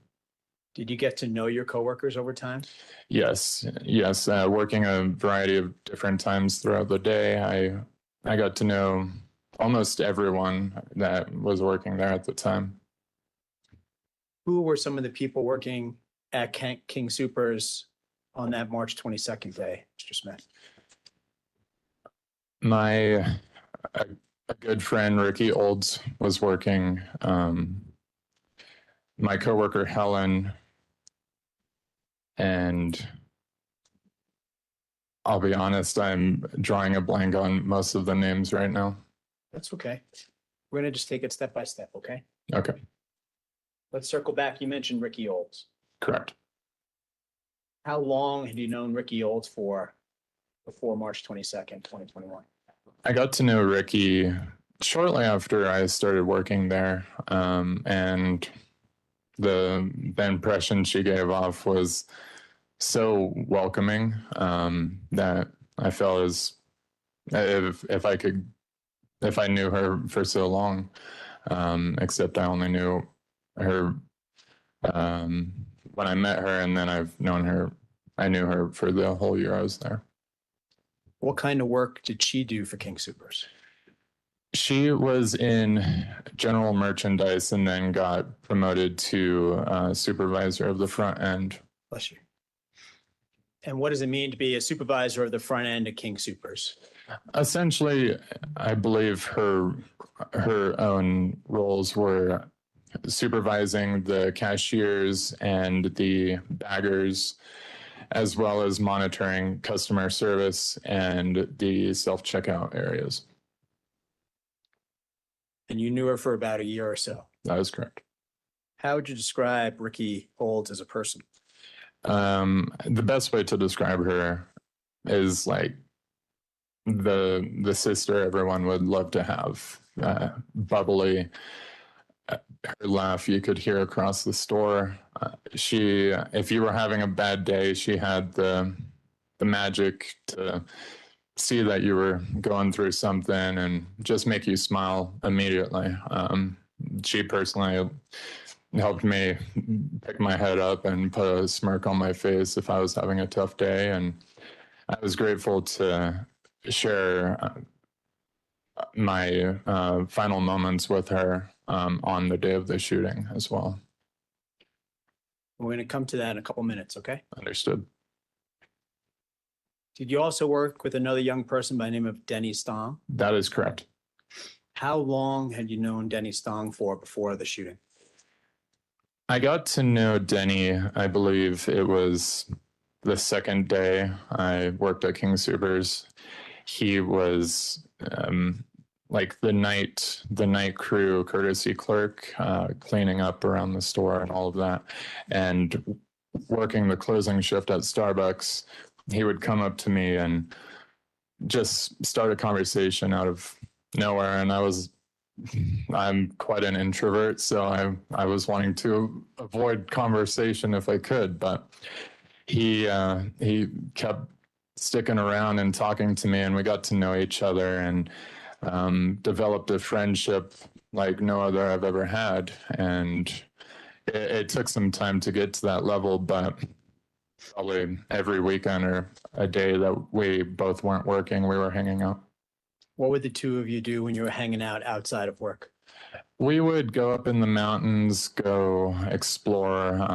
We went out flying drones and just doing outdoor stuff. He introduced me to firearms, and I learned how to use firearms and rifles and shotguns through him. And it was it was very educational and a great bonding experience with him. So yeah. Can you tell the jury more about that? Where'd you guys go and what you did? Yeah. We mainly went to a friend's property, just, I believe it was north of Nederland. And we would go up there every Saturday or so and just set up some targets on the tree or just shoot around pretty much, just as a pastime. Okay. And that was you and Denny together? That is correct. And who'd the guns belong to, if you know? That was the weapons at the time were Denny's. And after getting experienced, I purchased my own as well, and I brought that along. And he taught me how to use my rifle better as well. What was Denny like as a person?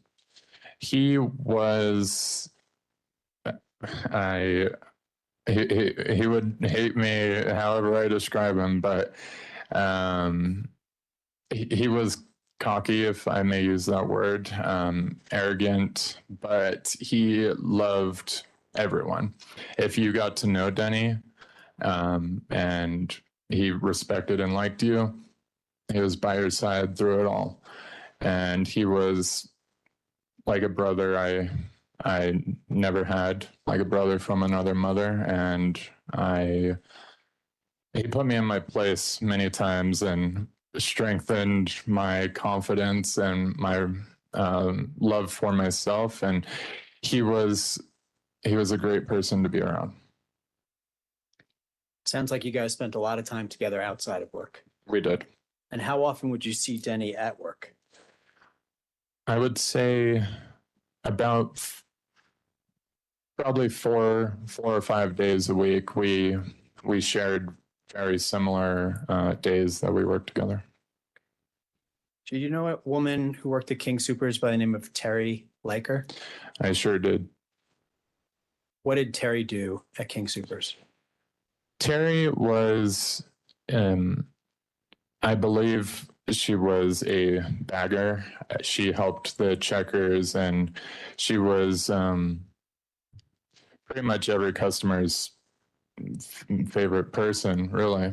I personally had known Terry prior to working at King Soopers. She was my grandma's favorite person working there, and got to know her when I was, I don't know, I think I met Terry when I was 7, the first time I ever met her. Loyal to the store, loyal to the community, and a lovely, sweet lady.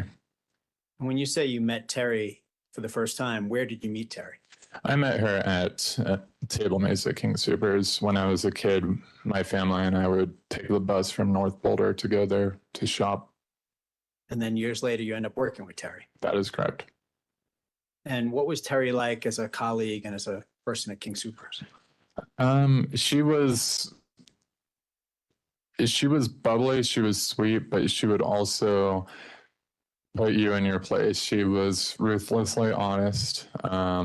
She would not mix words. And everyone that I worked with, that worked there with her, they all respected Terry. Well, Ricky, Denny, and Terry working on March 22nd? Ricky and Terry were, but Denny was not. Okay. So we're going to start to go through the events from March 22nd, okay? Understood. What shift were you working that day, Mr. Smith? I was working the closing shift, which, as mentioned, was 12 to 8:30, but I was actually called in 2 hours early as we were short-staffed. Short-staffed for King Soopers as a whole, or just for Starbucks? Just for Starbucks. Okay. So you get called in, you go to the Starbucks area, and just to the best of your recollection, what was the day like before everything started to happen? Yes, the day in general was very mellow.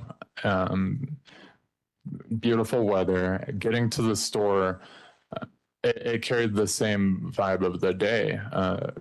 If working in retail, you always have interactions which kind of elevate the nervous system and the anxiety and all of that, but there was not a single negative experience when I got to the store. Everyone was peaceful. It was quiet, mellow. It wasn't loud in the store at all. When I arrived to the kiosk, I was surprisingly joined by an espresso machine repairman who it wasn't alerted to me that that would be a situation, but I was joined by the repairman for my entire shift before the shooting happened. Had you ever met him before? I had never met him. What was he doing at Starbucks while you were working there? He was working on one of our espresso machines that was on its annual repair cycle. It was a bit more challenging than I guess he had expected, and it took a little longer. He was there from when I got to the store, I believe, a little bit prior, and then about 10 minutes before the shooting started. And he's with you that entire time in and around Starbucks? That is correct. And where did he go shortly before the shooting, to your knowledge?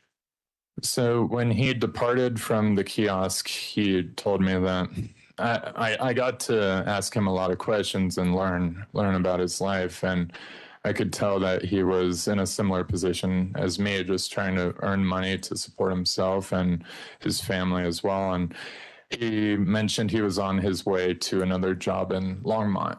And that was that. He packed up his stuff and left. At around 2:30 p.m. on March 22nd, what did you hear from outside the store, Mr. Smith? Around that time, I hear immediately, with my previous firearm experience, I immediately recognize that there's gunshots outside.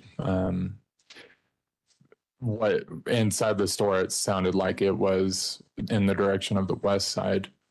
And for some reason in my mind, I don't know why I didn't get nervous or react to it. I, for some reason, thought it was just some high school kids shooting a firearm in the distance up in the sky or something. It wasn't unusual to hear that, like fireworks and whatnot. So, what happened then? After the shots started outside, I should run it back a little bit. I actually had served Denny coffee, and Denny was there on a day that he wasn't working. He had came back from the mountains and wanted to stop by because he was like, "You make the best coffee, and I wanted my caramel macchiato from you." And so when the shots had started, that was all for context. When the shots had started, Denny is walking away. Denny is walking east to the east exit. And I'm hearing the shots. I'm seeing him walk away. Time is starting to freeze.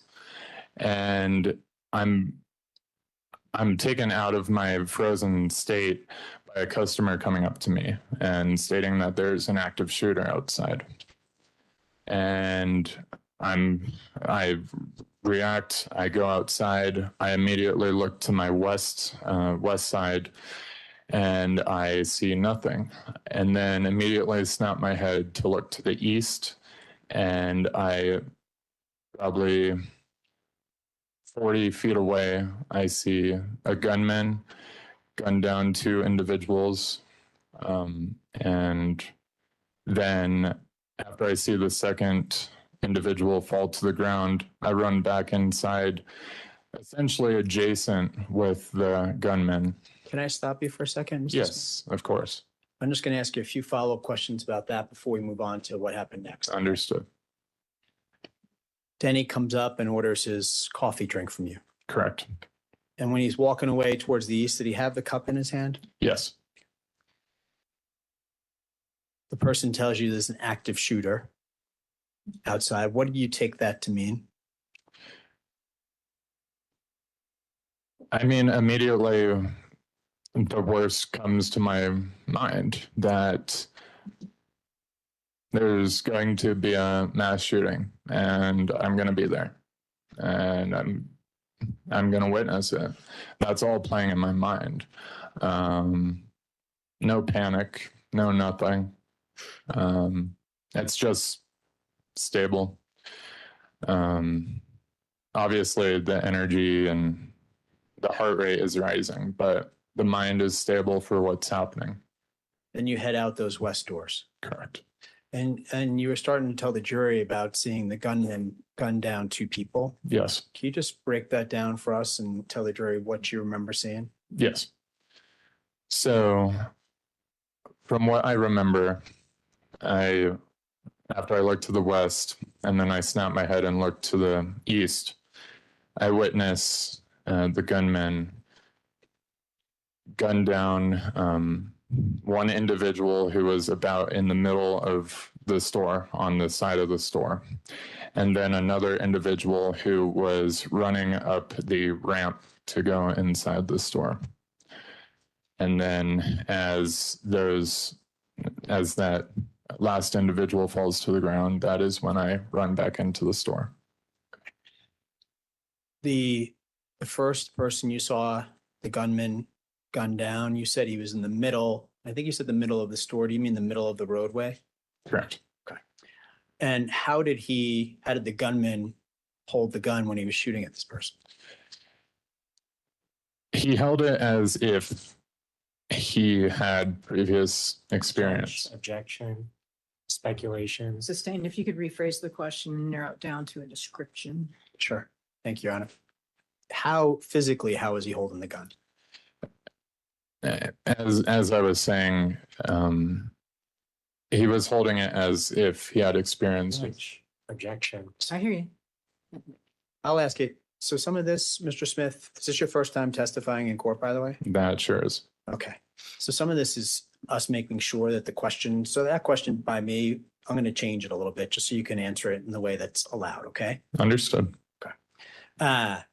When I say physically, how is he holding it? I mean, like holding it in one hand, 2 hands. How is he actually holding the gun at that point in time? Yes. He had it pinned to, I'm left-handed, so I'm presenting it like that. He held it pinned to his shoulder and very how you would hold an AR-15 platform, just tucked in the shoulder and cheek on the shoulder pad, arm on the guardrail. And that's how he's holding it when he shoots that person in the middle of the roadway. Correct. What did the person do after the shots were fired at the person? I don't quite remember. I didn't spend much time looking at the individual themselves to see how they reacted. It happened so quick that my next thing I witnessed was the second individual get shot. And can you tell the jury about that, please? Yes. The second individual going up the ramp inside the store, the gunman was approaching after the second individual had fallen to the ground. And the second individual is attempting to go through the sliding doors to inside the store. And as I hear the next set of shots go off towards that second individual, that is when I go inside the store myself. And what doors were you going in, Mr. Smith? I was going back into the west side of the store. Can you tell the jury, please, what happens as you go back in the west side of the store? Yes. So essentially, when I go back into the store, I'm almost adjacent with the gunman. I get back to the kiosk and I lock eyes with my coworker, Helen, who is standing there motionless. A few shots are fired when the gunman enters the store. And I immediately, I don't know if you want me to go into any more detail after that. Well, let me ask you this. What was the reason you went back in the store at that point?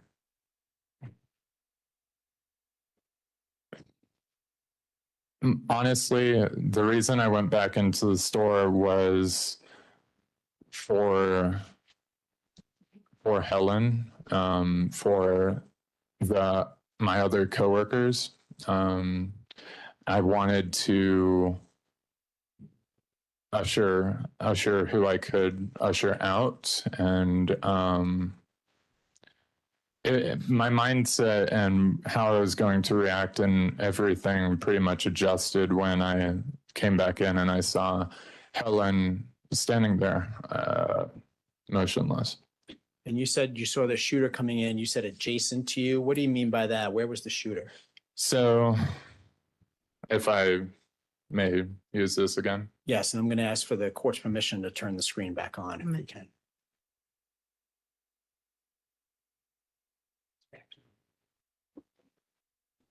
So, where I was, I exited there. Sorry for the shaky hand. I exited there, looked to the west. Then I turned my head, saw the gunman about here. The second individual was, or the first individual was about here. Second was here on the ramp. And then after seeing that, I turn and go back inside. And then the gunman had made his way up into the store. And essentially when I looked over, we were adjacent along this this straightaway inside the store. And then I had turned my head back to the kiosk where I met with Helen again.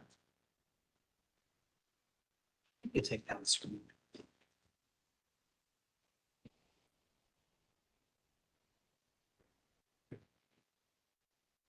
I'm going to ask you a couple clarifying questions and then put up another map of the store, okay? Understood. And just for the court reporter, I'm going to note some of the things you pointed to on the screen. Okay. You mentioned you went out the west doors, which are on the left-hand side of that picture. Is that right? That is correct. And then you saw the first individual get gunned down and you were pointing towards, looked like a sidewalk area at the end of the middle roadway into King Soopers. Correct. And then the second individual up on the ramp outside the east stores, which are on the right side of that exhibit. That is correct. And then just backing up one step, you had mentioned that the sound of shots or fireworks first went off. You were trying to see if it was something that happened all the time or something else. Can you tell us more about that? Could you repeat that? Sure. Sorry. You're fine. When you first heard the shots outside the store and you went outside, you had mentioned that you were trying to understand if it's something that happened all the time, like high school kids or fireworks. And I just wanted to make sure you had an opportunity to explain that. Yeah. So when, if I may run it back, when I hear the shots going off,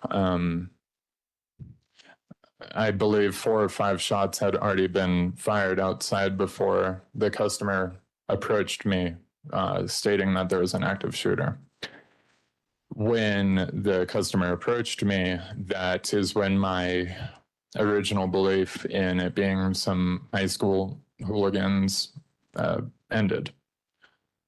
And then I knew that it was a real active, no school shooting scenario. It was real life. When you and the shooter had come into the front of the store, What's the very next thing you saw, Mr. Smith? The very next thing, I look over and I'm essentially looking at customer service at this time, as mentioned, adjacent with the gunman. And at first, when the shots begin inside, I originally thought that there were two guns being fired. I saw a reflection of a muzzle flare on a metallic sign. And then, yeah. Okay. So I'm going to ask you a couple questions just to break that down for the jury, okay? Sure. Fair to say, while this is happening, as you put it earlier, your heart rate's starting to spike?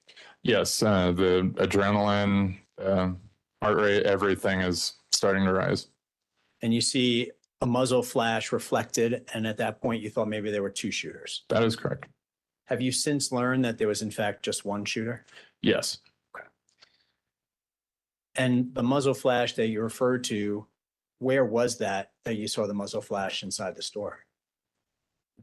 So it was, the best way to describe it is when you're looking down, I have the screen up, you guys don't, but. You know what? It's okay. Can I stop you for a second? Yes.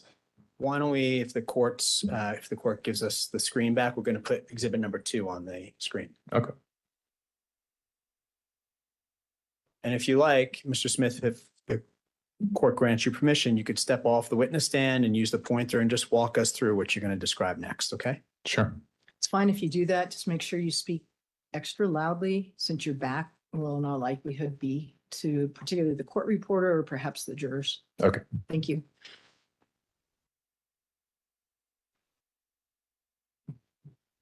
So, okay, let me get my bearings straight. So this is the Starbucks kiosk on this exhibit. I was looking this way along the corridor, and customer service is right here. At the time, there was a metallic sign displaying, I don't even remember what, but some kind of sale or something. The gunman had entered and was going along here, and there was a gunshot that was fired around in the middle of customer service.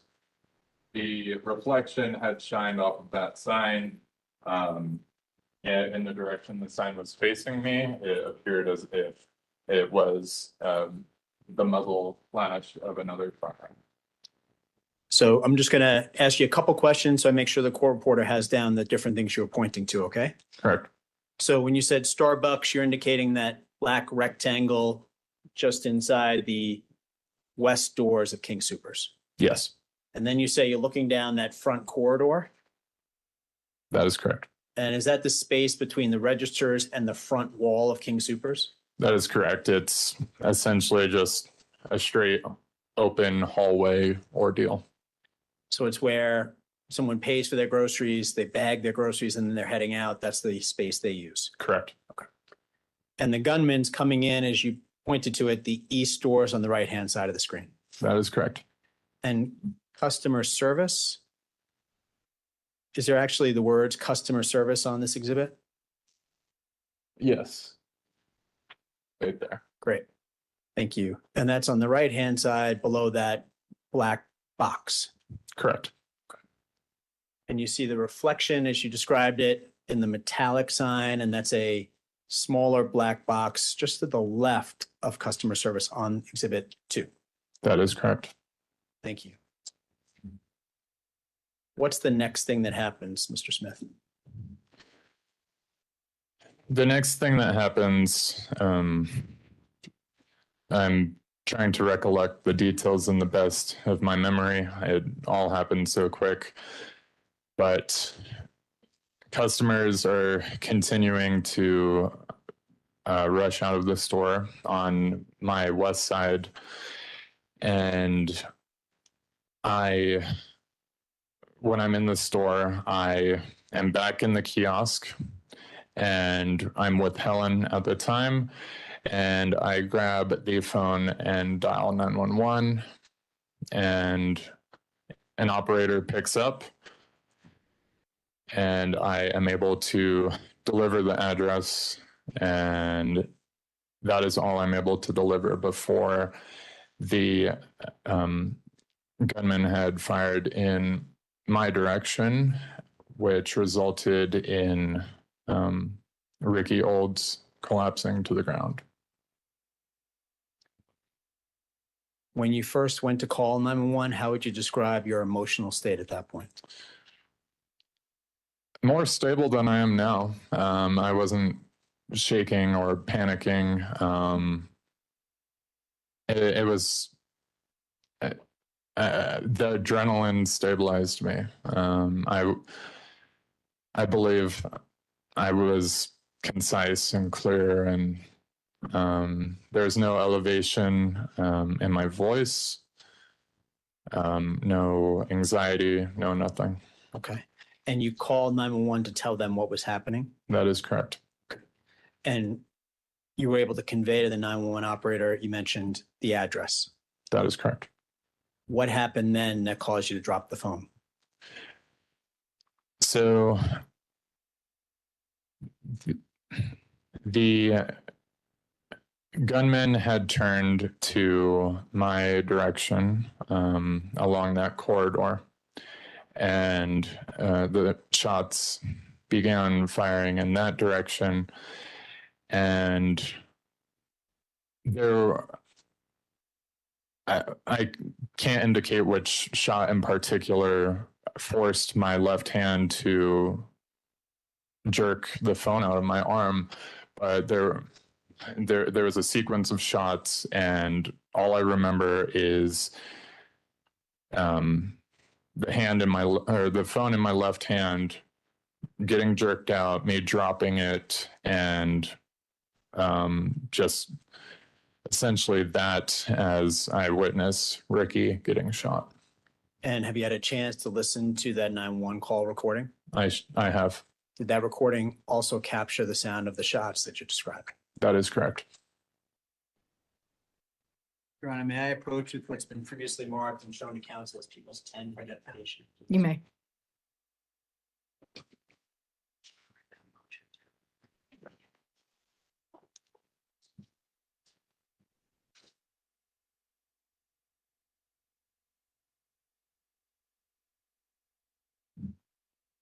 Do you recognize that, Mr. Smith? I do. What do you recognize that to be? It is a CD copy of the 911 call. And how do you know it to be the copy that you listened to? I conclude that it is the copy based off of the initials as well as the date of the time that I listened to it. And when you listened to it, did it appear to be a fair, accurate, and in fact exact recording of the 911 call you made on March 22nd, 2021? 100%. Your Honor, at this time, the people move to admit People's 10. Any objection? Judge. 10's admitted. And with the court's permission, Your Honor, I'd like to publish for the jury. You may, before we do that, I did mention that we could take 2 breaks this afternoon. I'm needing if you want to just continue on until 5 o'clock and then we'll break. I'm not seeing anyone saying to the contrary, so we'll keep going. All right, thank you. You may. Thank you, Your Honor. 1-1 with the atmosphere emergency. Hi, I'm at the Tittle Mesa King Supers at Broadway in Tittle Mesa.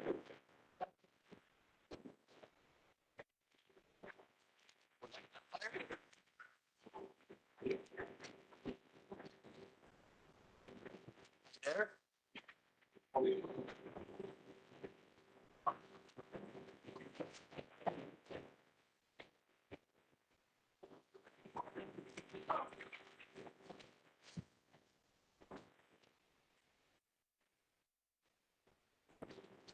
Are you there? That's you making the 911 call? That is. And as these shots are being fired, the ones we can hear on this recording, Exhibit 10, what are you doing at that moment after you've dropped the phone? Well, I am, after I dropped the phone, for a brief moment in time, which felt like forever, but was probably 2 or 3 seconds, I'm standing there as I watch Ricky fall to the ground. And in that moment, the gunman had moved out of sight. He had moved out of sight, and I began to work with Helen to assess and figure out what our next move is. And did you and Helen then decide to hide? We did.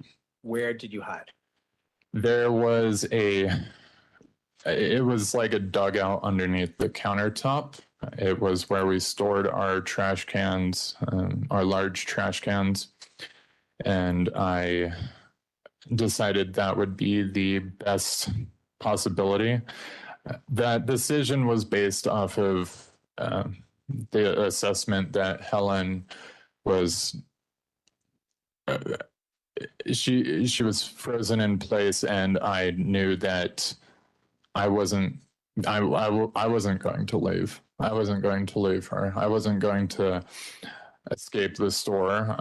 I decided to stay with her the whole time, and we buried ourselves behind the trash cans underneath the countertop. Inside the Starbucks kiosk. That is correct. And after you get behind the trash cans in that little area, what are you hearing at that point, Mr. Smith? I'm hearing a first grouping of shots and footsteps. It's eerily quiet besides the shots. Most of the people that did, most of the people in the store made it out the west side. Others were in other areas in the store. But for the most part, it was completely silent, and just there were department phone calls that rang through the intercom throughout the store at times. What do you mean by that? In particular, I remember it's about 3 minutes in is when the first intercom call starts, and it's essentially an automated message saying meet department phone call on line 1, meet department phone call on line 1. And that plays kind of like the white noise throughout the store for a while. And then there's produce phone call on line 1, all of that. Approximately how long did you and Helen hide for? 52 minutes. How do you know it's 52 minutes? I had an Apple Watch on, and for some unknown reason, I decided to look at my watch when the shooting began and when I was met by the face of a canine. Okay, and we'll come to the canine in a moment, okay? Yes. During that 52 minutes, after the initial shots that you described and Ricky falling, did you hear other shots at all? I did. I would, if I was to estimate, outside of Ricky's shots that were fired at her, I would estimate about 24 to 25 shots total were fired. After Ricky went down? That is correct. What kind of gun did you believe the shooter to be using based on what you had seen and based on what you were hearing? Judge, this has been asked and answered. I'm sorry, Your Honor, I don't believe I've asked Mr. Smith what kind of gun he thought was being used. I don't recall as well. It was about 25 minutes ago when they were describing outdoors. It was discussed at length. Overruled.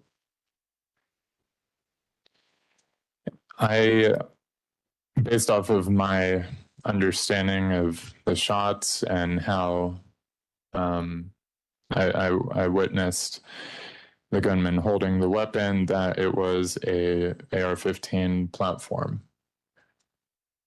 The time you spent, the 52 minutes you spent, you mentioned additional shots that you were hearing. How were they spaced out during that time period? It was between 4 and 6 shots each grouping. And how much time between the groupings would you say?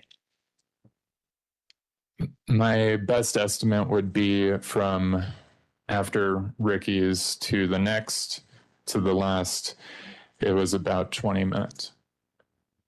From shots at Ricky to final shots that you're hearing? That is correct.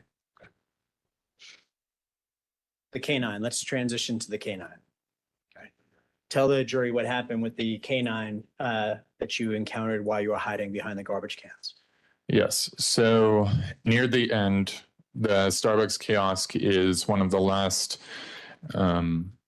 stalls or departments or areas within the store that is evacuated out of the store. And Helen and I are greeted by a team of SWAT officers who are joined by a canine.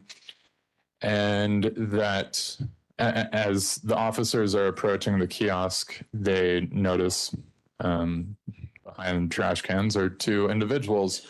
My dyed hair at the time didn't help with that.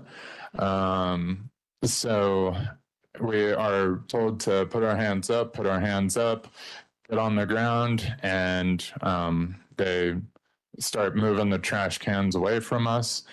And I swear that the canine that was with them got so close to my face that I could smell what the dog had last ate. And yeah, it was that was a fun experience to say the least. And then we are both grabbed and escorted out by individual officers and taken outside and bounced around the parking lot. What doors did they take you out, Mr. Smith? That was the west side.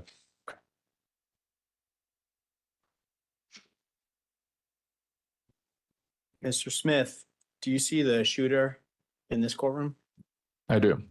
Can you please point to that individual identifying an article of clothing he is wearing for the record? A gray t-shirt. Gray t-shirt? From my angle, it looks like that. Okay. I only hesitate because I don't see any, you're looking over in this direction and I don't see anybody here wearing a t-shirt. That's why I hesitate. Well, a gray colored shirt. Okay. Thank you. Sorry for that. Of course. Your Honor, for the record, subject to cross-examination indicating the defendant. Yes, sir. I have no further questions. Mr. Smith, thank you very much. Understood. You're welcome. Mr. Dunn, No questions for this witness, Judge. thank you. May he be released? Yes, Your Honor. I'm objection. Sorry. I was going to ask that he be excused from this. Okay. Thank you. You may be excused and you're released from the subpoena. Thank you.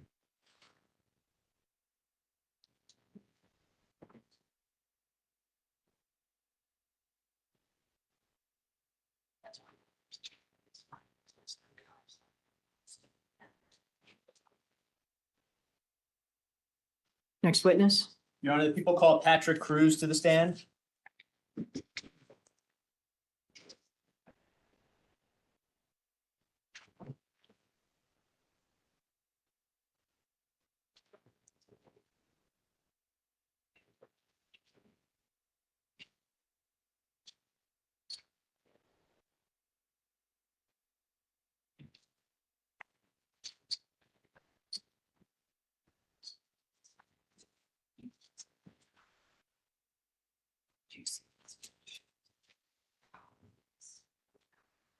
Good afternoon, Mr. Cruz. If you could follow Mr. Dougherty around there, please.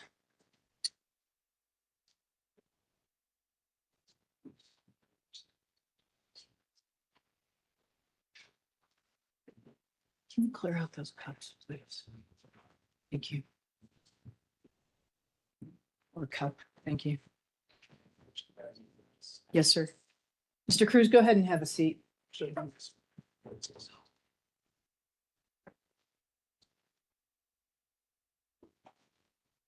If you'll get close to that microphone so it can pick up what you're saying. If you'll please face me, raise your right hand. Do you solemnly swear or affirm under penalty of perjury that any testimony you give shall be the truth, the whole truth, and nothing but the truth? I do. All right, thank you, sir. And there's some water there if you'd like to help yourself. Good afternoon, sir. Hi. Can you please state your full name, spelling your last name for the court reporter? Patrick Cruz, Kruse. Mr. Cruz, I'm going to take you through a few questions about your background and then start to talk to you about what happened on March 22nd, 2021. How old are you, sir? 82. Where did you grow up, Mr. Cruz? I didn't hear you. Where did you grow up? In Iowa. And how long you've been in Boulder for? Since 1968. What first brought you to Boulder? I had a job here with the university. What was your job back then? An accountant in the contract and grants section. How long did you end up working for the university for? I worked on and off from 1968 till 1997. Did you retire at some point? Yes. How old? Sorry. How old was I? Yes, sir. 55. How long you've been living where are you living in Boulder? In Shanahan Ridge. And how long you've been living in Shanahan Ridge for? Since on and off since 2000. Are you familiar with the King Supers at Table Mesa in South Boulder? Yes. How often have you gone to that King Supers? Oh, I probably go there a couple of times a week anyway. This may sound like an obvious question, but what do you go there for? Groceries. And usually go by yourself? Yes. Did you go there on March 22nd, 2021?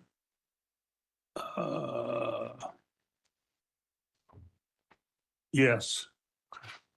Do you recall the day that there was an incident at the King Supers at Table Mesa? Yes, I do. And had you gone there on that day? Have I what? You went there on that day? Yes. Okay. What brought you to that King Supers on that day? I was just picking up some groceries, a few groceries. Do you recall what you were wearing that day? I was wearing a parka. Were you wearing a hat at all? Yeah. What kind of hat were you wearing, Mr. Cruz? It was a cap. How'd you get to King Supers? I drove and parked in the parking lot. What kind of car were you driving at the time? 2015 Subaru. Was it a Subaru Forester? Yes. And was it silver? Silver. Okay. And where'd you park in relation to King Supers? I parked on, I guess it's the west side toward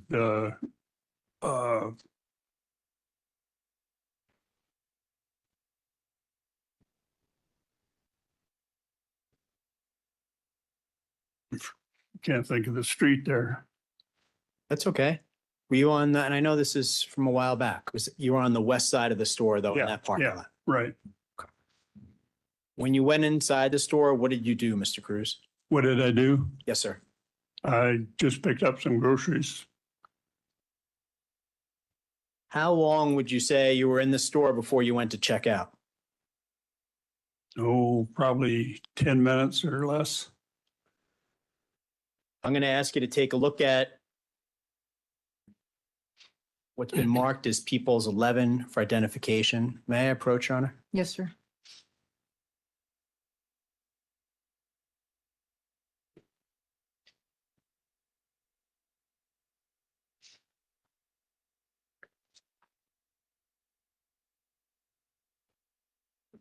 In looking at People's 11, Mr. Cruz, do you see yourself in that photograph? Yeah, on the upper right.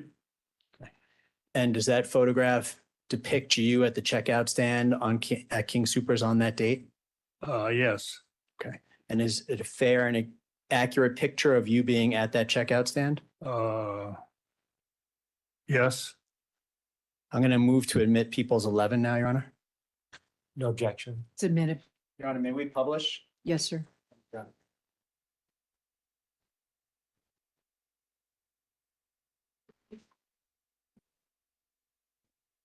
Mr. Cruz, just so you know, the photograph that you're looking at there is also on the screen behind you now. Okay. Yes, that screen to the right, but also there's one on the wall behind you. So the jury can see it. Can you just tell the jury where you are in the photo and what's happening at this point in time?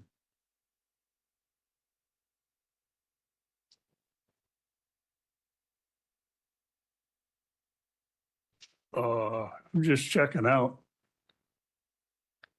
And are you wearing that baseball cap in the right-hand corner? Yeah. Okay. And you're the person in the tan jacket? Right, right. Okay. And you're checking out at this point? Correct. What happened as you were checking out? I think the gal that was checking me out, she says she was asking me or she was asking the other gal if there was, heard some gunfire. And when I heard it, I just thought some shelf was going over at first initially. And then just as soon as I processed that, I knew it was gunshot, and I turned around and I seen somebody coming down behind the checkout counters on the opposite side toward my direction. And I just saw the blast of the gun, the gunfire, and the noise from the gun. And as soon as I did that, I dropped to the floor. When you first heard it and you mentioned you recognized it to be gunfire. Right. How did you recognize it to be gunfire, Mr. Cruz? I guess just the flash of the gun and I don't know, I've heard guns before, so. And when have you heard guns before in your life? Oh, hunting and in the military. And you served in the military? Yeah. So when you realized it was someone with a gun in the store who was firing, you mentioned you did something. As soon as they fired, I hit the ground. I laid on the floor. Okay. What direction was the shooter firing when you saw the shots being fired? He was firing toward the west end of the store behind the checkout counters, and he was coming toward my direction. And while he's coming towards your direction, he's firing at the same time? Yeah. Was he firing in your direction, Mr. Cruz? I don't think so. Okay. Where was he firing when you first saw him at that point? I think he was just firing behind the checkout counters. Okay. And you're sorry, go ahead. When I lifted my head up after the noise kind of calmed down, I seen a lady that was laying on her back with black slacks on, and I could just see the lower part of her body as there was a shelf or something there blocking it. And you're at checkout stand looking at that photo in front of you. You're at checkout stand 9 while this is happening. Good. Approximately how many shots did you hear? I couldn't tell you that. Do you recall talking to the police about what happened? After they escorted us out of the grocery store, they took us down to the bus station, and we told our story down there. And do you recall telling the police that in that first barrage of gunfire, there were 2 to 3 shots fired in your direction? Yeah, at least. Okay. What was the reason you dropped to the ground, Mr. Cruz? Well, my legs aren't that good, and I knew the rate that he was coming down toward my direction, that I wouldn't have been able to get out of the checkout counter and out the door before he was right in my back. So I just dropped to the ground. And you say the rate he was traveling, what do you mean? What'd you see? Just the speed that he was coming toward my direction behind the checkout counters. Your Honor, may I approach with what's been marked as People's 12 for identification? Yes, sir.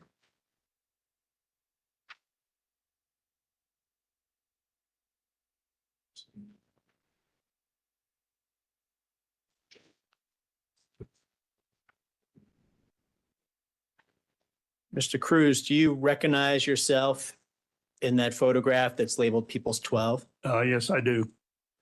And how do you recognize it to be you? Mainly by my cap and my parka there. And does that photo fairly and accurately depict how it looked after you went down to the ground? I'm pretty sure. Okay. Your Honor, at this point, people would move People's 12 into evidence, please. No objection. Thank you. It's admitted. Thank you. I'm going to publish it for the jury, Your Honor. Yes, sir. So, Mr. Cruz, this photograph is now up on the screen behind you. How are you positioned in that photograph? I was laying on the ground, kind of like this. What was your goal in laying on the ground like that?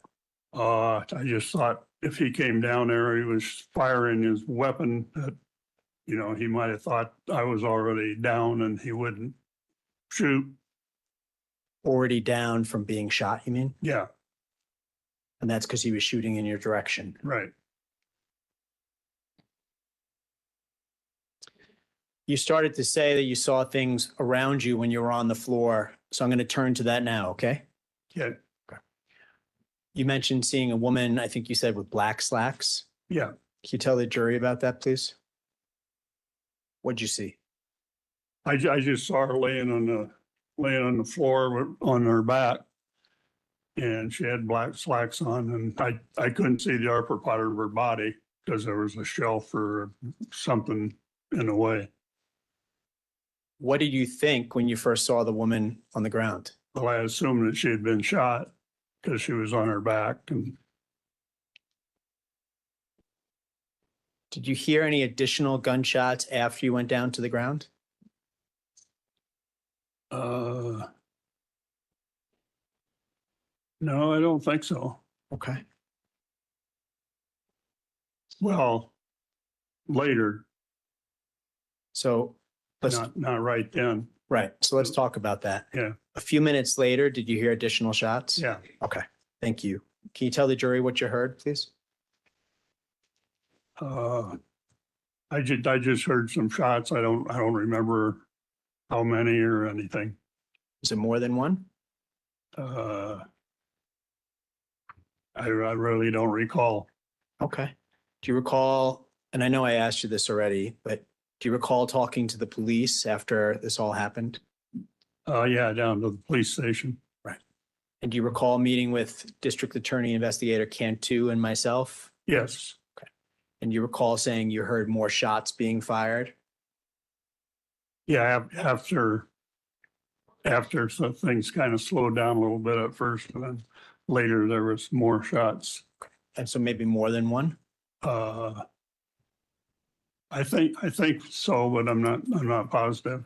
Okay. At some point, did you hear police sirens and announcements? Did what? I'm sorry, sir. At some point, did you hear police sirens and announcements?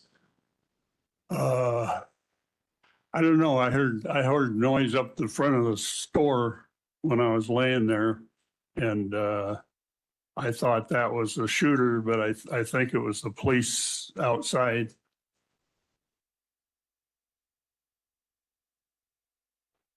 And when you met with the police later, did they ask you to put together a diagram of everything you saw? Yes. And did you do that with the police? Yeah. And by a diagram, I mean you made notations on a diagram of King Supers? Yeah, what? Sorry, sir. You made notations on a diagram of King Supers. Made what? I'm sorry. No, it's my fault. It's you made like handwritten marks. Like you wrote things in handwriting on a diagram of King Supers. I'm not certain. Okay. Yeah. I'm gonna, with the court's permission, approach and ask you to take a look at something and we'll just work through it together, okay? Yeah. Your Honor, this has been marked People's 13 for identification. All right, thank you.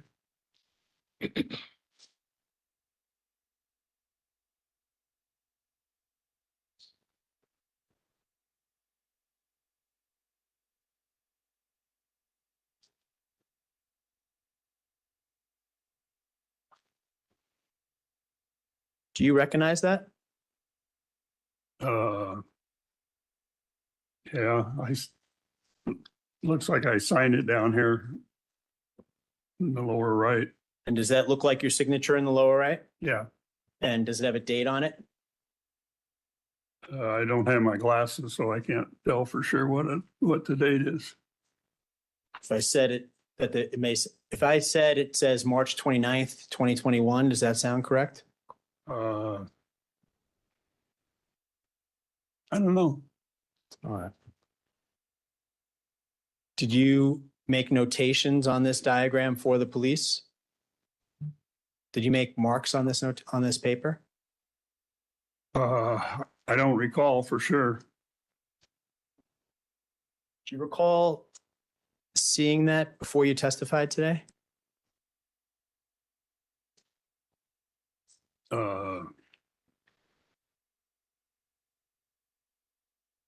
I'm not positive. I'm not positive. Okay. Well, forgive me, Mr. Cruz. When you met with the police, did you tell them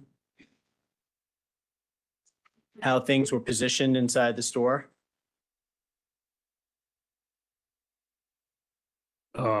I'm pretty sure I did.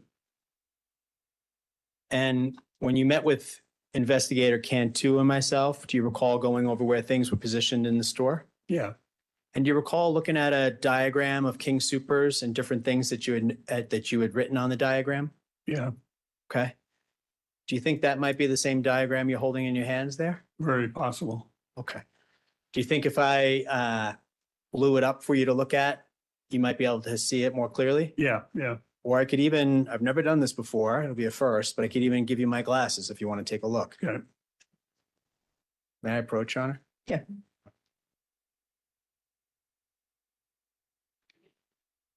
Give this a try.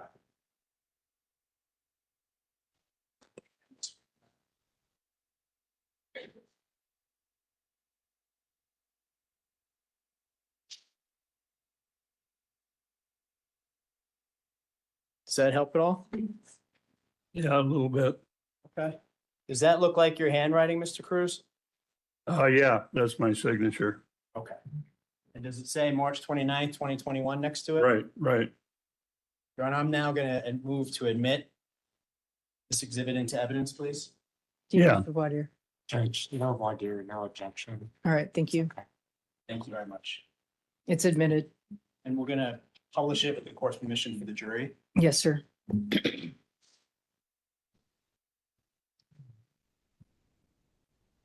On this diagram, Mr. Cruz, and maybe I can walk you through it if that's okay. Okay. Do you recall noting on the diagram with a Patrick where you were laying in the store? Yeah. And do you recall above that writing lady on back? Yeah. And to the left, writing where you saw the flash of the muzzle when the gun was pointed at you in your direction? Right, right.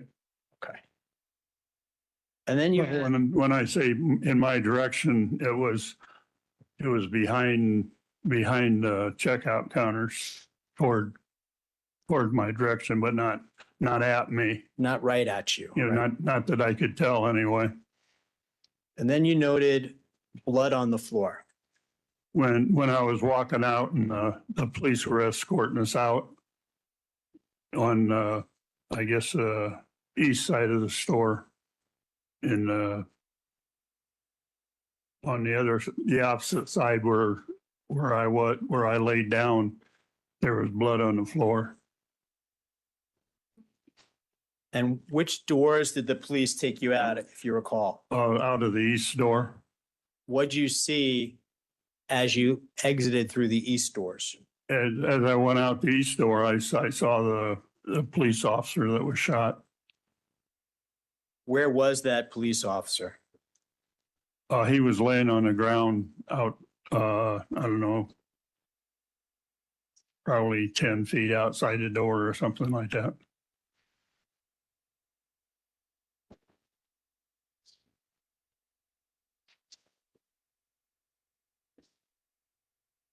Mr. Cruz, how did you end up getting home from King Supers that day?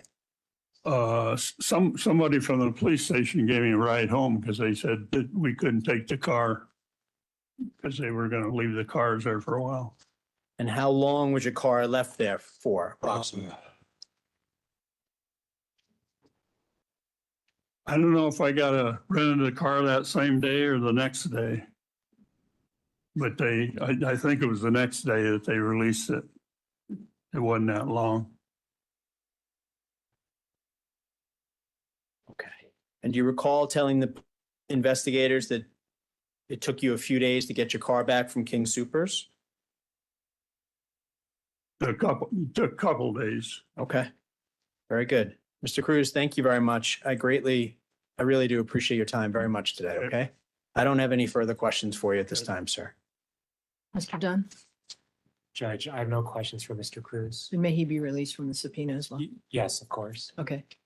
Thank you, Your Honor. Thank you, sir.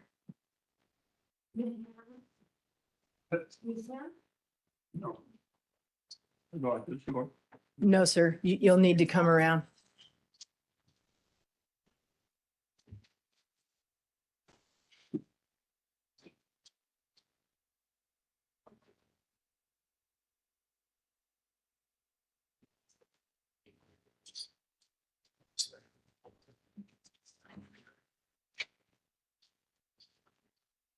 You want to call your next witness? Yes, may we approach for one moment? Huh? Yes, sir. Just on schedule. Yeah.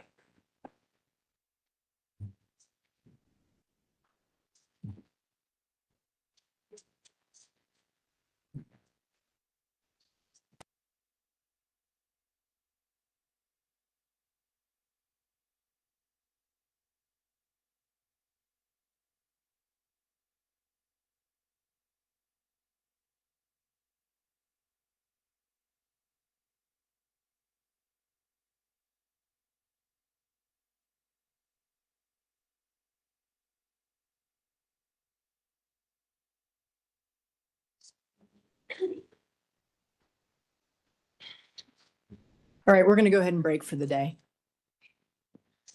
I want to remind you that until the trial is completed, you must not discuss this case with anyone or by any means with them. This includes members of your family, people involved in the trial, other jurors, or anyone else. If someone approaches you and tries to discuss the trial with you, let me know about it immediately.